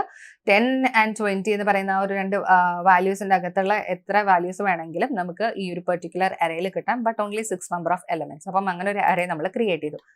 ഇനി അതിനെ ഞാനൊന്ന് റീഷേപ്പ് ചെയ്തെടുക്കാൻ പോവാം. സോ ഈ ഒരു അറേയുടെ ഷേപ്പ് നോക്കിക്കഴിഞ്ഞാൽ നമുക്ക് മനസ്സിലാവുന്നുണ്ട്, this is A 1-dimensional array and this has only എന്താ പറയുക 6 എലമെന്റ്സ്. ഓക്കെ, അപ്പൊ 6 എന്നുള്ളതായിരിക്കും ഈ ഒരു അറേയുടെ ഷേപ്പ് ആയിട്ട് എനിക്ക് കിട്ടുക, 6. ഓക്കെ, ഇനി റീഷേപ്പ് ചെയ്യുമ്പോഴെങ്ങനെയാണ് ചെയ്യുന്നത്? അഗൈൻ ഞാൻ ഇവിടെ ആ ഒരു സെയിം അറേ തന്നെ ഫസ്റ്റ് ക്രിയേറ്റ് ചെയ്തു. ഓക്കെ, അപ്പോൾ 6 എലമെന്റ്സ് ഉള്ള ആ ഒരു അറേ ഞാൻ ഇവിടെ ക്രിയേറ്റ് ചെയ്തു. അതിനെ ഞാൻ റീഷേപ്പ് ചെയ്യാൻ പോവാണ് 2, 3 എന്നുള്ള രീതിയിൽ. ബിക്കോസ് നമുക്ക് ഓൾറെഡി അറിയാം ഇവിടെ 6 നമ്പർ ഓഫ് എലമെന്റ്സ് ആണുള്ളത്, 6. ഓക്കെ, 6 നമുക്ക് എങ്ങനെയൊക്കെ കിട്ടും? 6നെ എന്തൊക്കെ നമ്പേഴ്സ് മൾട്ടിപ്ലൈ ചെയ്യുമ്പോഴാണ് 6 കിട്ടുക? 2, 3 മൾട്ടിപ്ലൈ ചെയ്യുമ്പോൾ നമുക്ക് 6 കിട്ടും. 3, 2 മൾട്ടിപ്ലൈ ചെയ്യുമ്പോൾ 6 കിട്ടും. 1 and 6 മൾട്ടിപ്ലൈ ചെയ്യുമ്പോൾ നമുക്ക് 6 കിട്ടും. 6 and 1 മൾട്ടിപ്ലൈ ചെയ്യുമ്പോൾ നമുക്ക് 6 കിട്ടും. സോ ഏതൊക്കെ രീതിയിലാണോ 6നെ നമുക്ക് ഫാക്ടറൈസ് ചെയ്യാൻ പറ്റുന്നത്, ഓക്കെ, ആ ഒരു രീതിയിലാണ് ഇവിടെ റീഷേപ്പിന്റെ വാല്യൂ നമ്മൾ സ്പ്ലിറ്റ് ചെയ്ത് കൊടുക്കേണ്ടത്. ഒരിക്കലും നമുക്ക് 3, 3 കൊടുക്കാൻ പറ്റില്ല. ബിക്കോസ് 3, 3 കൊടുക്കുമ്പം 3 into 3 9 ആണ് കിട്ടുക. ബിക്കോസ് നമുക്ക് ഇവിടെ 9 എലമെന്റ്സ് ഇല്ല, കംപ്ലീറ്റ്ലി 6 എലമെന്റ്സ് ഉള്ളൂ. ഇനി 4, 3 എന്നുള്ള രീതിയിൽ നമുക്ക് കൊടുക്കാൻ പറ്റുമോ എന്ന് ചോദിച്ചു കഴിഞ്ഞാൽ അതും കൊടുക്കാൻ പറ്റില്ല. ബിക്കോസ് 4 into 3 12 ആണ്. ഇവിടെ നമുക്ക് 12 എലമെന്റ്സ് ഇല്ല, 6 എലമെന്റ്സേ ഉള്ളൂ. അപ്പൊ 6ന്റെ ഫാക്ടറൈസേഷൻ വാല്യൂസ് ആയിരിക്കണം നമ്മൾ റീഷേപ്പിന്റെ അകത്ത് കൊടുക്കേണ്ടത്. ഓക്കെ, അപ്പൊ 2, 3 2 into 3 ചെയ്യുമ്പോൾ നമുക്ക് 6 ആണ് കിട്ടുന്നത്. അപ്പൊ 2, 3 എന്ന് കൊടുത്തു. അപ്പൊ 2, 3 എന്ന് കൊടുക്കുന്ന സമയത്ത് എന്റെ ആ ഒരു ആദ്യത്തെ 6 എലമെന്റ്സ് ഉള്ള ആ ഒരു അറേനെ ഏത് രീതിയിൽ കിട്ടുന്നു? 2 റോസ് ആയിട്ട് കിട്ടുന്നു, and then 3 കോളംസ് ആക്കിയിട്ടും കിട്ടുന്നു. ഓക്കെ, അപ്പം അതാണ് ഈ ഒരു അറേ അല്ലെങ്കിൽ റീഷേപ്പ് ഉപയോഗിച്ച് നമ്മൾ അറേനെ ഒന്ന് റീഷേപ്പ് ചെയ്യുന്നത്, അല്ലെങ്കിൽ അതിന്റെ ആ ഒരു ഷേപ്പ് മാറ്റുന്നത് ഈ ഒരു രീതിയിലാണ്. ഓക്കെ, ഇനി how to know the number of elements in an array within a specified range. നമ്മൾ കൊടുക്കുന്ന ഒരു റേഞ്ചിന്റെ അകത്തുള്ള നമ്പർ ഓഫ് എലമെന്റ്സ് ഉണ്ട് എന്നുള്ളത് എങ്ങനെ നമുക്ക് മനസ്സിലാക്കാം? സോ ഞാൻ ജസ്റ്റ് ഒരു വേരിയബിൾ ക്രിയേറ്റ് ചെയ്തു, സൈസ് ഓഫ് അറേ 1. എന്നിട്ട് ഞാൻ ഒരു റേഞ്ച് അറേ ക്രിയേറ്റ് ചെയ്യുന്നുണ്ട്. 100, 300 ആണ് ഞാൻ അവിടെ കൊടുത്തത്. ആൻഡ് ഇവിടെ ഞാൻ 5 എന്ന് പറയുന്ന ഒരു വാല്യൂ കൊടുത്തിട്ടാണ്. ദാറ്റ് ഈസ് നമ്മുടെ സ്റ്റെപ്പ് കൗണ്ട് ഞാൻ കൊടുത്തു. ഇനി അതിന്റെ അല്ലെങ്കിൽ ആ ഒരു 100 തൊട്ട് 300 വരെ ഉള്ള വാല്യൂസിന്റെ അകത്ത് വിത്ത് 5 സ്റ്റെപ്പ് കൗണ്ട് എന്ന് പറയുമ്പം അതിൻ്റെ അകത്ത് ഒരുപാട് നമ്പർ ഓഫ് വാല്യൂസ് ഉണ്ട്. ഒരിക്കലും അതിനെ മാനുവലി കൗണ്ട് ചെയ്യുക എന്നുള്ളത് ഇറ്റ്സ് നോട്ട് പ്രാക്ടിക്കൽ. അപ്പം നമുക്ക് എന്ത് ഉപയോഗിക്കാം അതിനായിട്ട്? നമുക്ക് നംപൈയുടെ സൈസ് എന്ന് പറയുന്ന ആ ഒരു ബിൽറ്റ് ഇൻ മെത്തേഡ് അല്ലെങ്കിൽ ആ ഒരു ആട്രിബ്യൂട്ട് ഉപയോഗിച്ച് കഴിഞ്ഞാൽ അതിൻ്റെ അകത്ത് എത്ര നമ്പർ ഓഫ് എലമെന്റ്സ് ഉണ്ട് എന്നുള്ളത് നമുക്ക് കണ്ടുപിടിക്കാനായിട്ട് കിട്ടും. ഓക്കെ, സോ ഇങ്ങനെ കൊടുക്കാം. അല്ല എന്നുണ്ടെങ്കിൽ ഒരു വേരിയബിൾ ഒന്നും ക്രിയേറ്റ് ചെയ്യാതെ ഡയറക്ട്ലി ഈ ഒരു രീതിയിൽ കൊടുക്കുന്നതും എന്തായിരിക്കും നല്ലതാണ്. ഓക്കെ, സോ അതാണ് ഇത് ചെയ്യാനുള്ള വഴികൾ. നമ്മുടെ അറേയിൽ എത്ര എലമെന്റ്സ് ഉണ്ടെന്ന് കണ്ടുപിടിക്കാനുള്ള വഴികളാണ്. ഇനി അടുത്തതായിട്ട് നമ്മൾ അറേയിൽ ചെയ്യാൻ പോകുന്ന കുറച്ച് കാൽക്കുലേഷൻസ്. ഓക്കെ, അപ്പം അറേ അരിത്മെറ്റിക് എന്ന് ജസ്റ്റ് നമ്മൾ കൊടുത്തിട്ടുണ്ട്. ഓക്കെ, അപ്പോൾ array is equal to np.array. അറേയുടെ അകത്ത് ഞാൻ കുറച്ച് വാല്യൂസ് കൊടുത്തു, array എന്നാൽ അതിനെ പ്രിന്റ് ചെയ്തു. എനിക്ക് അറേ കിട്ടി. ഇനി ആ ഒരു അറേയുടെ കൂടെ ഞാൻ +5 കൊടുക്കുകയാണ്. അപ്പം എന്ത് സംഭവിക്കും? ഞാൻ ക്രിയേറ്റ് ചെയ്ത് വെച്ചിട്ടുള്ള ആ അറേയിലെ എല്ലാ എലമെന്റ്സിന്റെ കൂടെ 5 ആഡ് ചെയ്തിട്ടുള്ള result. So 25 + 5 30, 50 + 5 55, 56 + 5 61. Okay, and then 58 + 5 63. ആ ഒരു രീതിയിലാണ് എന്ത് പോകുന്നത്? റിസൾട്ട്സ് ആക്ച്വലി പോകുന്നത്. Okay, and then next one, print arith array -5. അപ്പൊ ഇവിടെ ആക്ച്വലി എന്ത് സംഭവിക്കുന്നു? ഞാൻ കൊടുത്തിട്ടുള്ള എല്ലാ എലമെന്റ്സ്, എന്റെ ഒറിജിനൽ എലമെന്റ്സ് എന്താണ്? 25, 50, 56 ആൻഡ് 58 ആണ് എന്റെ ഒറിജിനൽ എലമെന്റ്സ് എന്ന് പറയുന്നത്. അപ്പൊ ഈ ഒറിജിനൽ എലമെന്റ്സിൽ നിന്നും 5 മൈനസ് ചെയ്യുന്ന സമയത്ത് എന്താണ് സംഭവിക്കുക? ഈ ഒരു റിസൾട്ട് ആണ് കിട്ടുന്നത്. സിമിലർലി മൾട്ടിപ്ലിക്കേഷൻ ചെയ്യുമ്പോൾ അതിന്റെ റിസൾട്ട് കിട്ടും, ഡിവിഷൻ ചെയ്യുമ്പോൾ അതിന്റെ റിസൾട്ട് കിട്ടും. സോ ഈ രീതിയിലാണ് നമ്മൾ എന്ത് ചെയ്യുന്നത്? നമ്മുടെ അറേയിൽ അരിത്മെറ്റിക് ഓപ്പറേഷൻസ് നമ്മൾ പെർഫോം ചെയ്യുന്നത്. ഓക്കെ, അടുത്തതായിട്ട് വരുന്നതാണ് ഇൻഡെക്സിങ് ആൻഡ് സ്ലൈസിങ്. വളരെ ഇമ്പോർട്ടൻ്റ് ആയിട്ടുള്ള ഓപ്പറേഷൻസ് ആണ് ഇൻഡെക്സിങ്ങും സ്ലൈസിങ്ങും. അറിഞ്ഞിരിക്കുക എന്നുള്ളത് മാൻഡേറ്ററി ആണ്. അപ്പം ഇൻഡെക്സിങ് എന്ന് പറഞ്ഞാൽ നമ്മൾ കൊടുക്കുന്ന അറേയിൽ അകത്തുള്ള ഓരോ എലമെന്റ്സിനും ഓരോ പൊസിഷൻസ് ഉണ്ടാവും. ബിക്കോസ് ഓക്കെ, ഇവിടെ 1 എന്ന് പറയുന്ന എലമെന്റിന്റെ പൊസിഷൻ 0 ആണ്, 2 എന്ന് പറയുന്ന എലമെന്റിന്റെ പൊസിഷൻ 1 ആണ്, 3 എന്ന് പറയുന്ന എലമെന്റിന്റെ പൊസിഷൻ 2 ആണ്. അങ്ങനെ അപ്പൊ ഈ 0, 1, 2 എന്നൊക്കെ പറയുന്ന ആ പൊസിഷൻസിനെ നമ്മൾ കോമൺലി വിളിക്കുന്നത് ഇൻഡെക്സ് എന്നാണ്. ഓക്കെ, അപ്പം എനിക്ക് പറയാം 0th ഇൻഡെക്സിലുള്ളത് 1 എന്ന് പറയുന്ന എലമെന്റ് ആണ്, ഫസ്റ്റ് ഇൻഡെക്സിൽ 2 എന്ന് പറയുന്ന എലമെന്റ് ആണ്, സെക്കൻഡ് ഇൻഡെക്സിൽ 3 എന്ന് പറയുന്ന എലമെന്റ് ആണ്, 4th ഇൻഡെക്സിൽ 5 എന്ന് പറയുന്ന എലമെന്റ് ആണ്. അങ്ങനെ എനിക്ക് പറയാം. സോ അതാണ് ആക്ച്വലി ഇൻഡെക്സ് എന്നുകൊണ്ട് ഉദ്ദേശിക്കുന്നത്. ഇൻഡെക്സിങ് എന്ന് പറഞ്ഞാൽ എന്താണ്? ഓരോ പൊസിഷനിലുള്ള എലമെന്റ്സിനെ ആക്സസ് ചെയ്യുക. അതാണ് ആക്ച്വലി ഇൻഡെക്സിങ് കൊണ്ട് ഉദ്ദേശിക്കുന്നത്. Print int_array. int_array എന്താണ്? ഇവിടെ നമ്മൾ ക്രിയേറ്റ് ചെയ്ത് വെച്ചിട്ടുള്ള അറേ ആണ് int_array. Okay, and then square ബ്രാക്കറ്റ്സിന്റെ അകത്ത് ഞാൻ 0 എന്ന് കൊടുക്കുന്നു. ദാറ്റ് മീൻസ് അവിടെ എന്താണ് സംഭവിക്കുക? 0th പൊസിഷനിലുള്ള എലമെന്റിനെ നമ്മൾ ഇവിടെ ആക്സസ് ചെയ്യുന്നു. ഏതാണ് നമ്മുടെ 0th പൊസിഷനിലുള്ള എലമെന്റ്? 1. അപ്പൊ ഇവിടെ 1നെ ആക്സസ് ചെയ്തു. അടുത്തത് int_array 1 3, തേർഡ് പൊസിഷനിലുള്ള എലമെന്റ്. ഏതാണ് തേർഡ് പൊസിഷനിലുള്ള എലമെന്റ്? 4. അപ്പൊ 4നെ പ്രിന്റ് ചെയ്തു. എങ്ങനെയാണ് അത് തേർഡ് പൊസിഷൻ ആണെന്ന് മനസ്സിലായത്? ഇത് 0th പൊസിഷൻ, ഇത് first position, second position and third position. അപ്പൊ തേർഡ് പൊസിഷനിൽ 4 ആണ് എന്നുള്ളത് നമുക്ക് കിട്ടി. സോ ഈ ഒരു രീതിയിലാണ് നമ്മൾ ഇൻഡെക്സിങ് ചെയ്യുന്നത്. അടുത്തതായിട്ട് വരുന്നത് സ്ലൈസിങ് ആണ്. ഓക്കെ, സ്ലൈസിങ് എന്ന് പറയുന്നത് മറ്റ് ഇമ്പോർട്ടൻ്റ് ആയിട്ടുള്ള ഒരു കാര്യമാണ്. ഓക്കെ, പൈത്തന്റെ കേസിലൊക്കെ സ്ലൈസിങ് ഒക്കെ വളരെയധികം ഇമ്പോർട്ടൻ്റ് ആണ്. അപ്പം അതെന്താണെന്നുള്ളത് നോക്കാം.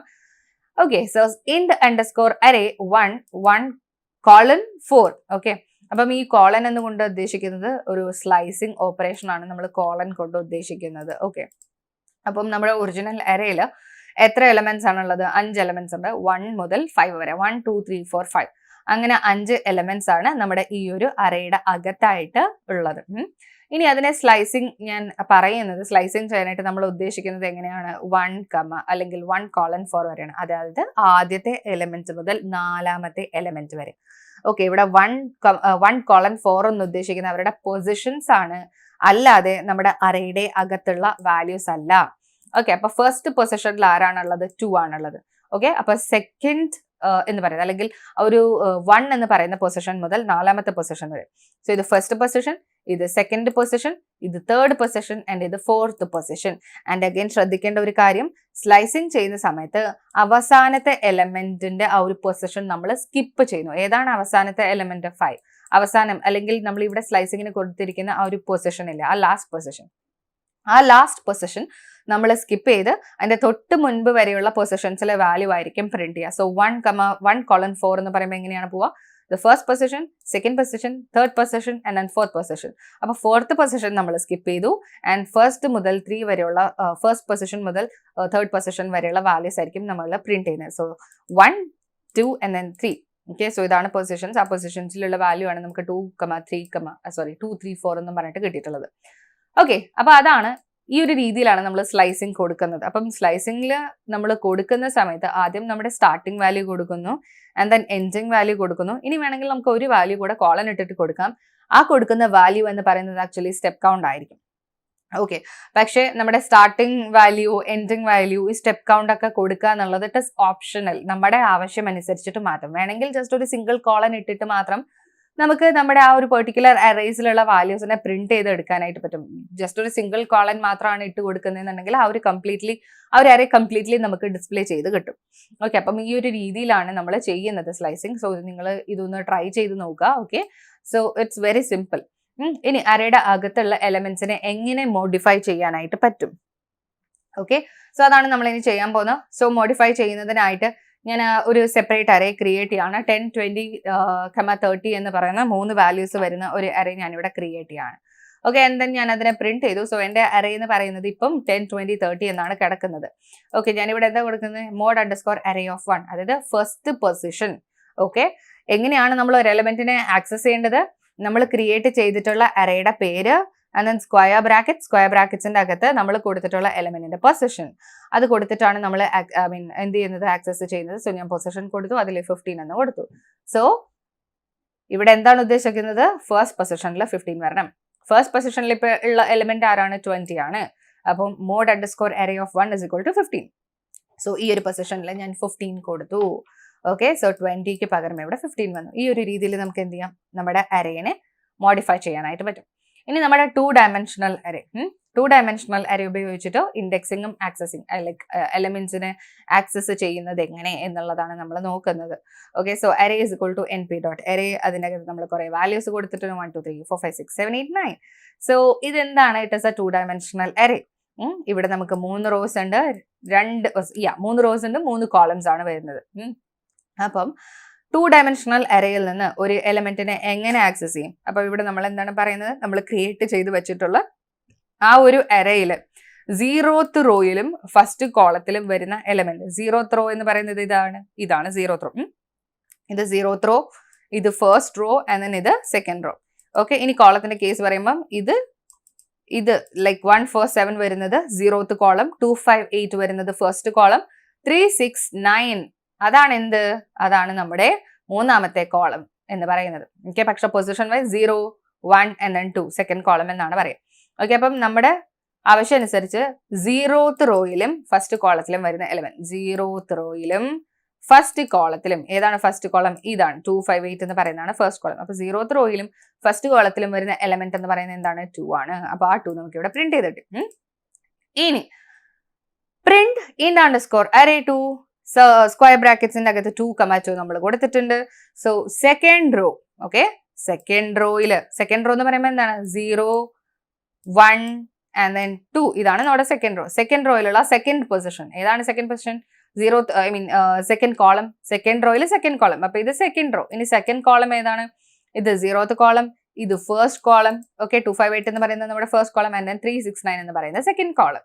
ഓക്കെ, അപ്പോൾ അതിലെ രണ്ടാമത്തെ കോളത്തിൽ വരുന്ന എലമെന്റ്, രണ്ടാമത്തെ റോയിലും രണ്ടാമത്തെ കോളത്തിലും വരുന്ന എലമെന്റ് ആണിത്.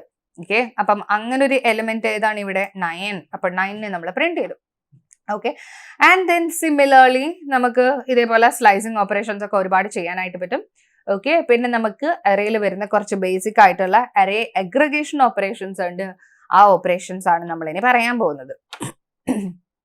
ഓക്കെ, അപ്പൊ അതിനായിട്ട് ഞാൻ വീണ്ടും ഒരു അറേ ക്രിയേറ്റ് ചെയ്തു, 4 എലമെന്റ്സ് ഉള്ള അറേ. ആൻഡ് അതിൽ ഞാൻ സമ്മ് കാൽക്കുലേറ്റ് ചെയ്യാണ്. എങ്ങനെയാണ് സമ്മ് കാൽക്കുലേറ്റ് ചെയ്യുന്നത്? agg_array.sum. ഓക്കെ, നമ്മുടെ അറേയുടെ പേര് ആൻഡ് ദെൻ .sum ഞാൻ അവിടെ കൊടുക്കുന്നു. ഓക്കെ, അപ്പൊ .sum കൊടുക്കുന്ന സമയത്ത് അവിടെ എന്താണ് സംഭവിക്കുന്നത്? സം, ആ ഒരു പെർട്ടിക്കുലർ അറേയുടെ അകത്തുള്ള എല്ലാ എലമെന്റ്സിനെയും നമ്മളിവിടെ സമ്മ് ചെയ്യുന്നു, ആഡ് ചെയ്യുന്നു. അപ്പൊ ആഡ് ചെയ്യുന്ന സമയത്ത് നമുക്ക് ഇവിടെ കിട്ടുന്ന റിസൾട്ട് ആണ് 55. ഓക്കെ, അപ്പൊ സമ്മ് കിട്ടി.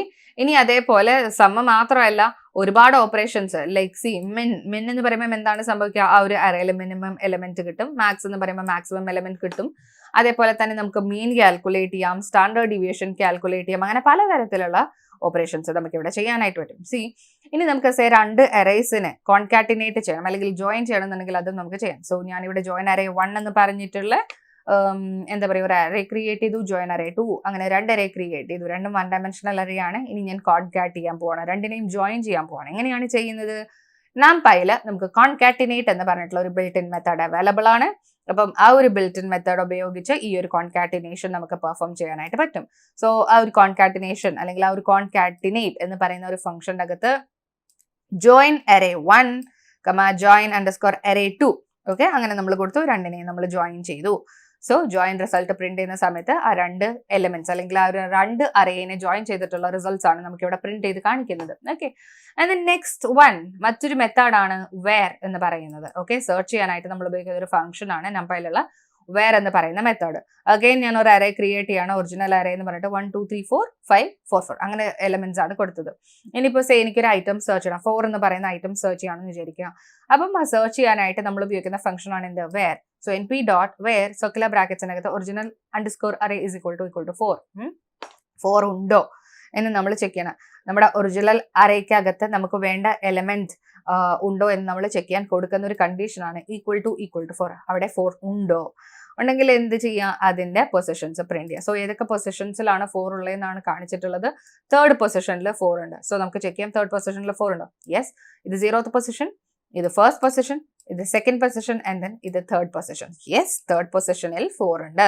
അതേപോലെ 5th പൊസിഷനിലും 6th പൊസിഷനിലും ആരുണ്ട്, 4 എന്ന് പറയുന്ന എലമെന്റ് ഉണ്ട് എന്നുള്ളത് നമുക്ക് ഇവിടുന്ന് കാണാൻ പറ്റുന്നുണ്ട്. അടുത്തത് നമുക്ക് 6 എന്ന് പറയുന്ന എലമെന്റ് ഉണ്ടോ എന്ന് ചെക്ക് ചെയ്യാം. സോ ഒറിജിനലി നമ്മുടെ അറേയിൽ 6 എന്ന് പറയുന്ന എലമെന്റ് ഇല്ല, ബട്ട് നമ്മളിവിടെ സെർച്ച് ചെയ്യുന്നു 6 എന്ന് പറയുന്ന എലമെന്റ് ഉണ്ടോ. അപ്പൊ ഇവിടെ നോക്കുന്ന സമയത്ത് എന്താ കാണാൻ പറ്റുന്നത്, ഇവിടെ 6 എന്ന് പറയുന്ന എലമെന്റ് ഇല്ല. സോ ആ ഒരു അറേയുടെ റിസൾട്ട് എന്ന് പറയുന്നത് എന്താ, അവിടെ 0 ലൈക്ക് നമുക്കൊന്നും കിട്ടിയിട്ടില്ല, ബിക്കോസ് നമുക്ക് അവിടെ 6 എന്ന് പറയുന്ന എലമെന്റ് ഇല്ല. ഓക്കെ, അപ്പം അറേ സ്പ്ലിറ്റ് എന്താണ്, നമുക്ക് ഒരു വേരിയബിൾ ക്രിയേറ്റ് ചെയ്യും. ഓക്കെ, അപ്പം അറേ _2 സ്പ്ലിറ്റ് എന്ന് പറഞ്ഞിട്ടുള്ള ഒരു വേരിയബിൾ നമ്മൾ ക്രിയേറ്റ് ചെയ്തു. And that is equal to np.array. അതിൻ്റെ അകത്ത് നമ്മൾ കുറച്ച് എലമെന്റ്സിനെയും കൂടി ആഡ് ചെയ്ത് കൊടുത്തിട്ടുണ്ട്. 1 2 3 4 5 6 ഇത്രയും എലമെന്റ്സ് നമ്മൾ ആഡ് ചെയ്തു. ഇനി splitted_array is equal to np.array_split and അതിൻ്റെ അകത്തായിട്ട് നമ്മുടെ വേരിയബിളിന്റെ പേര് array2split നമ്മൾ കൊടുത്തു. എത്ര അറേസ് ആയിട്ട് സ്പ്ലിറ്റ് ചെയ്യണം എന്നുള്ളതാണ് അടുത്തത്. ഓക്കെ, അപ്പം 3 അറേസ് ആയിട്ട് എനിക്ക് സ്പ്ലിറ്റ് ചെയ്യണം എന്നുള്ളത് ഞാൻ പറഞ്ഞിട്ടുണ്ട്. അപ്പം 3 അറേസ് ആയിട്ട് നമുക്കതിവിടെ സ്പ്ലിറ്റ് ചെയ്ത് കിട്ടിയിട്ടുണ്ട്. സി അപ്പോൾ നമുക്ക് മൊത്തത്തിൽ 6 എലമെന്റ്സ് ആണ് ഉണ്ടായിരുന്നത്. അപ്പോൾ 1 2 3 4 5 6. ഓക്കെ, അപ്പോൾ 6 എലമെന്റ്സിനെ 3 അറേസ് ആയിട്ട് ഇവിടെ നമ്മൾ സ്പ്ലിറ്റ് ചെയ്തെടുത്തു. ഓക്കെ, അപ്പം ആ ഒരു രീതിയിലാണ് നമുക്കിവിടെ കിട്ടിയിട്ടുള്ളത്. ഇനി next one splitted_array to split, 5. Okay, again നമ്മൾ എന്താ ചെയ്യുന്നത്, നമ്മുടെ ഒറിജിനൽ അറേനെ 5 എലമെന്റ്സ് ആയിട്ട് സ്പ്ലിറ്റ് ചെയ്യുക എന്നുള്ളതാണ്. സി ആ ഒരു അറേനെ 5 അറേസ് ആയിട്ട് നമ്മളിവിടെ സ്പ്ലിറ്റ് ചെയ്തെടുത്തു. സോ ഇങ്ങനെയാണ്, ഈ ഒരു രീതിയിലാണ് നമ്മൾ എന്ത് ചെയ്യുന്നത്, സ്പ്ലിറ്റിംഗ് ചെയ്യുന്നത്. ഇനി ഇത് കൂടാതെ ഒരുപാട് മെത്തേഡ്സ് അവൈലബിൾ ആണ്. സോർട്ട്, ഓക്കെ, അറേനെ റിവേഴ്സ് ചെയ്യുക, അങ്ങനെ ഒരുപാട് കാര്യങ്ങൾ. അപ്പം ജസ്റ്റ് നമ്മുടെ NumPyയുടെ ഒഫീഷ്യൽ വെബ്സൈറ്റിൽ പോവാം. ഓക്കെ, അപ്പം അതിൽ ഇതിൻ്റെ ഒരുപാട് ഡോക്യുമെന്റേഷൻസ് ഉണ്ട്, അതിൽ ഉപയോഗിക്കുന്ന ഒരുപാട് ബിൽറ്റ് ഇൻ മെത്തേഡ്സും അവൈലബിൾ ആണ്. സോ അതൊക്കെ ഇന്ന് ജസ്റ്റ് എടുത്ത് നോക്കിയിട്ട് ഒന്ന് കവർ ചെയ്യുക. ഓക്കെ, ഇനി നമുക്ക് നമ്മുടെ അടുത്ത ലൈബ്രറിയിലേക്ക് പോവാം, that is pandas. Okay, so yes, okay, അപ്പൊ പാൻഡാസ് അഗൈൻ ഞാൻ പറയുന്നു, ഇവിടെ കൊളാബിന്റെ കേസിൽ നമുക്ക് ഇൻസ്റ്റാൾ ചെയ്യേണ്ട കാര്യമില്ല. ഓക്കെ, ഇനി പാൻഡാസ് ഞാൻ ജസ്റ്റ് ഇമ്പോർട്ട് ചെയ്തു, പാൻഡാസ് SPD ഇമ്പോർട്ട് ചെയ്തു. പാൻഡയുടെ വേർഷൻ ചെക്ക് ചെയ്യാനായിട്ട് കൊടുത്തിട്ടുള്ള ഫംഗ്ഷൻ ആണ്. അതിൻ്റെ ഇത് കിട്ടി നമുക്ക്. പാൻഡാസിൽ 3 ഡേറ്റ സ്ട്രക്ചേഴ്സ് ആണ് നമുക്ക് ക്രിയേറ്റ് ചെയ്യാൻ പറ്റുക. ഒന്ന് സീരീസ്, ഒന്ന് ഡേറ്റ ഫ്രെയിം, പിന്നെ വരുന്നത് ഏതായിരുന്നു, പാനൽ. അങ്ങനെ 3 എണ്ണമാണ് നമുക്കിവിടെ ക്രിയേറ്റ് ചെയ്യാൻ പറ്റുന്നത്. സോ ഫസ്റ്റ് നമ്മൾ സീരീസ് ആണ് ക്രിയേറ്റ് ചെയ്യുന്നത്. So series creation. സോ പാൻഡാസ് നമ്മൾ ഒന്നും കൂടെ ഇമ്പോർട്ട് ചെയ്യാണ്. സീരീസ് 1 എന്ന് പറഞ്ഞിട്ടുള്ള വേരിയബിൾ നമ്മൾ ക്രിയേറ്റ് ചെയ്തു. ആൻഡ് pd.series, പാൻഡാസിലുള്ള സീരീസ് എന്ന് പറയുന്ന മെത്തേഡ് ഉപയോഗിച്ച് നമ്മൾ എന്ത് ആഡ് ചെയ്തു, നമ്മൾ എലമെന്റ്സിനെ ആഡ് ചെയ്ത് കൊടുത്തു. അപ്പം അതിൻ്റെ അകത്ത് എന്ത് വരുന്നുണ്ട്, ഒരുപാട് എലമെന്റ്സ്. സി ഇവിടെ ഒരുപാട് എലമെന്റ്സ് വന്നു. അപ്പം ആ എലമെന്റ്സിനെ ആഡ് ചെയ്തു, സീരീസിനെ നമ്മൾ പ്രിന്റ് ചെയ്തു. അപ്പോൾ ഈ ഒരു രീതിയിലാണ് സീരീസ് വരുന്നത്. അപ്പം ഞാൻ പറഞ്ഞത് ഓർക്കുക, സീരീസ് പ്രിന്റ് ചെയ്യുന്ന സമയത്ത് നമുക്ക് അവിടെ കോളത്തിന്റെ പേരുണ്ടാവില്ല, വാല്യൂസ് മാത്രമേ ഉണ്ടാവുള്ളൂ. ആൻഡ് ഓൾസോ അഡീഷണലി ഉള്ള ഒരു കാര്യം എന്ന് പറയുന്നത്, നമ്മുടെ സീരീസിലുള്ള ഓരോ റോയിലുള്ള വാല്യൂസിനും എന്ത് വരും, സി ഇതേപോലെ ഇൻഡെക്സ് നമ്പേഴ്സ് വരും. 0th പൊസിഷനിൽ 35, ഫസ്റ്റ് പൊസിഷനിൽ 63, അങ്ങനെ ഒരു രീതിയിൽ നമുക്ക് വാല്യൂസ് കിട്ടും. ഇനി അടുത്തതായിട്ട് നമ്മൾ ചെയ്യാൻ പോകുന്നത് ഒരു ലിസ്റ്റ് ക്രിയേറ്റ് ചെയ്യുക എന്നുള്ളതാണ്. ഓക്കെ, സോ ഞാൻ അഗൈൻ എന്താണ് ചെയ്തത്, ഒരു ലിസ്റ്റ് ക്രിയേറ്റ് ചെയ്തു. ഇനി അതിനെ ഞാൻ സീരീസ് ആക്കിയിട്ട് കൺവേർട്ട് ചെയ്യണം. അപ്പം അതിനായിട്ട് എന്ത് ചെയ്യാം, pd.series എന്ന് പറയുന്ന മെത്തേഡ് ഉപയോഗിച്ച് L1 അതിന്റെ അകത്തേക്ക്, ആ സീരീസ് എന്ന് പറയുന്ന മെത്തേഡിന്റെ അകത്തേക്ക് കൊടുത്തു കഴിഞ്ഞാൽ അത് എന്തായിട്ട് മാറും, അതൊരു പുതിയ സീരീസ് ആയിട്ട് മാറുന്നതായിരിക്കും. ഓക്കെ, അപ്പം നമുക്ക് നമ്മുടെ സീരീസ് ഇവിടെ പ്രിന്റ് ചെയ്ത് കിട്ടി. ഓക്കെ, സോ അതേപോലെ ഒരു ഡിക്ഷണറി ക്രിയേറ്റ് ചെയ്ത് അതിനെ നമുക്ക് എന്തിലേക്ക് കൺവേർട്ട് ചെയ്യാം, സീരീസിലേക്ക് കൺവേർട്ട് ചെയ്യാം. സോ ആ രീതിയിലുള്ള ഒരു ക്രിയേഷൻ ആണ് ഇത്.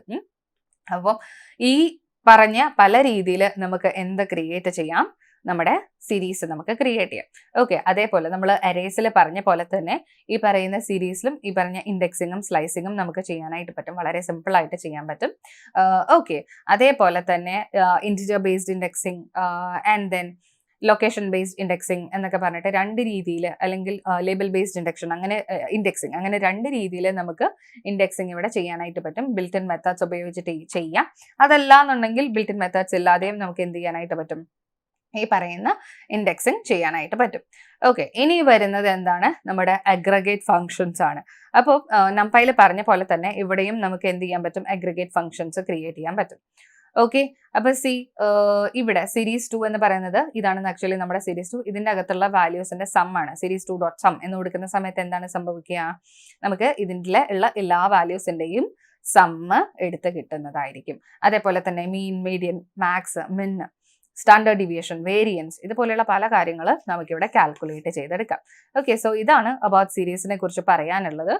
ഓക്കെ, അപ്പം ഓരോ കാര്യങ്ങളും നിങ്ങൾ ചെയ്ത് നോക്കണം. ചെയ്ത് നോക്കിയാൽ മാത്രമാണ് ഇത് ക്ലിയർ ആവുള്ളൂ.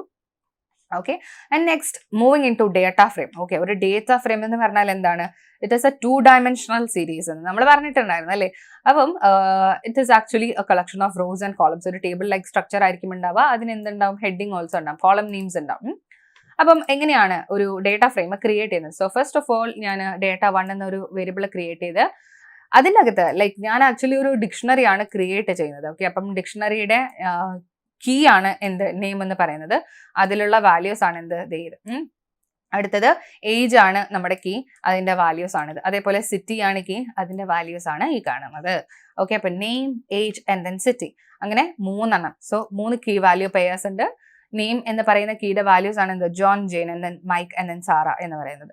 അപ്പൊ ഇത്രയും വാല്യൂസ് നമ്മൾ കിട്ടി. അപ്പോൾ ഈ കിട്ടിയ ആ ഒരു ഡേറ്റയെ ഞാൻ ഡേറ്റ ഫ്രെയിം ആക്കിയിട്ട് മാറ്റിയിട്ടുണ്ട്. അതിനെ നമ്മൾ പ്രിന്റ് ചെയ്തു. ഓക്കെ, അപ്പം ഈ രീതിയിലാണ് നമുക്ക് എന്ത് കിട്ടുന്നത്, അതിനെ നമുക്ക് പ്രിന്റ് ചെയ്ത് കിട്ടുന്നത്. ഓക്കെ, ഇനി ആ ഒരു ഡേറ്റ ഫ്രെയിമിനെ തന്നെ ഞാൻ എന്ത് കാണിച്ചു, അഗെയിൻ മറ്റൊരു രീതിയിൽ ഡേറ്റ 2 എന്ന് പറയുന്ന ഒരു വേരിയബിൾ ക്രിയേറ്റ് ചെയ്ത് അതിനെ ഒരു ലിസ്റ്റ് ആക്കി.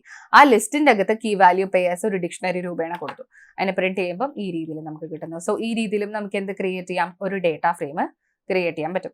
അങ്ങനെ പലതരത്തിലാണ് നമുക്ക് എന്ത് ചെയ്യാൻ പറ്റുന്നത്, ഇവിടെ ഡേറ്റ ഫ്രെയിമുകൾ ക്രിയേറ്റ് ചെയ്യാൻ പറ്റുന്നത്. Okay, fine. ഇനി അഗൈൻ ഇൻഡെക്സിങ് ആൻഡ് സ്ലൈസിങ് പല കാര്യങ്ങൾ നമ്മൾ ഇവിടെ കൊടുത്തിട്ടുണ്ട്. സോ ഇതൊക്കെ നമ്മുടെ നംപൈയിൽ ഓൾറെഡി നമ്മൾ പറഞ്ഞിട്ടുള്ള കാര്യങ്ങളായിരുന്നു. സോ ഇതൊക്കെ ജസ്റ്റ് ഒന്ന് ചെയ്ത് നോക്കുക എന്നുള്ളതാണ്. ഓക്കെ, അപ്പം ഇതാണ് അബൌട്ട് പാൻഡാസ്. ഓക്കെ, സോ ഇനി പാൻഡാസ് ഉപയോഗിച്ച് പാൻഡാസിൽ ഒരുപാട് ബിൽറ്റ് ഇൻ ആയിട്ടുള്ള ഫംഗ്ഷൻസ് വരുന്നുണ്ട് എന്നുള്ളത് പറഞ്ഞു. ലൈക്ക് ഇൻഫോ എന്ന് പറഞ്ഞിട്ടുള്ള ഫംഗ്ഷൻ ഉണ്ട്, ഡിസ്ക്രൈബ് ഉണ്ട്, അങ്ങനെ പല തരത്തിലുള്ള ഫംഗ്ഷൻസ് ഉണ്ട്. സോ ഇതൊക്കെ ഉപയോഗിച്ച് നമുക്ക് നമ്മുടെ ഡേറ്റാനെ അനലൈസ് ചെയ്യാം. Okay, so finally at the end നമുക്കൊരു സെയിൽസ് ഡേറ്റ അനാലിസിസ് ചെയ്യാം. സോ ആ ഒരു അനാലിസിസ് ചെയ്യുന്ന സമയത്ത് അതിലുള്ള ഫംഗ്ഷൻസ് ഏതൊക്കെയാണെന്നുള്ളത് നമുക്ക് വളരെ ക്ലിയർ ആയിട്ട് മനസ്സിലാക്കാൻ പറ്റും. ഓക്കെ, നൗ നമുക്ക് നമ്മുടെ അടുത്ത ലൈബ്രറിയിലേക്ക് മൂവ് ചെയ്യാം. നമ്മുടെ മാറ്റ്പ്ലോട്ട്ലിബ് എന്ന് പറയുന്ന ഒരു ലൈബ്രറി എന്തിനു വേണ്ടിയിട്ട് ഉപയോഗിക്കുന്നതാണ്, വിഷ്വലൈസേഷന് വേണ്ടി ഉപയോഗിക്കുന്ന മാറ്റ്പ്ലോട്ട്ലിബ് എന്ന് പറയുന്ന ലൈബ്രറി നമുക്ക് യൂസ് ചെയ്യാം. ഓക്കെ, അപ്പം ഫസ്റ്റ് ഓഫ് ഓൾ നമ്മൾ ഉപയോഗിക്കുന്നത് ലൈൻ ചാർട്ട് ആണ്. അതിന് മുൻപായിട്ട് നമ്മൾ മാറ്റ്പ്ലോട്ട്ലിബിനെ ഇമ്പോർട്ട് ചെയ്ത്, എങ്ങനെയാണ് ഇമ്പോർട്ട് ചെയ്യുന്നത്, from matplotlib import pyplot as plt. മാറ്റ്പ്ലോട്ട്ലിബിലെ pyplot ഉപയോഗിച്ചിട്ടാണ് നമ്മൾ പ്ലോട്ടിംഗ് ചെയ്യുന്നത്. അതല്ലാന്നുണ്ടെങ്കിൽ ഇമ്പോർട്ട് matplotlib.pyplot as plt ഈ ഒരു രീതിയിലും നമുക്ക് കൊടുക്കാവുന്നതാണ്. ഓക്കെ, സോ മാറ്റ്പ്ലോട്ട്ലിബിന്റെ കേസിലും സീബോണിന്റെ കേസിലും പറയുകയാണെന്നുണ്ടെങ്കിൽ നമുക്ക് ഇവിടെ പലതരത്തിലുള്ള വിഷ്വലൈസേഷൻസ് ആണ് ക്രിയേറ്റ് ചെയ്യാൻ പറ്റുക. പക്ഷേ ഓരോ വിഷ്വലൈസേഷൻസും ക്രിയേറ്റ് ചെയ്യുന്ന സമയത്ത് ഓരോ വിഷ്വൽസും എന്തിനു വേണ്ടിയിട്ടാണ് ഉപയോഗിക്കുന്നത്, അതെന്താണ് എന്നുള്ളത് ക്ലിയർ ആയിട്ട് മനസ്സിലാക്കുക എന്നുള്ളത് വളരെ അത്യാവശ്യമാണ്. ഓക്കെ, അപ്പം അത് ഫസ്റ്റ് ഓഫ് ഓൾ നമ്മൾ അറിഞ്ഞിരിക്കണം. ഓക്കെ, അപ്പൊ ഫസ്റ്റ് ഓഫ് ഓൾ ഞാനിവിടെ എക്സ് എന്ന് പറഞ്ഞിട്ടുള്ള ഒരു ലിസ്റ്റ് ക്രിയേറ്റ് ചെയ്തു, വൈ എന്ന് പറഞ്ഞിട്ടുള്ള ഒരു ലിസ്റ്റ് ക്രിയേറ്റ് ചെയ്തു. സോ ഇവിടെ ലൈൻ പ്ലോട്ട് ക്രിയേറ്റ് ചെയ്യാനായിട്ട് നമ്മൾ ഉപയോഗിക്കുന്ന ഒരു മെത്തേഡ് എന്ന് പറയുന്നത് പ്ലോട്ട് ആണ്. Okay, so plt.plot and then circular ബ്രാക്കറ്റ്സിന്റെ അകത്ത് എക്സ് കമ വൈ കൊടുത്തു. അങ്ങനെ കൊടുക്കുന്ന സമയത്ത് എക്സ് ആക്സിസിലെ വാല്യൂസ് ഇവിടെ വരും, വൈ ആക്സിസിലെ വാല്യൂസ് എവിടെയും വരും. ആൻഡ് ദെൻ അതിനെ ഷോ ജസ്റ്റ് ഒന്ന് കാണിക്കുകയാണ്. അപ്പോൾ ഈ ഒരു രീതിയിലാണ് നമുക്ക് എന്ത് ചെയ്യുന്നത്, അത് പ്രിന്റ് ചെയ്ത് കിട്ടുന്നത്. ഓക്കെ, സോ ഇതാണ് എന്ത് നമ്മുടെ ലൈൻ പ്ലോട്ട് എന്ന് പറയുന്നത്. ഇനി അടുത്തത് X is equal to 1 2 3 4 5, Y is equal to 2 4 6 8. ഞാൻ വാല്യൂസ് മാറ്റി കൊടുത്തു. വാല്യൂസ് മാറ്റി കൊടുക്കുമ്പോൾ നമ്മുടെ ലൈൻ പ്ലോട്ട് കിടക്കുന്നത് ഈ ഒരു രീതിയിലാണ്. ഓക്കെ, അതേപോലെ തന്നെ നമ്മൾ ക്രിയേറ്റ് ചെയ്യുന്ന ആ ഒരു പെർട്ടിക്കുലർ ചാർട്ടിന് അല്ലെങ്കിൽ വാട്ട് എവർ എന്ത് പ്ലോട്ടോ ആയിക്കോട്ടെ അതിന് പലതരത്തിലുള്ള സ്റ്റൈൽസ്. ഇപ്പം ഞാൻ ഇവിടെ കൊടുത്തിട്ടുള്ള ലൈൻ എന്ന് പറയുന്നത് ഒരു സിംഗിൾ ലൈൻ ആയിരുന്നു. ആൻഡ് അതിന്റെ ആ ഒരു ലുക്ക് മാറി, അതിന്റെ ഭംഗി മാറിയിട്ട് ഞാൻ അതിന് ഡാഷ്ഡ് ലൈൻസ് ആണ് കൊടുത്തിട്ടുള്ളത്. സോ അതിനായിട്ട് ഞാൻ എന്ത് ചെയ്താൽ മതി, പ്ലോട്ട് എന്ന് പറയുന്ന ഫംഗ്ഷന്റെ അകത്ത് line style is equal to double dash കൊടുത്താൽ അത് ഡാഷ്ഡ് ആയിട്ട് വരും. അതിന്റെ കളർ കൊടുത്തു, ലൈൻ വിത്ത് കൊടുത്തു, ലൈനിന്റെ വിത്ത്. ആൻഡ് ദെൻ ഫൈനലി plt.show കൊടുക്കുന്ന സമയത്താണ് നമ്മുടെ ആ ഒരു പ്ലോട്ട് വിസിബിൾ ആയിട്ട് കാണുന്നത്. സോ പ്ലോട്ട് എന്ന് പറയുന്ന ഫംഗ്ഷൻ ഉപയോഗിച്ച് നമുക്ക് ലൈൻ പ്ലോട്ട് ക്രിയേറ്റ് ചെയ്യാം അല്ലെങ്കിൽ ലൈൻ ഗ്രാഫ് ക്രിയേറ്റ് ചെയ്യാം. സോ ഓരോ പ്ലോട്ട്സ് അല്ലെങ്കിൽ ഓരോ വിഷ്വൽസ് ക്രിയേറ്റ് ചെയ്യാനും അതിൻ്റെതായിട്ടുള്ള ബിൽറ്റ് ഇൻ മെത്തേഡ്സ് ആണ്. സോ ഇപ്പം ബാർ പ്ലോട്ട് ആണ് നമ്മൾ ക്രിയേറ്റ് ചെയ്യുന്നുണ്ടെങ്കിൽ plt.bar എന്ന് കൊടുത്തു കഴിഞ്ഞാൽ നമുക്ക് എന്ത് ക്രിയേറ്റ് ചെയ്യാനായിട്ട് പറ്റും, ബാർ പ്ലോട്ട് ക്രിയേറ്റ് ചെയ്യാനായിട്ട് പറ്റും. ഇനി അതിന്റെ അകത്ത് കൊടുക്കുന്ന അട്രിബ്യൂട്ട്സ്, ഇപ്പോൾ line style is equal to dash dash നമ്മൾ കൊടുത്തിട്ടുണ്ട്. അതേപോലെ തന്നെ ഏത് പ്ലോട്ടോ ആയിക്കോട്ടെ അതിന് നമുക്ക് ഓരോ സ്റ്റൈൽസ് കൊടുക്കാൻ പറ്റും. സോ ഇതിന്റെ അകത്ത് കൊടുത്തിട്ടുള്ള സ്റ്റൈൽസ് തന്നെ മറ്റുള്ള പ്ലോട്ട്സിനും നമുക്ക് ഉപയോഗിക്കാനായിട്ട് പറ്റും. ഓക്കെ, ഇനി എനിക്ക് ഈ ഒരു ലൈനിന്റെ അകത്ത് ഓരോ പോയിന്റ്സിനെയും മാർക്കർ ഇപ്പം നമ്മളിവിടെ സെറ്റ് ചെയ്ത് കൊടുത്തിട്ടുണ്ട്. ലൈൻസിന് 1, 2 എന്ന് പറയുന്ന ആ ഒരു കോർഡിനേറ്റിനെ എനിക്ക് വേണമെങ്കിൽ മാർക്കാം. ആ മാർക്ക് ചെയ്തിട്ടുള്ളതാണ് ഇത്. 1, 2 എന്ന് പറയുന്ന പോയിന്റിന് ആ ഒരു കോർഡിനേറ്റിനെ ഞാൻ മാർക്ക് ചെയ്തു. 2, 4 എന്ന് പറയുന്ന കോർഡിനേറ്റിനെ മാർക്ക് ചെയ്തു. 3.0 and then 6 എന്ന് പറയുന്ന കോർഡിനേറ്റിനെ മാർക്ക് ചെയ്തു. അങ്ങനെ നമ്മൾ മെൻഷൻ ചെയ്യുന്ന ഓരോ കോർഡിനേറ്റ്സിനെയും എനിക്ക് മാർക്ക് ചെയ്ത് കൊടുക്കാനായിട്ട് പറ്റും. അതിനായിട്ട് ഞാൻ കൊടുത്തിട്ടുള്ള മാർക്കർ എന്താണ്, 0 ആണ്. പലതരത്തിലുള്ള മാർക്കേഴ്സ് നമുക്ക് കൊടുക്കാം. മാർക്കറിന്റെ സൈസ് വരെ കൊടുക്കാം. മാർക്കറിന്റെ എഡ്ജ് കളർ ഓൾസോ ഞാൻ ഇവിടെ കൊടുത്തിട്ടുണ്ട്, റെഡ് എന്നുള്ളത്. അങ്ങനെ പലതരത്തിലാണ് നമുക്ക് ഇവിടെ ക്രിയേറ്റ് ചെയ്യാൻ പറ്റുന്നത്. ആൻഡ് ദെൻ എനിക്ക് നമ്മുടെ ചാർട്ടിന്റെ മേലെ നമ്മുടെ പ്ലോട്ടിന്റെ പേര് കൊടുക്കാം. ഇവൻ അതിലും പല ഫോണ്ടുകളും കൊടുക്കാൻ പറ്റുന്നുണ്ട്. സോ ഇതൊക്കെയാണ് ഒരു മാറ്റ്പ്ലോട്ലിബ് ഉപയോഗിച്ച് നമുക്ക് ക്രിയേറ്റ് ചെയ്യാൻ പറ്റുന്നത്. ഒരു ലൈൻ മാത്രമല്ല, മൾട്ടിപ്പിൾ ലൈൻസ് കൊടുക്കാം. ആൻഡ് ദെൻ ഈ ലേബിളിംഗ് നമുക്ക് മാറ്റി കൊടുക്കാൻ പറ്റും. എക്സ് ടിക്സ് ആൻഡ് വൈ ടിക്സ് എന്ന് പറയുന്ന ഫംഗ്ഷൻ ഉപയോഗിച്ചിട്ട് നമുക്കത് ചെയ്യാന്നുള്ളത് പോസിബിൾ ആണ്. അപ്പോൾ ഈ രീതിയിലാണ് നമ്മൾ മാറ്റ്പ്ലോട്ലിബ് ഉപയോഗിക്കുന്നത്. ഓക്കെ, ഇനി ബാർ പ്ലോട്ട് ക്രിയേറ്റ് ചെയ്യാനായിട്ട് എന്താണ് ചെയ്യുന്നത്? ആക്ച്വലി എന്തിനാണ് ബാർ പ്ലോട്ട് ഉപയോഗിക്കുന്നത്? ബാർ പ്ലോട്ട് ഉപയോഗിക്കുന്നത് കാറ്റഗറിക്കൽ ഡേറ്റയിനെ വിഷ്വലൈസ് ചെയ്യാൻ വേണ്ടിയിട്ടാണ്. ലൈൻ ചാർട്ട് ഉപയോഗിക്കുന്നത് ഈ ടൈമും ട്രെൻഡ്സും ഒക്കെ ഓരോ സമയത്ത് എന്തൊക്കെ സംഭവിച്ചു എന്നുള്ള ആ ഒരു ട്രെൻഡ് കാണിക്കാനാണ് നമ്മൾ ലൈൻ പ്ലോട്ട് മോസ്റ്റ്ലി ഉപയോഗിക്കുന്നത്. Bar plot is usually use for എന്താണ്, കാറ്റഗറിക്കൽ ഡേറ്റ. ഇപ്പോൾ ഇവിടെ എന്താണ് പല തരത്തിലുള്ള കാറ്റഗറീസ്. ഇപ്പം ഈ കാറ്റഗറി എന്ന് പറയുന്നത് മേ ബി ഫ്രൂട്ട്സിന്റെ പേരുകളായിരിക്കാം, അങ്ങനെ എന്തെങ്കിലുമൊക്കെ കാറ്റഗറീസ് ആയിരിക്കും. അപ്പോൾ ഞാൻ ജസ്റ്റ് അതിനെ കാറ്റഗറി 1 2 3 4 എന്നൊക്കെ പറഞ്ഞ് നെയിം ചെയ്തിട്ടുണ്ട്. അതിന് ഞാൻ എക്സ് ആക്സിസിൽ മെൻഷൻ ചെയ്തു. ഓക്കെ, ബാറിന്റെ അകത്തായിട്ട് ബാർ കാറ്റഗറീസ് കൊടുത്തു. വാല്യൂസ് യൂഷ്വലി നമ്മൾ കൊടുത്തിട്ടുള്ള ആ ഒരു വാല്യൂസ് ആണ് വൈ ആക്സിസിൽ പ്രിന്റ് ചെയ്ത് വരുന്നത്. ആൻഡ് അതിന്റെ എല്ലാം കൊടുത്തിട്ടുണ്ട്. ദെൻ ഹിസ്റ്റോഗ്രാം നമുക്ക് വരയ്ക്കാം. ഹിസ്റ്റോഗ്രാം എന്ന് പറഞ്ഞാൽ ഓരോ വാല്യൂസിന്റെയും ഫ്രീക്വൻസി എത്രത്തോളമാണ് എന്നുള്ളത് കാണിക്കുന്നതാണ് ഹിസ്റ്റോഗ്രാം. സോ നമ്മുടെ ഡേറ്റ കൊടുത്തു ആൻഡ് plt.hist അകത്തേക്ക് നമ്മുടെ ഡേറ്റ കൊടുത്തു കഴിഞ്ഞാൽ നമുക്ക് ഇതേപോലെ ഹിസ്റ്റോഗ്രാം വരച്ചു കിട്ടും. എന്ന് ഞാൻ പറഞ്ഞ പോലെ ബാക്കിയുള്ള എല്ലാ കാര്യങ്ങളും എക്സ് ലേബിൾ എന്ന് പറയുന്നത് നമുക്ക് ഇവിടെ ഡിസ്പ്ലേ ചെയ്ത് കിട്ടുന്ന ആ ഒരു വാല്യൂ. വൈ ലേബിൾ എന്താണ്, ഇവിടെ നമ്മൾ കൊടുത്തിട്ടുള്ള ആ ഒരു ഫ്രീക്വൻസിയാണ് നമ്മുടെ വൈ ലേബിൾ എന്ന് പറയുന്നത്. സോ നമുക്ക് ആവശ്യം അനുസരിച്ചിട്ട് നമ്മുടെ ഗ്രാഫ്സിനെ നമുക്ക് കസ്റ്റമൈസ് ചെയ്തെടുക്കാനായിട്ട് പറ്റും. സോ അതാണ് ഹിസ്റ്റോഗ്രാം. ഇനി സ്കാറ്റർ പ്ലോട്ട് എന്താണ്, രണ്ട് വേരിയബിൾസ് തമ്മിലുള്ള റിലേഷൻഷിപ്സ് നമുക്ക് കാണിക്കണം എന്നുണ്ടെങ്കിൽ then you can go for A scatter plot. Okay, അപ്പോൾ നമുക്ക് ഇവിടെ സ്കാറ്റർ പ്ലോട്ട് കിട്ടി. ഓക്കെ, ഇനി എന്താണ്, സ്കാറ്റർ പ്ലോട്ട് നമ്മൾ വരച്ചു. പിന്നെ പൈ ചാർട്ട്സ് ഇതേ പോലെ നമുക്ക് ക്രിയേറ്റ് ചെയ്തെടുക്കാം. അങ്ങനെ പലതരത്തിലുള്ള ചാർട്ട്സ് ആണ് ഇവിടെ ക്രിയേറ്റ് ചെയ്തെടുക്കാൻ പറ്റുന്നത്. സോ അതാണ് അബൌട്ട് മാറ്റ്പ്ലോട്ലിബ്. അഗൈൻ നിങ്ങൾ മാറ്റ്പ്ലോട്ലിബിന്റെ ആ ഒരു ഒഫീഷ്യൽ ഡോക്യുമെന്റേഷനിൽ പോയിട്ട് എന്തൊക്കെയാണെന്നുള്ളത് ജസ്റ്റ് ഒന്ന് ചെക്ക് ചെയ്ത് നോക്കാം, ഒന്ന് പ്രാക്ടീസ് ചെയ്ത് നോക്കാം. Okay, that's mandatory. Okay, and then next one നമുക്ക് പറയാനുള്ളത് നമ്മുടെ സീബോൺ എന്ന് പറയുന്ന വിഷ്വലൈസേഷൻ ലൈബ്രറിനെ കുറിച്ചാണ്. ഓക്കെ, അപ്പൊ സീബോൺ. സോ സീബോൺ എന്ന് പറയുന്നത് it is a data visualisation library. Okay, and സീബോണിന്റെ അകത്ത് ബിൽറ്റിൻ ആയിട്ടുള്ള ഒരുപാട് ഡേറ്റ സെറ്റ് ഉണ്ട്. ഐറിസ്, ടിപ്സ്, ഡോട്ട്സ്, ഗ്ലൂ എന്ന് പറഞ്ഞിട്ട് ഒരുപാട് ഡേറ്റ സെറ്റുകൾ അവൈലബിൾ ആണ് സീബോണിന്റെ അകത്ത്. അപ്പം അതിൽ ഉള്ള ഒരു ഇൻബിൽറ്റ് ആയിട്ടുള്ള ഡേറ്റ സെറ്റ് ഐറിസ് ആണ് നമ്മൾ ഉപയോഗിക്കുന്നത്. അത് ഉപയോഗിച്ച് നമ്മൾ കുറച്ച് വിഷ്വലൈസേഷൻസ് ചെയ്യാൻ പോവാണ്. അപ്പോൾ സീബോൺ യൂസ് ചെയ്യാനായിട്ട് സീബോൺ ആസ് SNS നമ്മൾ ഇമ്പോർട്ട് ചെയ്യുന്നു. SNS.load_data_set എന്ന് പറയുന്ന ഫംഗ്ഷൻ ഉപയോഗിച്ചിട്ടാണ് നമ്മൾ ഐറിസ് ഡേറ്റ സെറ്റിനെ ലോഡ് ചെയ്യുന്നത്.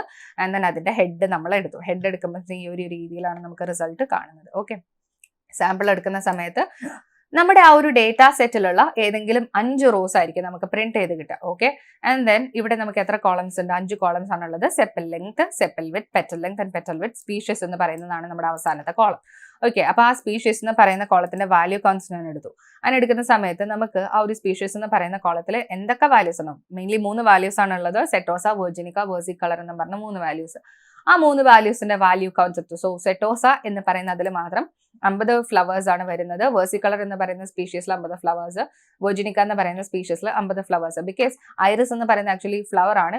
ആൻഡ് ഈ 3 സ്പീഷീസും എന്താണ്? ഐറിസ് എന്ന് പറയുന്ന ഫ്ലവറിൽ വരുന്നതാണ്. ഓക്കെ, ഇനി ഇത് ഉപയോഗിച്ച് നമുക്ക് എന്ത് ചെയ്യാം? ബാർ പ്ലോട്ട് ക്രിയേറ്റ് ചെയ്യാം. എങ്ങനെയാണ് ബാർ പ്ലോട്ട് ക്രിയേറ്റ് ചെയ്യുന്നത്? SNS.barplot എക്സ് ആക്സിസിൽ സ്പീഷീസ് കൊടുത്തു, വൈ ആക്സിസിൽ നമ്മൾ അടുത്ത കോളം പെറ്റൽ ലെങ്ത് കൊടുത്തു. ഹ്യൂ എന്താണ് ഇവിടുത്തെ? സ്പീഷീസ് എന്നാണ് കൊടുത്തത്. ഹ്യൂ എന്ന് പറഞ്ഞാൽ നമുക്ക് നമ്മുടെ ഗ്രാഫിനെ കളർഫുൾ രീതിയിൽ വേണം എന്നുണ്ടെങ്കിൽ നമുക്ക് അവിടെ എന്ത് കൊടുക്കാം? ഹ്യൂ കൊടുക്കാനായിട്ട് പറ്റും. ആൻഡ് പാലറ്റ്, പലതരത്തിലുള്ള പാലറ്റ് ഉണ്ട്. പാലറ്റ് ഇവിടെ നമ്മൾ റെയിൻബോ ആണ് കൊടുത്തത്. സി മാപ്പ്, വെറിഡിസ് എന്നൊക്കെ പറഞ്ഞിട്ട് പല തരത്തിലുള്ള പാലറ്റ്സ് ഉണ്ട്. നമുക്ക് ആവശ്യമുള്ള പാലറ്റ്സ് കൊടുക്കാം. അപ്പൊ ഇവിടെ നമുക്ക് കാണാൻ പറ്റുന്നത് എന്താണ്? സെറ്റോസ എന്ന് പറയുന്ന സ്പീഷീസിന്റെ പെറ്റൽ ലെങ്ത് വളരെ ചെറുതാണ്. വേഴ്സിക്കളറിന്റെ പെറ്റൽ ലെങ്ത് ആണ് കുറച്ചുകൂടി വലുത്. വെർജിനിക്കയുടെ ആണ് ഏറ്റവും വലുത്. ഓക്കെ, അപ്പൊ അങ്ങനെയുള്ള കൺക്ലൂഷൻസ് നമുക്ക് ഈ പറയുന്ന വിഷ്വലൈസേഷനിൽ നിന്നും പെട്ടെന്ന് ക്രിയേറ്റ് ചെയ്തെടുക്കാൻ പറ്റും. സെയിം ബാർ പ്ലോട്ടാണ് ഞാനിവിടെ വരച്ചിട്ടുള്ളത്. ബട്ട് അതിന്റെ അകത്ത് ഞാൻ കൊടുത്തിട്ടുള്ള കുറച്ച് എന്താണ് അട്രിബ്യൂട്ട്സ് മാറിയിട്ടുണ്ട്. സാച്ചുറേഷൻ ഇവിടെ ഞാൻ 0.1 കൊടുത്തു. സോ അതിന്റെ ജസ്റ്റ് ഒന്ന് കളർ റിലേറ്റഡ് ആയിട്ടുള്ള ഒരു അട്രിബ്യൂട്ട് ആണ്. ഓക്കെ, ആൻഡ് ദെൻ നമ്മൾ മാറ്റ്പ്ലോട്ട് ലെബിൽ ക്രിയേറ്റ് ചെയ്ത പോലെ തന്നെ ഇവിടെയും നമുക്ക് സ്കാറ്റർ പ്ലോട്ട് ക്രിയേറ്റ് ചെയ്യാനായിട്ട് പറ്റും. അതിനായിട്ട് ഇവിടെ നമ്മൾ ഉപയോഗിക്കുന്ന ഫംഗ്ഷൻ എന്താണ്? സ്കാറ്റർ പ്ലോട്ട് ആണ്. ഓക്കെ, പിന്നെ കൗണ്ട് പ്ലോട്ട്, ഹിസ്റ്റോഗ്രാം, ഹിസ്റ്റ് പ്ലോട്ട്, അങ്ങനെ പല തരത്തിലുള്ള പ്ലോട്ട്സ് ആണ് നമുക്ക് ഇവിടെ ക്രിയേറ്റ് ചെയ്യാൻ പറ്റുന്നത്. ഓക്കെ, സോ നമുക്ക് പല വിഷ്വൽസ് ക്രിയേറ്റ് ചെയ്യാൻ പറ്റും. അത് പോസിബിൾ ആണ്. പക്ഷെ ഓരോ വിഷ്വൽസും എന്തിനാണ് എന്ന് മനസ്സിലാക്കി പ്ലോട്ട് ചെയ്യുന്നതിലാണ് കാര്യം. ഓക്കെ, അപ്പോൾ ഇത് കൂടാതെ നമുക്ക് ഔട്ട്ലയേഴ്സിനെ കണ്ടുപിടിക്കാൻ എന്തുപയോഗിക്കാൻ പറ്റും? സ്കാറ്റർ പ്ലോട്ട് ഉപയോഗിക്കാൻ പറ്റും. അതിനായിട്ട് സ്വാം പ്ലോട്ട് ഉണ്ട്, സ്ട്രിപ്പ് പ്ലോട്ട് ഉണ്ട്, പല തരത്തിലുള്ള പ്ലോട്ട്സ് അവൈലബിൾ ആണ്. ഓക്കെ, ആൻഡ് സീബോണിന്റെ ഡോക്യുമെന്റേഷനിൽ ഒന്ന് പോവാം, അതിന്റെ വെബ്സൈറ്റിൽ ഒന്ന് പോവാം. ഓക്കെ, അപ്പം അതിൽ ഒരുപാട് മെത്തേഡ്സ് അവൈലബിൾ ആയിരിക്കും. സോ അതൊക്കെ നോക്കിയിട്ട് ഓരോ വിഷ്വൽസ് ഒന്ന് ക്രിയേറ്റ് ചെയ്ത് നോക്കുക. ഓക്കെ, സോ അതാണ് സീബോണിനെ കുറിച്ച് പറയാനുള്ളത്. ഓക്കെ, ഇനി അടുത്തതായിട്ട് എക്സ്പ്ലോറേറ്ററി ഡേറ്റ അനാലിസിസ് എന്താണെന്നുള്ളത് നമ്മൾ ജസ്റ്റ് ഒന്ന് പറഞ്ഞു പോയിട്ടുണ്ടായിരുന്നു. Okay, so exploratory data analysis ചെയ്യുന്ന സമയത്ത് ആക്ച്വലി അത് നിങ്ങൾക്ക് വേണമെങ്കിൽ ഒരു പ്രൊജക്റ്റ് ഒക്കെ ആയിട്ട് നിങ്ങളുടെ ഗിറ്റ്ഹബിൽ അപ്ലോഡ് ചെയ്യാം. സോ എൻ്റെ കയ്യിലുള്ളത് ഇപ്പോൾ സ്റ്റുഡൻറ് പെർഫോമൻസ് റിലേറ്റഡ് ആയിട്ടുള്ള കുറച്ച് ഡേറ്റ എൻ്റെ കയ്യിൽ അവൈലബിൾ ആണ്. ഓക്കെ, അപ്പം ആ ഒരു ഡേറ്റയാണ് ഇനി എന്ത് ചെയ്യാൻ പോകുന്നത്? നമ്മൾ ഉപയോഗിക്കാൻ പോകുന്നത്. സോ ആ ഒരു ഡേറ്റ വെച്ചിട്ടാണ് നമ്മൾ കുറച്ച് അനാലിസിസ് പെർഫോം ചെയ്യാൻ പോകുന്നത്. ഓക്കെ, അപ്പോൾ ഇൻട്രൊഡക്ഷൻ നമ്മൾ കൊടുത്തിട്ടുണ്ട്. സോ ഏതൊരു പ്രോജക്റ്റ് ചെയ്യുമ്പോഴും നമ്മൾ അതിനെ കുറച്ച് ഡോക്യുമെന്റ് ചെയ്ത് വെക്കണം. സോ ഫസ്റ്റ് ഇൻട്രൊഡക്ഷനിൽ എന്താ പറയുന്നത്? നമ്മുടെ ഡേറ്റ സെറ്റ് ഇങ്ങനെയാണ്, അതിൽ ഇത്ര കോളംസ് ഉണ്ട്, ഏതൊക്കെ കോളംസ് ആണ്, അതിലുള്ള വരുന്ന വാല്യൂസിന്റെ ടൈപ്സ് എന്തൊക്കെയാണെന്നുള്ളത് മെൻഷൻ ചെയ്തു വെച്ചു. ആവശ്യമുള്ള ലൈബ്രറീസിനെ ലോഡ് ചെയ്യുക, നമ്മുടെ ഡേറ്റ സെറ്റിനെ ലോഡ് ചെയ്തു, അതിനെ ജസ്റ്റ് ഒന്ന് പ്രിന്റ് ചെയ്തു. ഓക്കെ, അതിന്റെ ഹെഡ് എടുക്കുക. ഇൻഫോ, എന്താണ് ഇൻഫോ? നമ്മുടെ ഡേറ്റ സെറ്റിനെ കുറിച്ചുള്ള ബേസിക് ആയിട്ടുള്ള ഇൻഫർമേഷൻ. എന്തൊക്കെയാണ് ബേസിക് ആയിട്ടുള്ള information? Number of rose, number of columns, number of എന്താ പറയുക മിസ്സിംഗ് വാല്യൂസ്, അങ്ങനെ ഓരോ വാല്യൂസും നമുക്ക് ഇവിടെ കണ്ടെത്താനായിട്ട് പറ്റും. അതാണ് ഇൻഫോ. ഇനി അടുത്തത് ഡിസ്ക്രൈബ്. ഡിസ്ക്രൈബ് എന്ന് പറയുമ്പോൾ കുറച്ചും കൂടി ഇൻഡെപ്ത് ആയിട്ടുള്ള ഇൻഫർമേഷൻ ആണ് കിട്ടുക. നമ്മൾ ഡിസ്ക്രിപ്റ്റീവ് സ്റ്റാറ്റിസ്റ്റിക്സ് പറഞ്ഞില്ലേ. സോ ആ ഡിസ്ക്രിപ്റ്റീവ് സ്റ്റാറ്റിസ്റ്റിക്സിൽ എന്തൊക്കെയാണ് വരിക? മീൻ നമുക്ക് കിട്ടും, സ്റ്റാൻഡേർഡ് ഡീവിയേഷൻ കിട്ടും, minimum value, maximum value, median, അതേപോലെ 25%, പിന്നെ 75%, ഇത്തരം വാല്യൂസ് ഒക്കെ കാൽക്കുലേറ്റ് ചെയ്യാനാണ് നമ്മൾ ഡിസ്ക്രൈബ് ഉപയോഗിക്കുന്നത്. സോ ഈ ഒരു ഡിസ്ക്രൈബ് എന്ന് പറയുന്ന ഒരു ഫംഗ്ഷൻ ഉപയോഗിച്ച് കഴിഞ്ഞാൽ നമ്മുടെ ഡേറ്റ സെറ്റിനെ കുറിച്ചുള്ള ബേസിക് ആയിട്ടുള്ള ഒരു ഓവറോൾ ഇൻഫർമേഷൻ നമുക്ക് ഇവിടെ കിട്ടുന്നതാണ്. അതാണ് ഡിസ്ക്രൈബ് എന്ന് പറയുന്ന ഫംഗ്ഷൻ. ഓക്കെ, പിന്നെ മിസ്സിംഗ് വാല്യൂസ് ഉണ്ടോ എന്ന് നമ്മൾ ചെക്ക് ചെയ്യുന്നു. The next important part, missing values ഇല്ല എന്ന് നമ്മൾ അവിടെ കാണുന്നു. ആൻഡ് ദെൻ നമ്മുടെ ഡേറ്റ ഉപയോഗിച്ച് നമ്മൾ ജസ്റ്റ് ഒരു വിഷ്വൽ വരയ്ക്കുകയാണ്, പെയർ പ്ലോട്ട് വരയ്ക്കുകയാണ്. പെയർ പ്ലോട്ട് ഉപയോഗിക്കുന്നത് വേരിയബിൾസ് തമ്മിലുള്ള റിലേഷൻഷിപ്പ് എത്രത്തോളം ഉണ്ട് എന്ന് നമുക്ക് നോക്കാൻ വേണ്ടി ഉപയോഗിക്കുന്നതാണ് പെയർ പ്ലോട്ട്. അതേപോലെ കൗണ്ട് പ്ലോട്ട് വരച്ചിട്ടുണ്ട്. ഓക്കെ, അങ്ങനെ പല തരത്തിലുള്ള വിഷ്വൽസ് ആണ് നമ്മൾ ഉപയോഗിക്കുന്നത്. ഓക്കെ, റേസ് ഓർ എത്തനിസിറ്റി എന്ന് പറയുന്ന കോളത്തിന്റെ വാല്യൂ കൗണ്ട്സ് എടുക്കുന്നു നമ്മൾ, ആൻഡ് അതിനെ നമ്മൾ പ്രിന്റ് ചെയ്ത് അതിന്റെ വിഷ്വൽ നമ്മൾ വരയ്ക്കുന്നു. ഓക്കെ, സി അങ്ങനെ പല തരത്തിലുള്ള വിഷ്വൽസ് ആണ് നമ്മൾ ചെയ്യുന്നത്. ഓക്കെ, പിന്നീട് ബോക്സ് പ്ലോട്ട് വരച്ചു. ഓക്കെ, സോ നമുക്ക് ഏത് രീതിയിൽ വേണമെങ്കിലും എന്ത് ചെയ്യാനായിട്ട് പറ്റും, അനാലിസിസ് പെർഫോം ചെയ്യാനായിട്ട് പറ്റും. Okay, yes. സോ നമ്മുടെ പാസ് റേറ്റ് ഒക്കെ നമുക്ക് ആ ഒരു ടേബിളിൽ നിന്ന് നമുക്ക് കാൽക്കുലേറ്റ് ചെയ്തെടുക്കുക എന്നുള്ളത് പോസിബിൾ ആണ്. ഓക്കെ, സോ ഈ ഒരു കോഡ് ഞാൻ വേണമെന്നുണ്ടെങ്കിൽ നമ്മുടെ ഒരു ഡിസ്ക്രിപ്ഷനിൽ ഷെയർ ചെയ്തേക്കാം. സോ നിങ്ങൾ ജസ്റ്റ് ഒന്ന് എടുത്ത് നോക്കുക. It's very simple. Okay, and എല്ലാത്തിൻ്റെയും ഡിസ്ക്രിപ്ഷൻസ് കൊടുത്തിട്ടുണ്ട്. So you can just go through it. Okay, അപ്പൊ നമ്മള് നംപൈ എന്താന്ന് കണ്ടു, സീബോൺ എന്താണെന്ന് കണ്ടു, മാറ്റ്പ്ലോട്ലിബ് കണ്ടു, പാണ്ടാസ് കണ്ടു. അപ്പം ഇതിലെ കുറച്ച് കാര്യങ്ങള് ഓരോന്നും എങ്ങനെയൊക്കെ ചെയ്യാം എന്നുള്ളത് നമ്മൾ ചെറിയൊരു പോർഷൻ ആയിട്ട് നമ്മൾ ഡിസ്കസ് ചെയ്ത് പോയി. ഓക്കെ, ഇനി നമ്മുടെ ഫൈനൽ പാർട്ടിലേക്ക് നമ്മൾ വരികയാണ്. Career road map and A portfolio. എങ്ങനെ നമുക്ക് ഒരു കരിയർ ബിൽഡ് ചെയ്തെടുക്കാം as A data analyst, and നമ്മുടെ പോർട്ട്ഫോളിയോ എങ്ങനെ ബിൽഡ് ചെയ്തെടുക്കാം എന്നുള്ളതാണ് നമ്മൾ നോക്കാൻ പോകുന്നത്. So career paths in data analytics എന്തൊക്കെയാണ്? സോ നിങ്ങൾക്ക് സ്റ്റാർട്ട് ചെയ്യുമ്പം ആസ് എ ഡേറ്റ അനലിസ്റ്റ് നിങ്ങൾക്ക് സ്റ്റാർട്ട് ചെയ്യാം. And then junior data analyst actually. And then അത് കഴിഞ്ഞിട്ട് ഒരു ഡേറ്റ അനലിസ്റ്റ് പൊസിഷനിലേക്ക് പോവാം. ദെൻ ഒരു സീനിയർ ഡേറ്റ അനലിസ്റ്റ് ആയിട്ട് പോവാം. ദെൻ നിങ്ങൾക്ക് മേ ബി ഒരു ഡേറ്റ സയന്റിസ്റ്റ് ആയിട്ട് വർക്ക് ചെയ്യാൻ പറ്റും. ദെൻ ഒരു senior data scientist, and then may be AI research engineer, ആ ഒരു റോൾസിലേക്കൊക്കെ നിങ്ങൾക്ക് ഫ്യൂച്ചറിൽ പോവാം. സോ നിങ്ങൾ ചെയ്യേണ്ട ഒരു കാര്യം എന്ന് പറയുന്നത് കണ്ടിന്യൂസ്ലി ലേൺ ചെയ്തുകൊണ്ടിരിക്കുക. Okay, keep updated. Okay, so അതാണ് നിങ്ങൾ ചെയ്യേണ്ട കാര്യം. ഇനി അടുത്തത് സ്പെഷ്യലൈസേഷൻസ് എന്ന് പറയുമ്പോൾ എന്തിലൊക്കെയാണ് സ്പെഷ്യലൈസേഷൻ വേണ്ടത്? Marketing analyst, financial analyst, health care analyst. അപ്പം നിങ്ങൾക്ക് ഏത് ഡൊമൈനിലേക്കാണോ പോകാൻ താല്പര്യം ആ ഒരു ഡൊമൈനിലുള്ള നോളജ് വളരെയധികം കൂടുതലായിരിക്കണം. Okay, and then transition to data scientist, business intelligence developer. Okay, so കുറച്ച് മുമ്പ് പറഞ്ഞ പോലെ ഈ ഒരു റോൾസിലേക്ക് നിങ്ങൾക്ക് എവിടേക്ക് ഫ്യൂച്ചറിൽ പോകാനായിട്ട് പറ്റും. അടുത്തത് പോർട്ട്ഫോളിയോയുടെ കേസ് പറയുന്ന സമയത്ത് you will have to build a strong portfolio. Portfolio എന്ന് പറയുമ്പോൾ എന്തൊക്കെയാണ് ഉദ്ദേശിക്കുന്നത്? അവിടെ നിങ്ങളുടെ ഗിറ്റ്ഹബിന്റെ പ്രൊഫൈൽ, അത് വളരെ ഇമ്പോർട്ടൻ്റ് ആണ്. ദെൻ ലിങ്ക്ഡിന്റെ പ്രൊഫൈൽ വേണം. And then your resume. ഇത് മൂന്നും നല്ല രീതിയിൽ നമ്മൾ മെയിൻറ്റെയിൻ ചെയ്യണം. അപ് ടു ഡേറ്റ് ആയിട്ട് വെക്കുകയും വേണം. Okay, so showcase your projects showcase ചെയ്യാൻ നിങ്ങൾക്ക് ഗിറ്റ്ഹബിന്റെ ഹെൽപ്പ് ഉപയോഗിക്കാം. അല്ല എന്നുണ്ടെങ്കിൽ നിങ്ങളുടെ പേഴ്സണൽ വെബ്സൈറ്റ് ഉണ്ടെങ്കിൽ you can use that also. Include diverse project. പല തരത്തിലുള്ള ഡേറ്റാ സെറ്റുകൾ എടുക്കുക, പല ഡൊമൈൻസ് എടുത്തിട്ട് ചെയ്ത് നോക്കുക. സോ അതാണ് ഇവിടെ നമ്മൾ ഡൈവേഴ്സ് ആയിട്ടുള്ള പ്രോജക്ട്സ് എന്നുകൊണ്ട് ഉദ്ദേശിക്കുന്നത്. പല അനലിറ്റിക്കൽ ടെക്നിക്സ് ഉപയോഗിച്ചിട്ട് ചെയ്യാം. നമ്മൾ ഓൾറെഡി ഇൻഫറൻഷ്യൽ സ്റ്റാറ്റിസ്റ്റിക്സിൽ ഹൈപ്പോത്തസിസ് ടെസ്റ്റിങ്ങിൽ പല ടെസ്റ്റുകളൊക്കെ പറഞ്ഞു. അപ്പോൾ അതൊക്കെ നിങ്ങൾക്ക് അനാലിസിസിന് വേണ്ടിയിട്ട് ഉപയോഗിക്കാം. പല തരത്തിൽ നിങ്ങൾക്കത് ഉപയോഗിച്ച് നോക്കിയിട്ട് ചെയ്യാനായിട്ട് പറ്റും. And then next one, document your process code and insights clearly. So ഗിറ്റ്ഹബിലേക്കൊക്കെ ഇത് അപ്ലോഡ് ചെയ്യുന്ന സമയത്ത് ഇത് എന്താണെന്നുള്ളത് ക്ലിയർ ആയിട്ട് മെൻഷൻ ചെയ്യുക. പ്രോജക്റ്റിന്റെ ഓവർവ്യൂ കൊടുക്കുക, പ്രോജക്റ്റിന്റെ ഒബ്ജക്റ്റീവ് കൊടുക്കുക, എല്ലാം നല്ല ക്ലിയർ ആയിട്ട് മെൻഷൻ ചെയ്ത് വെക്കണം. ഓക്കെ, സോ അതൊക്കെ ചെയ്യാന്നുള്ളത് വളരെ ഇമ്പോർട്ടൻ്റ് ആണ്. And then next one, participate in Kaggle competitions or open source contributions. Kaggle എന്ന് പറയുന്ന ഒരു വെബ്സൈറ്റ് ഉണ്ട്. ഓക്കെ, ആസ് എ ബിഗിനർ നിങ്ങൾക്ക് Kaggle എന്ന് പറയുന്ന വെബ്സൈറ്റിൽ പോയിട്ട് ഡേറ്റാ സെറ്റ് ഒക്കെ ഡൗൺലോഡ് ചെയ്തെടുത്ത് അവിടെ ചെയ്യാനായിട്ട് പറ്റും. ആൻഡ് ഓൾസോ Kaggle എന്ന് പറയുന്ന പ്ലാറ്റ്ഫോമിൽ തന്നെ നിങ്ങൾക്ക് പൈത്തൺ കോഡിംഗ് ചെയ്യാനും പറ്റും. ബിക്കോസ് ജൂപിറ്ററിന്റെ പോലെ തന്നെ സിമിലർ ആയിട്ടുള്ള ഒരു എൻവയോൺമെന്റ് Kaggleൽ അവൈലബിൾ ആണ്. അപ്പോൾ അതിൽ ഈ പറയുന്ന കോഡിംഗ് ഒക്കെ ചെയ്ത് നോക്കാം. അതിൽ വരുന്ന കോമ്പറ്റീഷൻസിൽ പാർട്ടിസിപ്പേറ്റ് ചെയ്യാം, വിൻ ചെയ്യാം. ഓക്കെ, അപ്പം അങ്ങനെ പല ഓപ്ഷൻസ് ആണ് ഉള്ളത്. ഓക്കെ, അപ്പം you can try all those things. Okay, and then next one, network with other professionals. നമ്മുടെ ലിങ്ക്ഡിൻ പ്രൊഫൈൽ മാനേജ് ചെയ്യണം എന്നുള്ളത് നമ്മൾ പറഞ്ഞിട്ടുണ്ടായിരുന്നു. അപ്പം ലിങ്ക്ഡിനിൽ മറ്റുള്ള പ്രൊഫഷണൽസ് ഒക്കെ ആയിട്ട് എന്ത് ചെയ്യുക, കണക്ഷൻസ് എസ്റ്റാബ്ലിഷ് ചെയ്യുക. എല്ലാവർക്കും നമ്മുടെ പൊസിഷനിൽ സിമിലർ ആയിട്ട് ഇരിക്കുന്ന അല്ലെങ്കിൽ നമ്മൾ ആഗ്രഹിക്കുന്ന പൊസിഷനിലേക്കുള്ള ആളുകളായിട്ട് കൊണ്ടുവരിക, കണക്ഷൻ കൊണ്ടുവരാനായിട്ട് ശ്രമിക്കുക. ഓക്കെ, അവരൊക്കെ ആയിട്ട് കണക്ട് ചെയ്യുക.